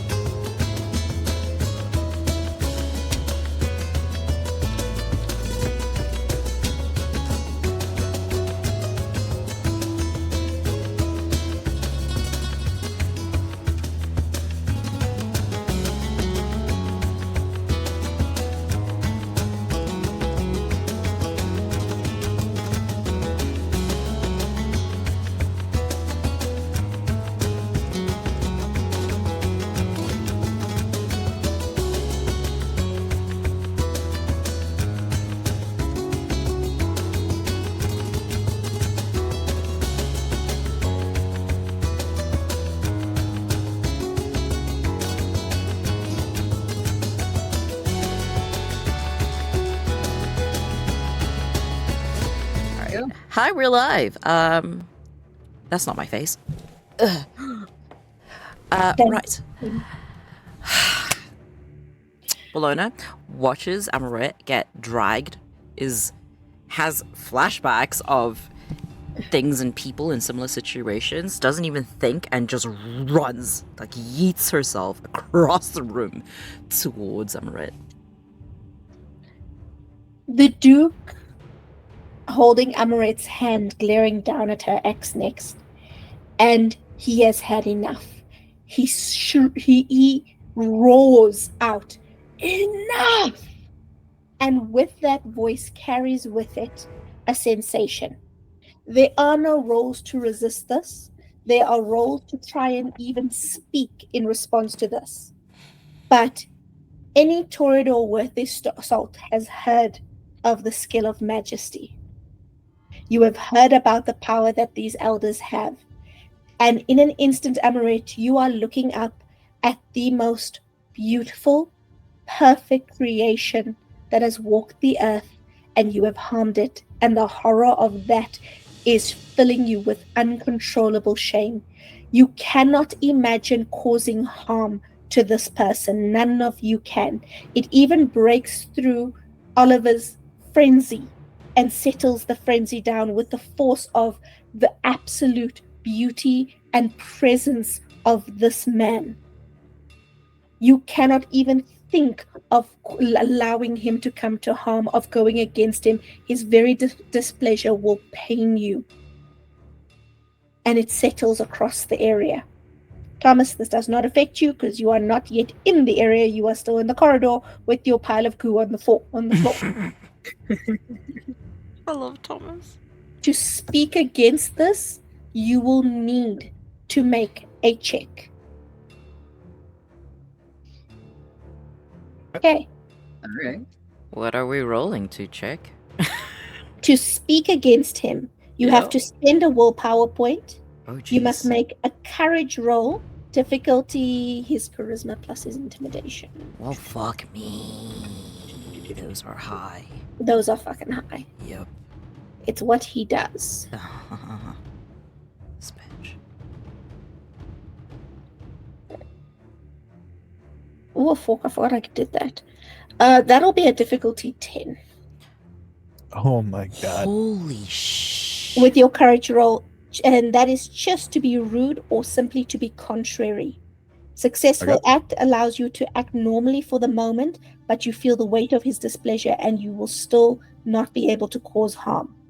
If you fail the roll, you lose your action and you will go to absurd lengths to humble yourself before him. No matter who is watching, you will collapse to your knees and start confessing your sins and faults, begging for forgiveness. Tell me that's not a power that the Duke would have. Tell me that's not a power. I hate that he would, though. Huh. I should not have tried. Oh dear. Did it go badly? It went badly.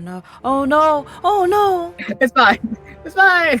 But why, you guys, it's not your turn yet. Thomas. Yeah. It is. Oh no, it's Amorette first. So Amorette, you can try. I did try. It went badly. How badly? Did you botch? Tell me. Did you? So I have 3 dots in courage. Uh-huh.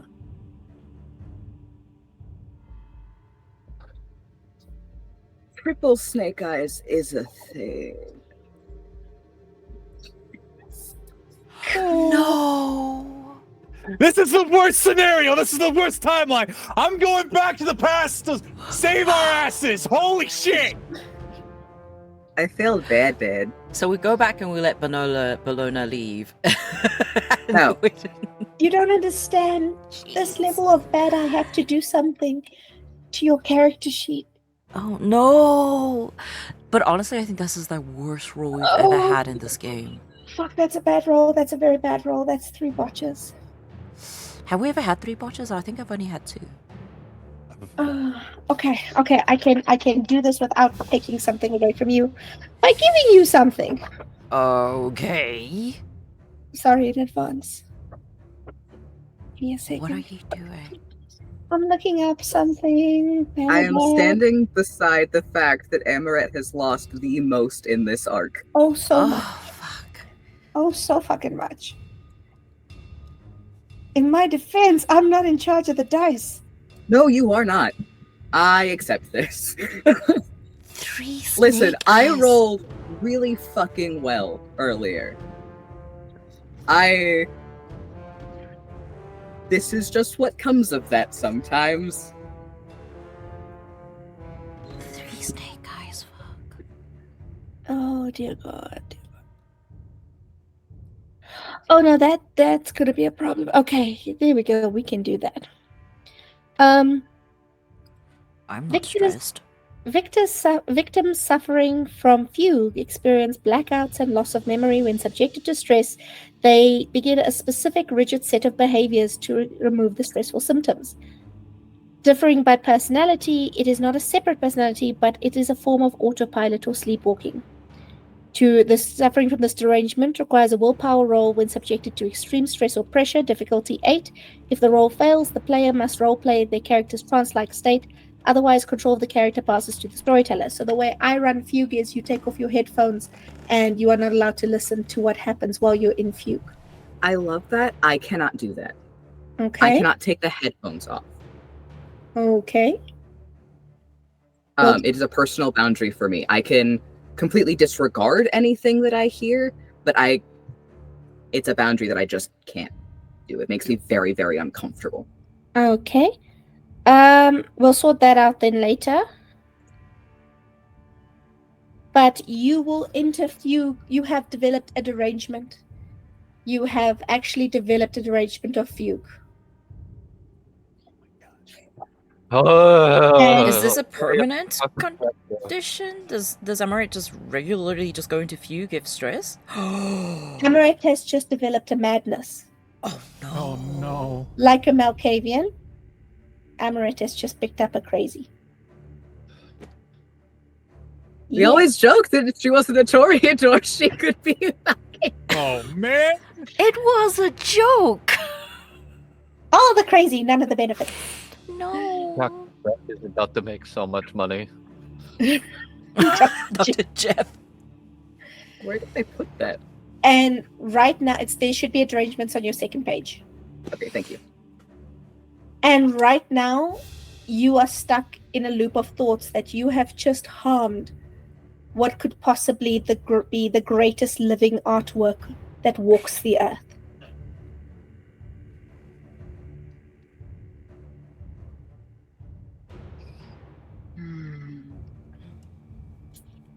Okay. Thomas. Well, I'm done here. I'm gonna kick. I got 2 actions still, so I'll kick open the door Mm-hmm. and pull my gun. Mm-hmm. Okay. Oh man, what do I say? I'll let you say something, but if you kick open the door and pull your gun, those are your 2 actions. That's fine. I'm a Toreador. I need the entrance. Oh, buddy, you fucked up the wrong wedding. You did Fake touch my wedding. fucking family. You're gonna come after my bride, my best friend. Technically, you fucked up his wedding. He was the groom. Don't give a shit. Okay, Oliver. All right, so I pre-rolled the will thing and everything. Oh, that's gone. His Majesty. Oh, it's gone? His Majesty knocked that right out of you. Okay. At least you're not in a frenzy anymore.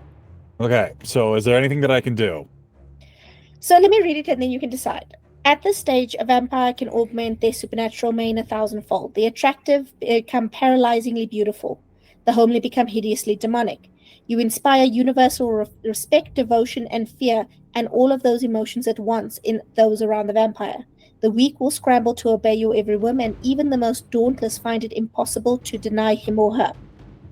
People affected find the vampires so formidable that they do not dare risk their displeasure. Raising their voice to them is difficult. Raising a hand is unthinkable. For those who shake it off, the vampire's potent mystique is enough to oppose her and shout down. Are usually attacked by those under the thrall before their mortal need is even able to respond. So any aggressive or negative action, you have to do a roll to speak against him.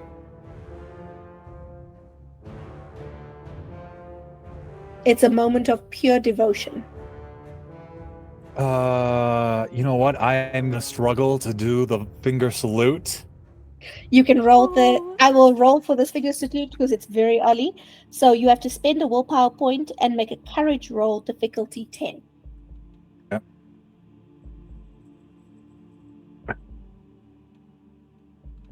All right. I'm liking this. I'm liking this. Yes. Okay. Dos, tres, cuatro, cinco. 5 successes! Yes. I will let you give him double fingers and I will let you even shout something at him.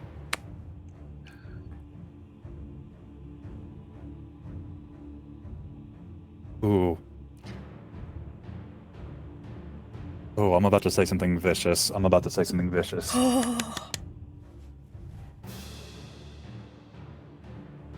You don't know what real love is. You slimy bitch.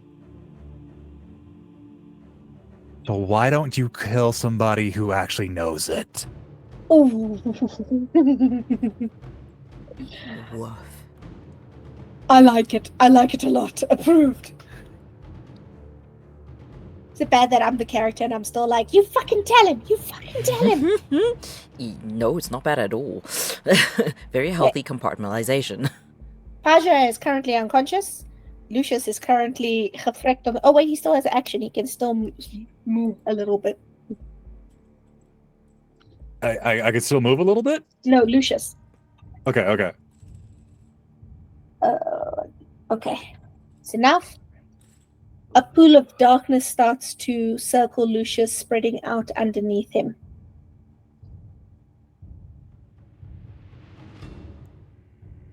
Okay, Lenore. What the fuck was Lenore? that? Sorry. It was just my mic, failing to switch.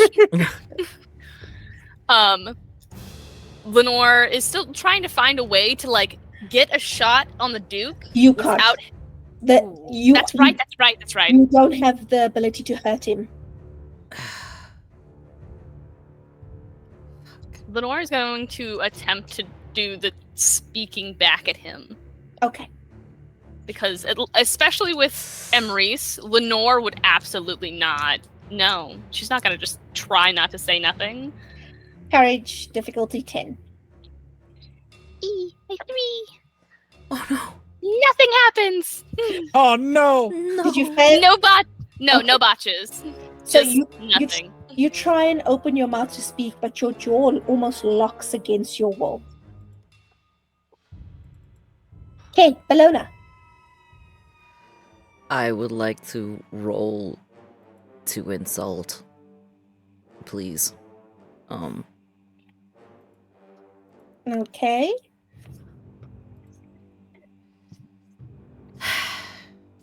Thankfully, I have a lot of courage.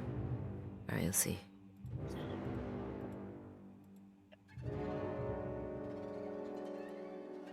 I'm gonna burn one. What, you said 10? Mm-hmm. Fuck. That's two successes. Oh man! 2 successes is enough for you to say something. You only need 1 success for a courage roll. Oh, really? Oh, okay, good.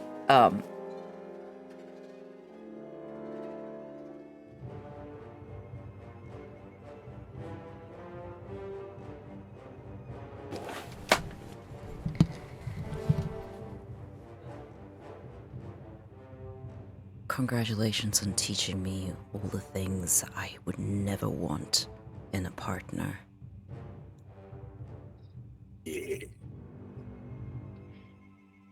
So he goes right after you and he looks at you and goes, You still haven't learned. You don't have a choice. Now come here. Fuck.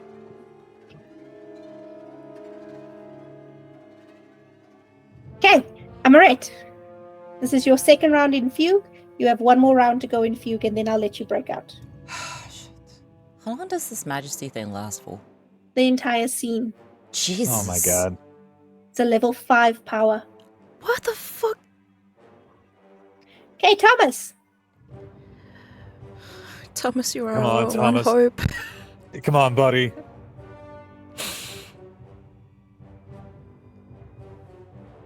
Shit.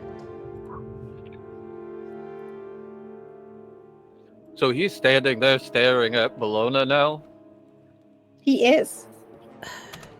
I'm dragging my feet, slowly going towards him.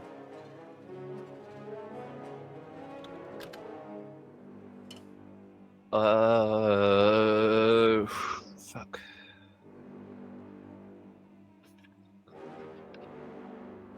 I've got enough movement to get up on him, we know that. But if you enter his sphere, the majesty is going to affect you as well. You can fucking try. You think I won't burn a willpower? It'll let you speak. It won't let you attack him. That's fine, we're close enough for this. I will burn a willpower so the gun doesn't break. Roll them both. Bro, no? Okay? Hold on, my hands are too small!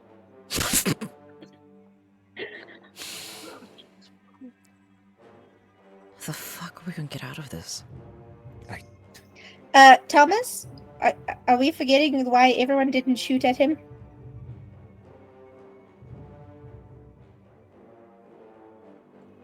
He's No, holding I'm Amorette. behind him, aren't I? Say again? So I'm behind him. Amorette's up in front of his face? There's a wall behind him. The altar is to his right. To the left are the trees and things, which is why Lenore couldn't go left. You are that way. So you are in the alley, you're in the aisle, you're not in the trees, but you're still coming from that direction. Do I have enough movement to get a shot?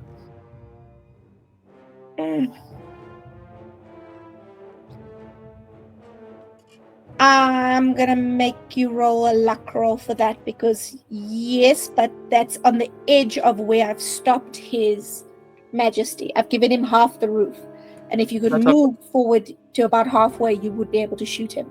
So we're gonna roll a luck roll. So Dex, acrobat. I don't have acrobatics. I have athletics. I don't see acrobatics anywhere. okay, with your celerity, you could get there. Okay. Okay. So tell me odds or evens.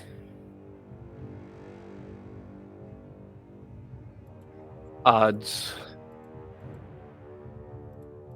Okay, I rolled 9. You, with your 2 celerity or with your actions, you get to a point where you stop just as you feel yourself wavering towards, like, admiring him, and that makes you stop. You stop just outside the sphere of his influence. The next round, you will be allowed to take a shot at him. Ooh, okay. Okay, Oliver. There's nothing we can really do, can I? Wait, no. I broke through the thing so I can talk, right? You have to do it every round. Every time you want to speak. Shit. Fuck! Oh! All right, you know what? I'm gonna do it because I got something stupid in my head. Dice, I fucking love you.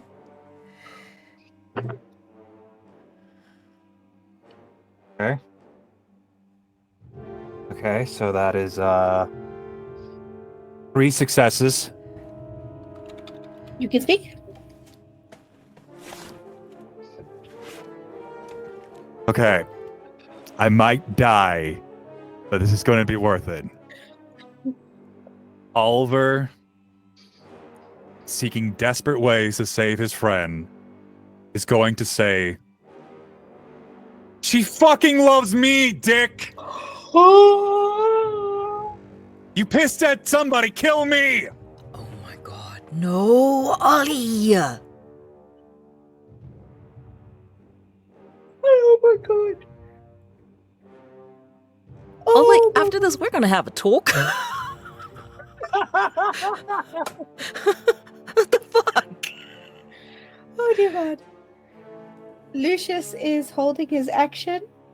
Lenore, after Oliver shouted that out. Lenore is just, I suppose, in this weird moment where she's almost pacing Okay, gotcha. because she can't do anything. Bellona. You have reached where he is. You've been walking forward slowly against your will, but you're already running towards Amorette. So you weren't too far. You have reached where he is.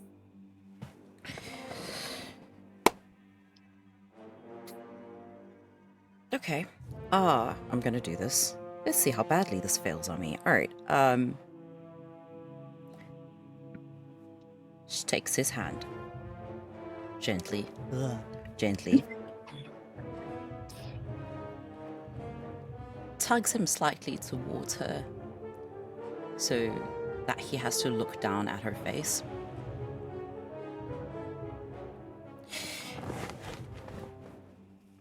And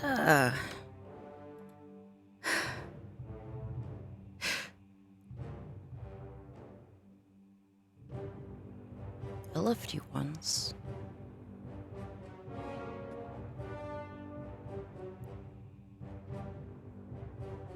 But now you should forget me.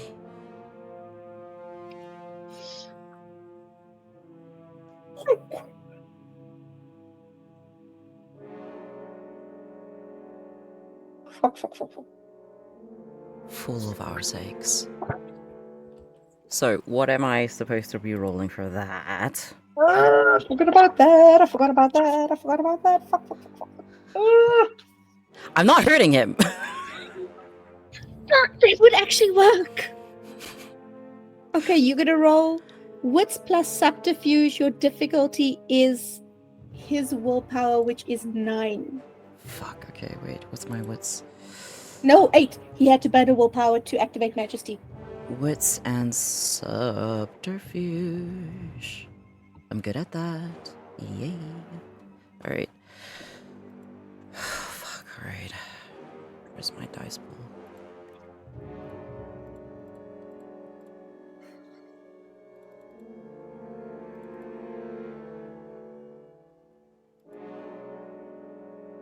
Okay. Difficulty 8. 4 successes, 3 which are 10s. Did you re-roll the 10s? I did re-roll the 10s.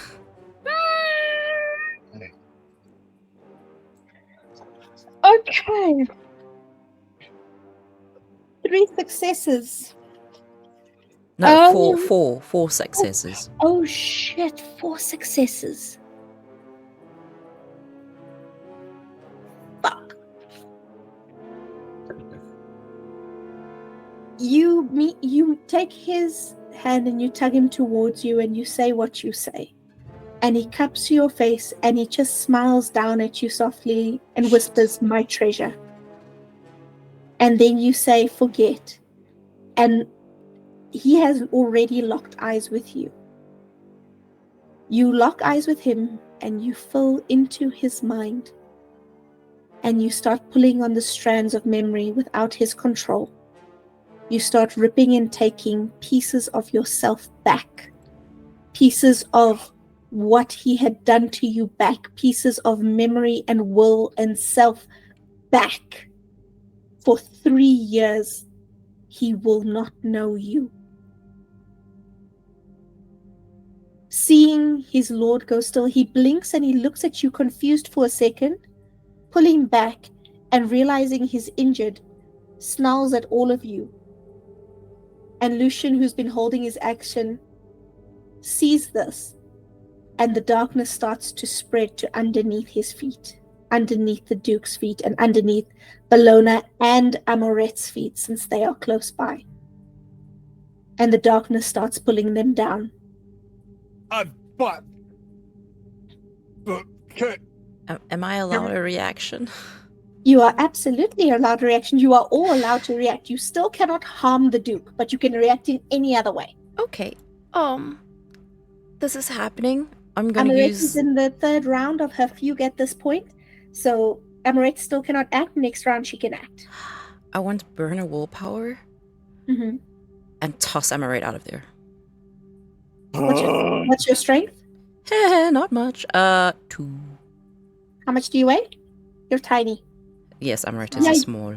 Small and emaciated. You can toss her. Toss the dwarf. Toss the dwarf. Oh, the elf.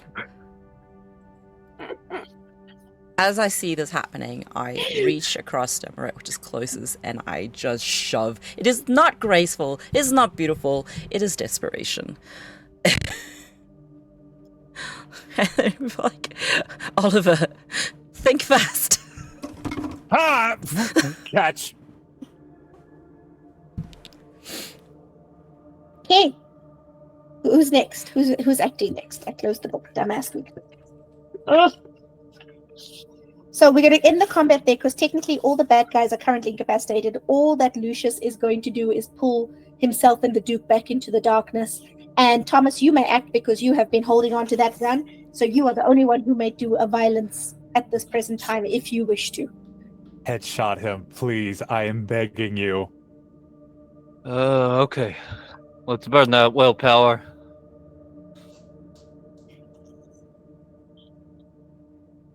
And we're going to headshot, call shot. Come on, baby.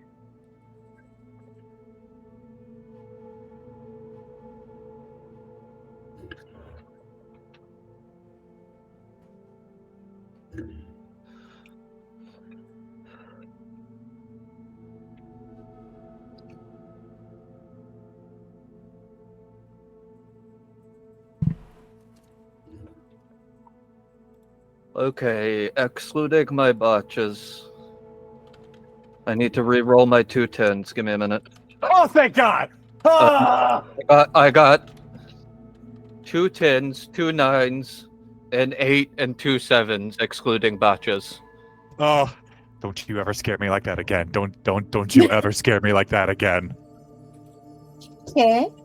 So 2 9s, 2 7s, including botches. Okay. I'll get you the damage for the gun, so you don't have to scroll for that. Give me a minute. Thank you.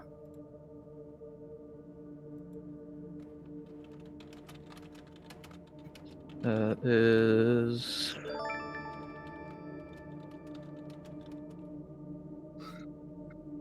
4 lethal damage, but it's aggravated because it's shadow fire. Okay, so that's a total of 11. Take away the 5 automatic, leaves him with 6. Minus for his injuries, leaves him rolling stamina 1, 2, 3. So that will be a total damage of 3. Oh my god! Please tell me he's dead. You see this man sinking into the shadow in the darkness, taking Bellona and Amorette with him. Amorette is tossed aside by Bellona, and as the darkness is up to her hips, Bellona is sinking in.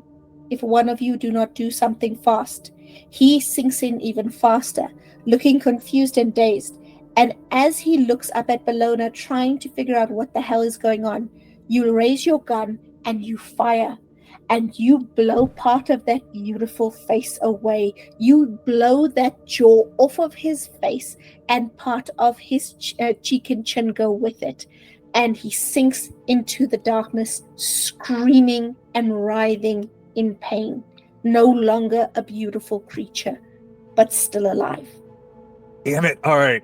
He and Lucius have both disappeared into the shadow, and Bellona is about to drop in as well. Celerity, I'm just like trying to hold on to Bellona. Come on, I can't lose another friend. Come on, don't do this to me. You can get to her with celerity, you can grab her, and you are strong enough to yank her out before the shadows are closing, but they're starting to close. Alright, hey, we're talking about self-sacrificing bullshit, right? You're really going to tell me that after the shit you pulled? I deserve that. I deserve that. Yank. So you yank Bellona out. Cove comes out of her fugue state. Lenore is still there nearby. Thomas is standing a little bit away, and you all see him holding that gun, smoke billowing from the pistol. For the record, he had one health level left after that. Oh, come the fuck on! So Sorry, I close. used the biggest dice I could. I tried to break the game. You did. He is did. fucking hard to kill. Yeah. And after a moment or two, there is a noise, and the doors of the church burst open, and Belle is standing there, running in. The others are coming, they're vampires that you know. Paja is still unconscious, and Finn walks through the doors with your siblings with him.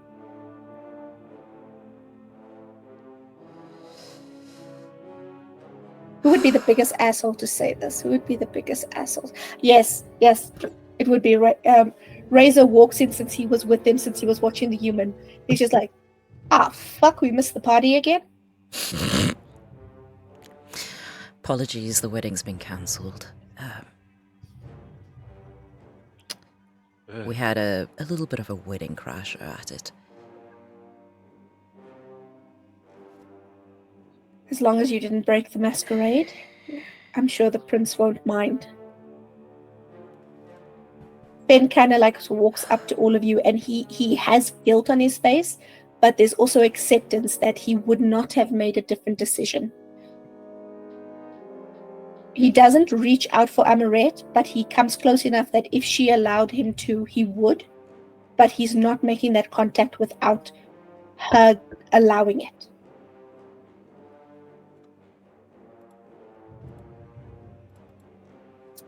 She's gonna stand on her own, brush herself off. This dress is the dress she's been wearing this entire arc. It is fucked. Oh, man. This is unsalvageable. Dear fucking God. Brushes herself off, and she looks up at Fen, and there is just... He has known her, or known of her, longer than literally anyone else, including Silas and Emmerich. Silas and Emmerich have known her longest, he has known of her longer. And so when she looks at him, I feel like it's very evident the amount of shit she's lost, the changes that have taken hold. And she looks at him and she goes, "You didn't wait for me to contact you. None of us are dead." He nods, he's like, "None of you are." And you hear a voice coming from the background going, "Get the fuck out of the way, you asshole." And it is a familiar fucking voice, and Philip pushes past him and wraps his arms around you in front of Thomas. He is fucked up. He's filthy. He looks like there was a table that landed on him. Probably did. Later on, he'll explain how when the thing started to collapse, Bjorn basically threw him into the bathroom, slammed the door, and blocked it, taking the damage of the roof collapsing because the bathroom was reinforced. And Philip holds you, swaying you side to side. Stop crying. No, okay, that's it. She's absolutely breaking the fuck down. She is sobbing. Oh. It is full body racking sobs as she clings to him for dear fucking life. Feign is like looking over this and he sees you sobbing. He's like, I cannot take back my decision and I wouldn't change it, but I can help now. If any of you want to run, I will help you run. And I will help you hide as best as I can.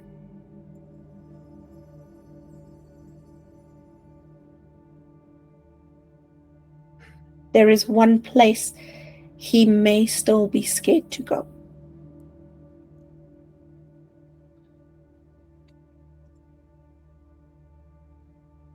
You'll do this knowing that perhaps in a few years he will come again.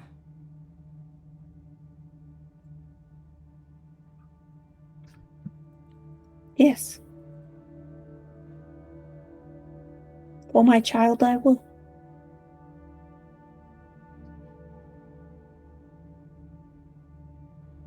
He knows their faces now. He does.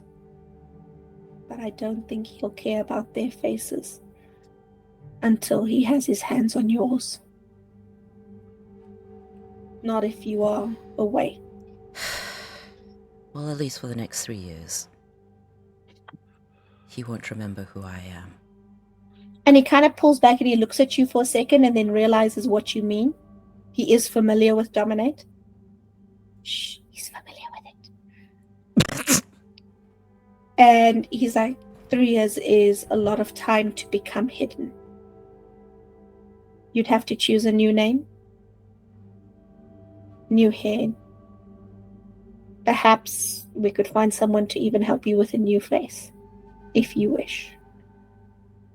Thomas could step up at this point and say, I can do that, or I can call in a favor from Connor, who would do a much better job. He really fucking would. Would hurt like a bitch, but it would. Feign, if you don't mind, I would like a word with my family. And he nods and he kind of steps away. Philip is still holding the sobbing Amorette, and unless Amorette tells him to back off for a few minutes, he's not letting go. He kind of, even Thomas, when Thomas looks at him, he's like, like, I will take my beating later. Boy, today is not the day. Oh. Amorette will turn, Yeah, and I feel Thomas like gets there the is deathest glare.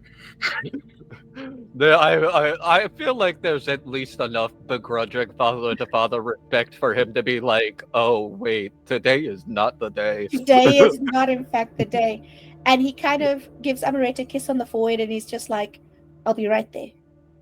I'll be right over there. Amorette glares fucking daggers at Thomas and takes a step away from him, but does not say anything. When Philip... And we'll look at Bellona. When Philip leaves, Bellona just gives him like a grateful little nod. Doesn't say anything, which is weird for her. And after a moment, she's sort of just... I found myself in this very weird position of having to talk about feelings, which is what I've been trying to avoid. Aside from maybe Thomas, I've been alive a little bit longer than you. Dead a lot longer than that. And I've seen things.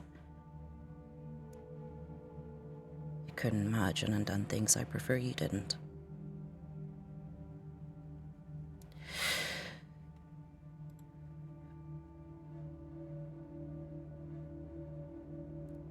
It is both the smart move and a personal choice. I know that perhaps it might feel like abandonment or betrayal, but this is my choice. 3 years is not a long time. But perhaps in that time I, instead of hiding, well, just hiding, I can find a permanent solution to this problem. before I drag any of you into it again. I don't doubt that you'll stand by my side if I asked you to, but I'm not asking you to.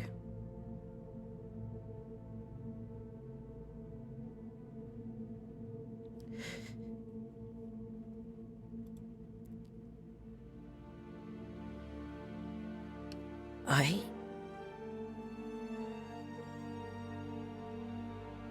hate that it's come to this. I speak much, but I don't really say much of sustenance. And I don't want to leave with you thinking otherwise, so...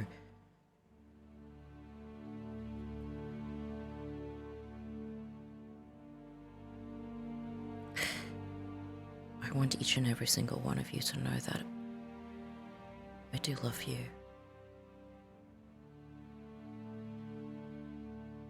Specifically, you've made it a space that I could love again, could trust,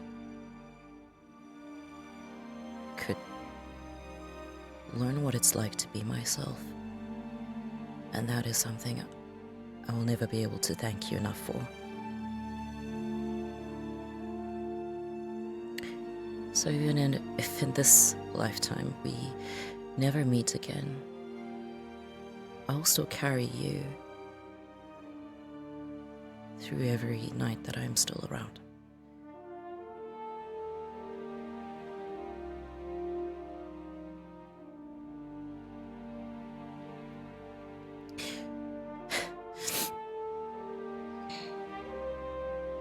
Oliver, you have taught me how to be strong unapologetically so.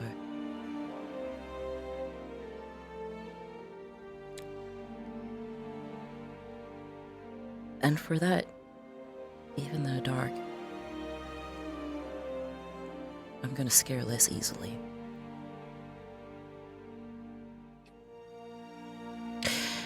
I might even use the Oliver salute sometimes, in your honor.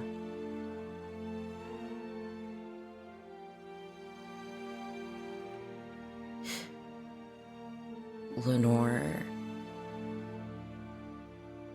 we barely met. We barely know each other. But I've learned now that guns are not perhaps the most terrifying thing. And that bats, if you squint, are cute.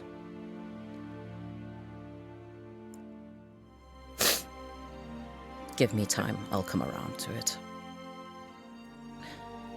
But next time, definitely let the people in charge know when you come back in time. I worry about you sometimes.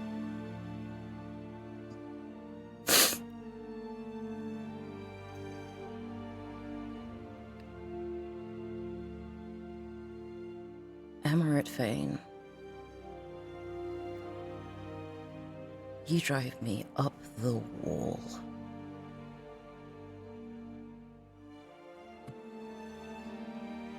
I don't think I can stop caring about you if I tried. And that's alright. Also, there's something very strange in your room. I hope you know that. Amorette will hold up a hand. We'll walk forward. We'll pull out a piece of ribbon. And is going to hold out her hand for one of Bellona's.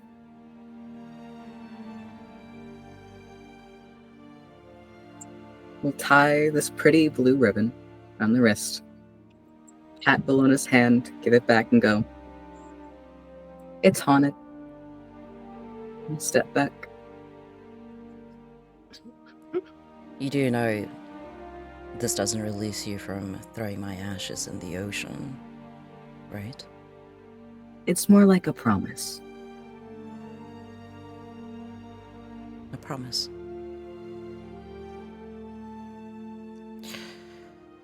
Thomas Emery O'Malley, you still owe me so many secrets.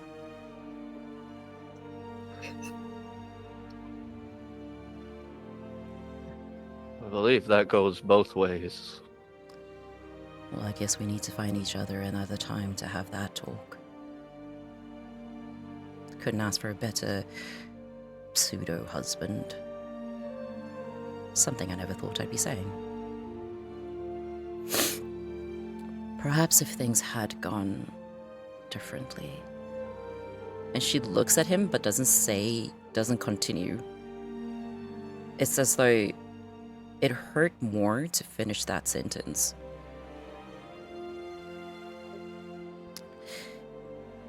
Thomas will reach into Lenore's pocket and take the rings out and take off his St. Christopher medallion and loop them on. And he'll walk up to you and put it around your neck. And he'll say, for everything that was and everything that could have been.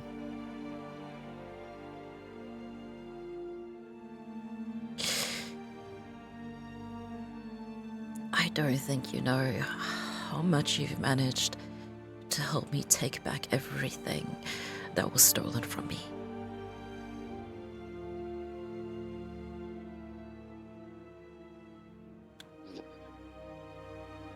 You will always have a home here.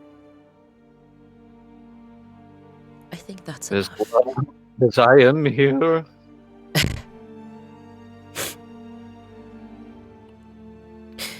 The knowledge that you are here, that's enough. Even if I don't come back. I know that somewhere, somehow,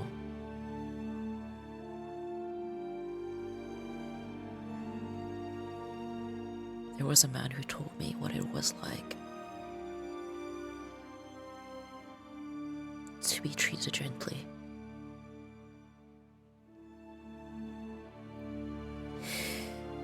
Alright. I think I should go speak to Feign, because if I don't think I have the strength of will to follow through what I need to do.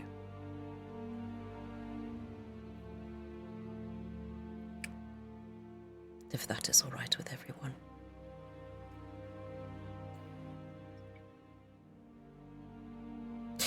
She turns on her heel and she doesn't look back. Oh! You're muted. Nicole? Just as she gets to the sound is different. As she gets to the door, there is a very unhappy woman in a bronze dress, bruised, as her hair's fucked up, her skin is bruised, and she's like, "Where the hell are you going?" Oh, you were alive. No, thanks to you. Dabbing at the bloody tears on my face. You really need to go for lessons. You have all the poise of a feral kitten trying to scratch people out. Better than the charms of a feral cat.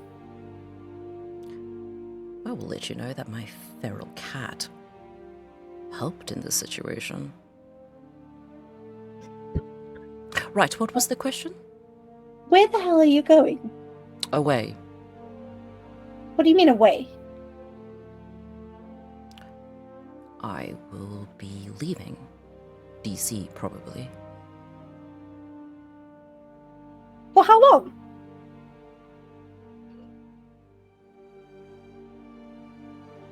I would like to say permanently, but who knows what the future holds. Well, that's just unacceptable. Why do you plan on coming with me? You have your own job here. Asha takes a moment to think, and then she unclips the pin that marks her as a member of the court and tosses it to Belle and going, "I could do with a holiday." And she strides out of the room in front of you. Looks at... Who does she toss that Belle. at? Looks at Belle and just, like, sly smile goes, "Always knew she loved me." Barely tolerated at best, comes through the doorway. Now hurry up, you're being slow and old. Or do you need help walking in heels? I'm used to being carried everywhere. Oh, well, weak people always are. And She's holding the elevator open for you. Finn looks at Amorette for a second and he lowers his head, turning and going into the elevator and recognizing she's not ready to speak to him. Oh, like fuck he does. Like fuck he does. He can do that in a second. He turns and he looks. He doesn't look for long because it's a missile of a tiny vampire rocketing directly at him. Oh my god. Oh!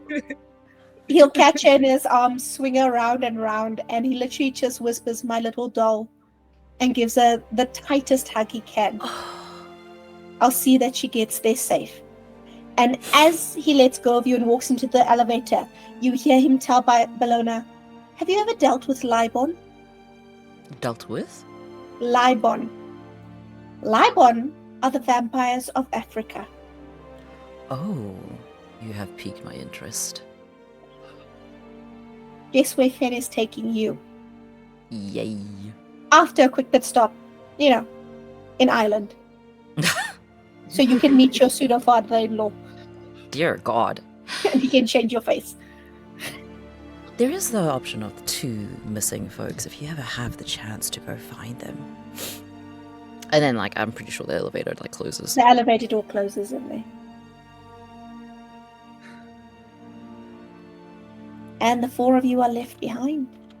Bellona gone. The city no longer burning. Enemies dead and enemies escaped. You've survived. And you get a SMS on each of your phones from the Malkavian Primogen going, "Well done. Objective achieved." Oh, her phone's on the floor. She Yeah, didn't no, take your- her phone. Finn would have gotten you to trash it anyway. Ah, she left it behind. Never liked technology anyway.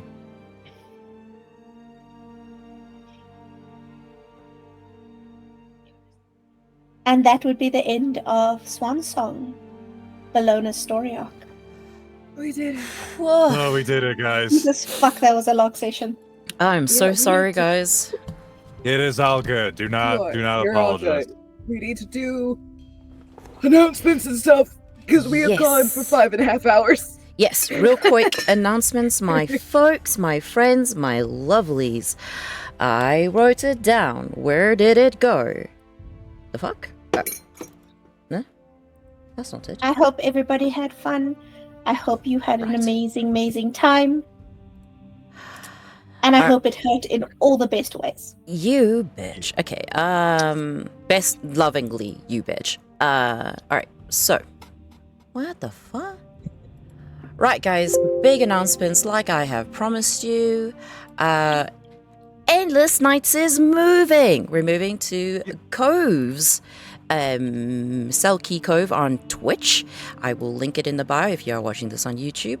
We also have a beacons of all the links where you can find things. It will probably be updated because I think it is not right now. Is it updated? I mean, it has everything as far as I know, but I will be going through and checking today. So Okay. it might be. Brilliant. So it will be updated. You can also catch all of our things on Spotify, all of our things on YouTube. The new episodes will not be on MiesterHypester. It will also be on Selkie Cove's YouTube, which will be in the links. And if you are looking for any updates, definitely follow the Twitter, which will have all of the updates as opposed to being in the Discord server bulletin. Yes, I think I have covered everything. Oh, yes, Alright. and in case you didn't notice, Bellona's leaving the game. Yeah. There will So unfortunately no longer be Bellona content, but it was wonderful being here.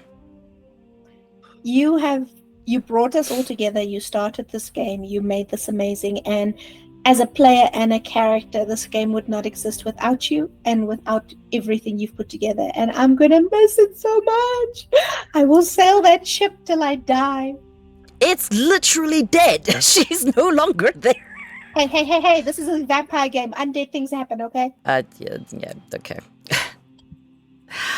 Is Bellona being replaced? We don't know. I don't know. You should follow the Twitter of, or X, or whatever it's called now, of Endless Nights. And keep your eyes out for them for them updates. But yeah, follow. Fucking wait. Before we go, Uh-huh. before we do anything else, I want to get chat to say a lovely thank you and goodbye to both Jack and Bellona for being such phenomenal members of this story and for everything that both of them have done in and out of game. Because, like Nicole said, none of this would be here without them. Yeah. And so thank you. Endless Nights will go forth and soar higher without me. It will blast off away like Team Rocket. Well, I meant that in the best way possible. I'm more looking at the corny ass profile. Jesus Christ. What's Sorry, I was not expecting that. What just happened? 6 is being a brat. Jesus Christ. Hey! Wait, 20? Holy shit! Exactly, Dice. This man is the top second gift subber on my. Damn! Okay. I will say that there's no promises, but I am in Jack's ear about something else. Oh, right. Yes. I forgot. But yes, there will be new updates on my stream about my things, which is not important because we're talking about Endless Nights right now. But yeah, there will be new things happening probably once I'm settled in a new country. Anyway, you utter psychopaths. Definitely follow Selkie Cove. Please continue to support this game. It's a beautiful story. They're amazing players. Crit Roll is currently open. Go nominate these amazing folks. They deserve it. Yes, links in the thingy. And also links in the YouTubes. Any way that you see them, go stalk them down. Give them some love. They're fantastic. And since because it has been 6 freaking hours, we're leaving. I will find somebody to raid. But thank you for being here and hanging out for all this time. Really appreciate you. Goodbye. Bye.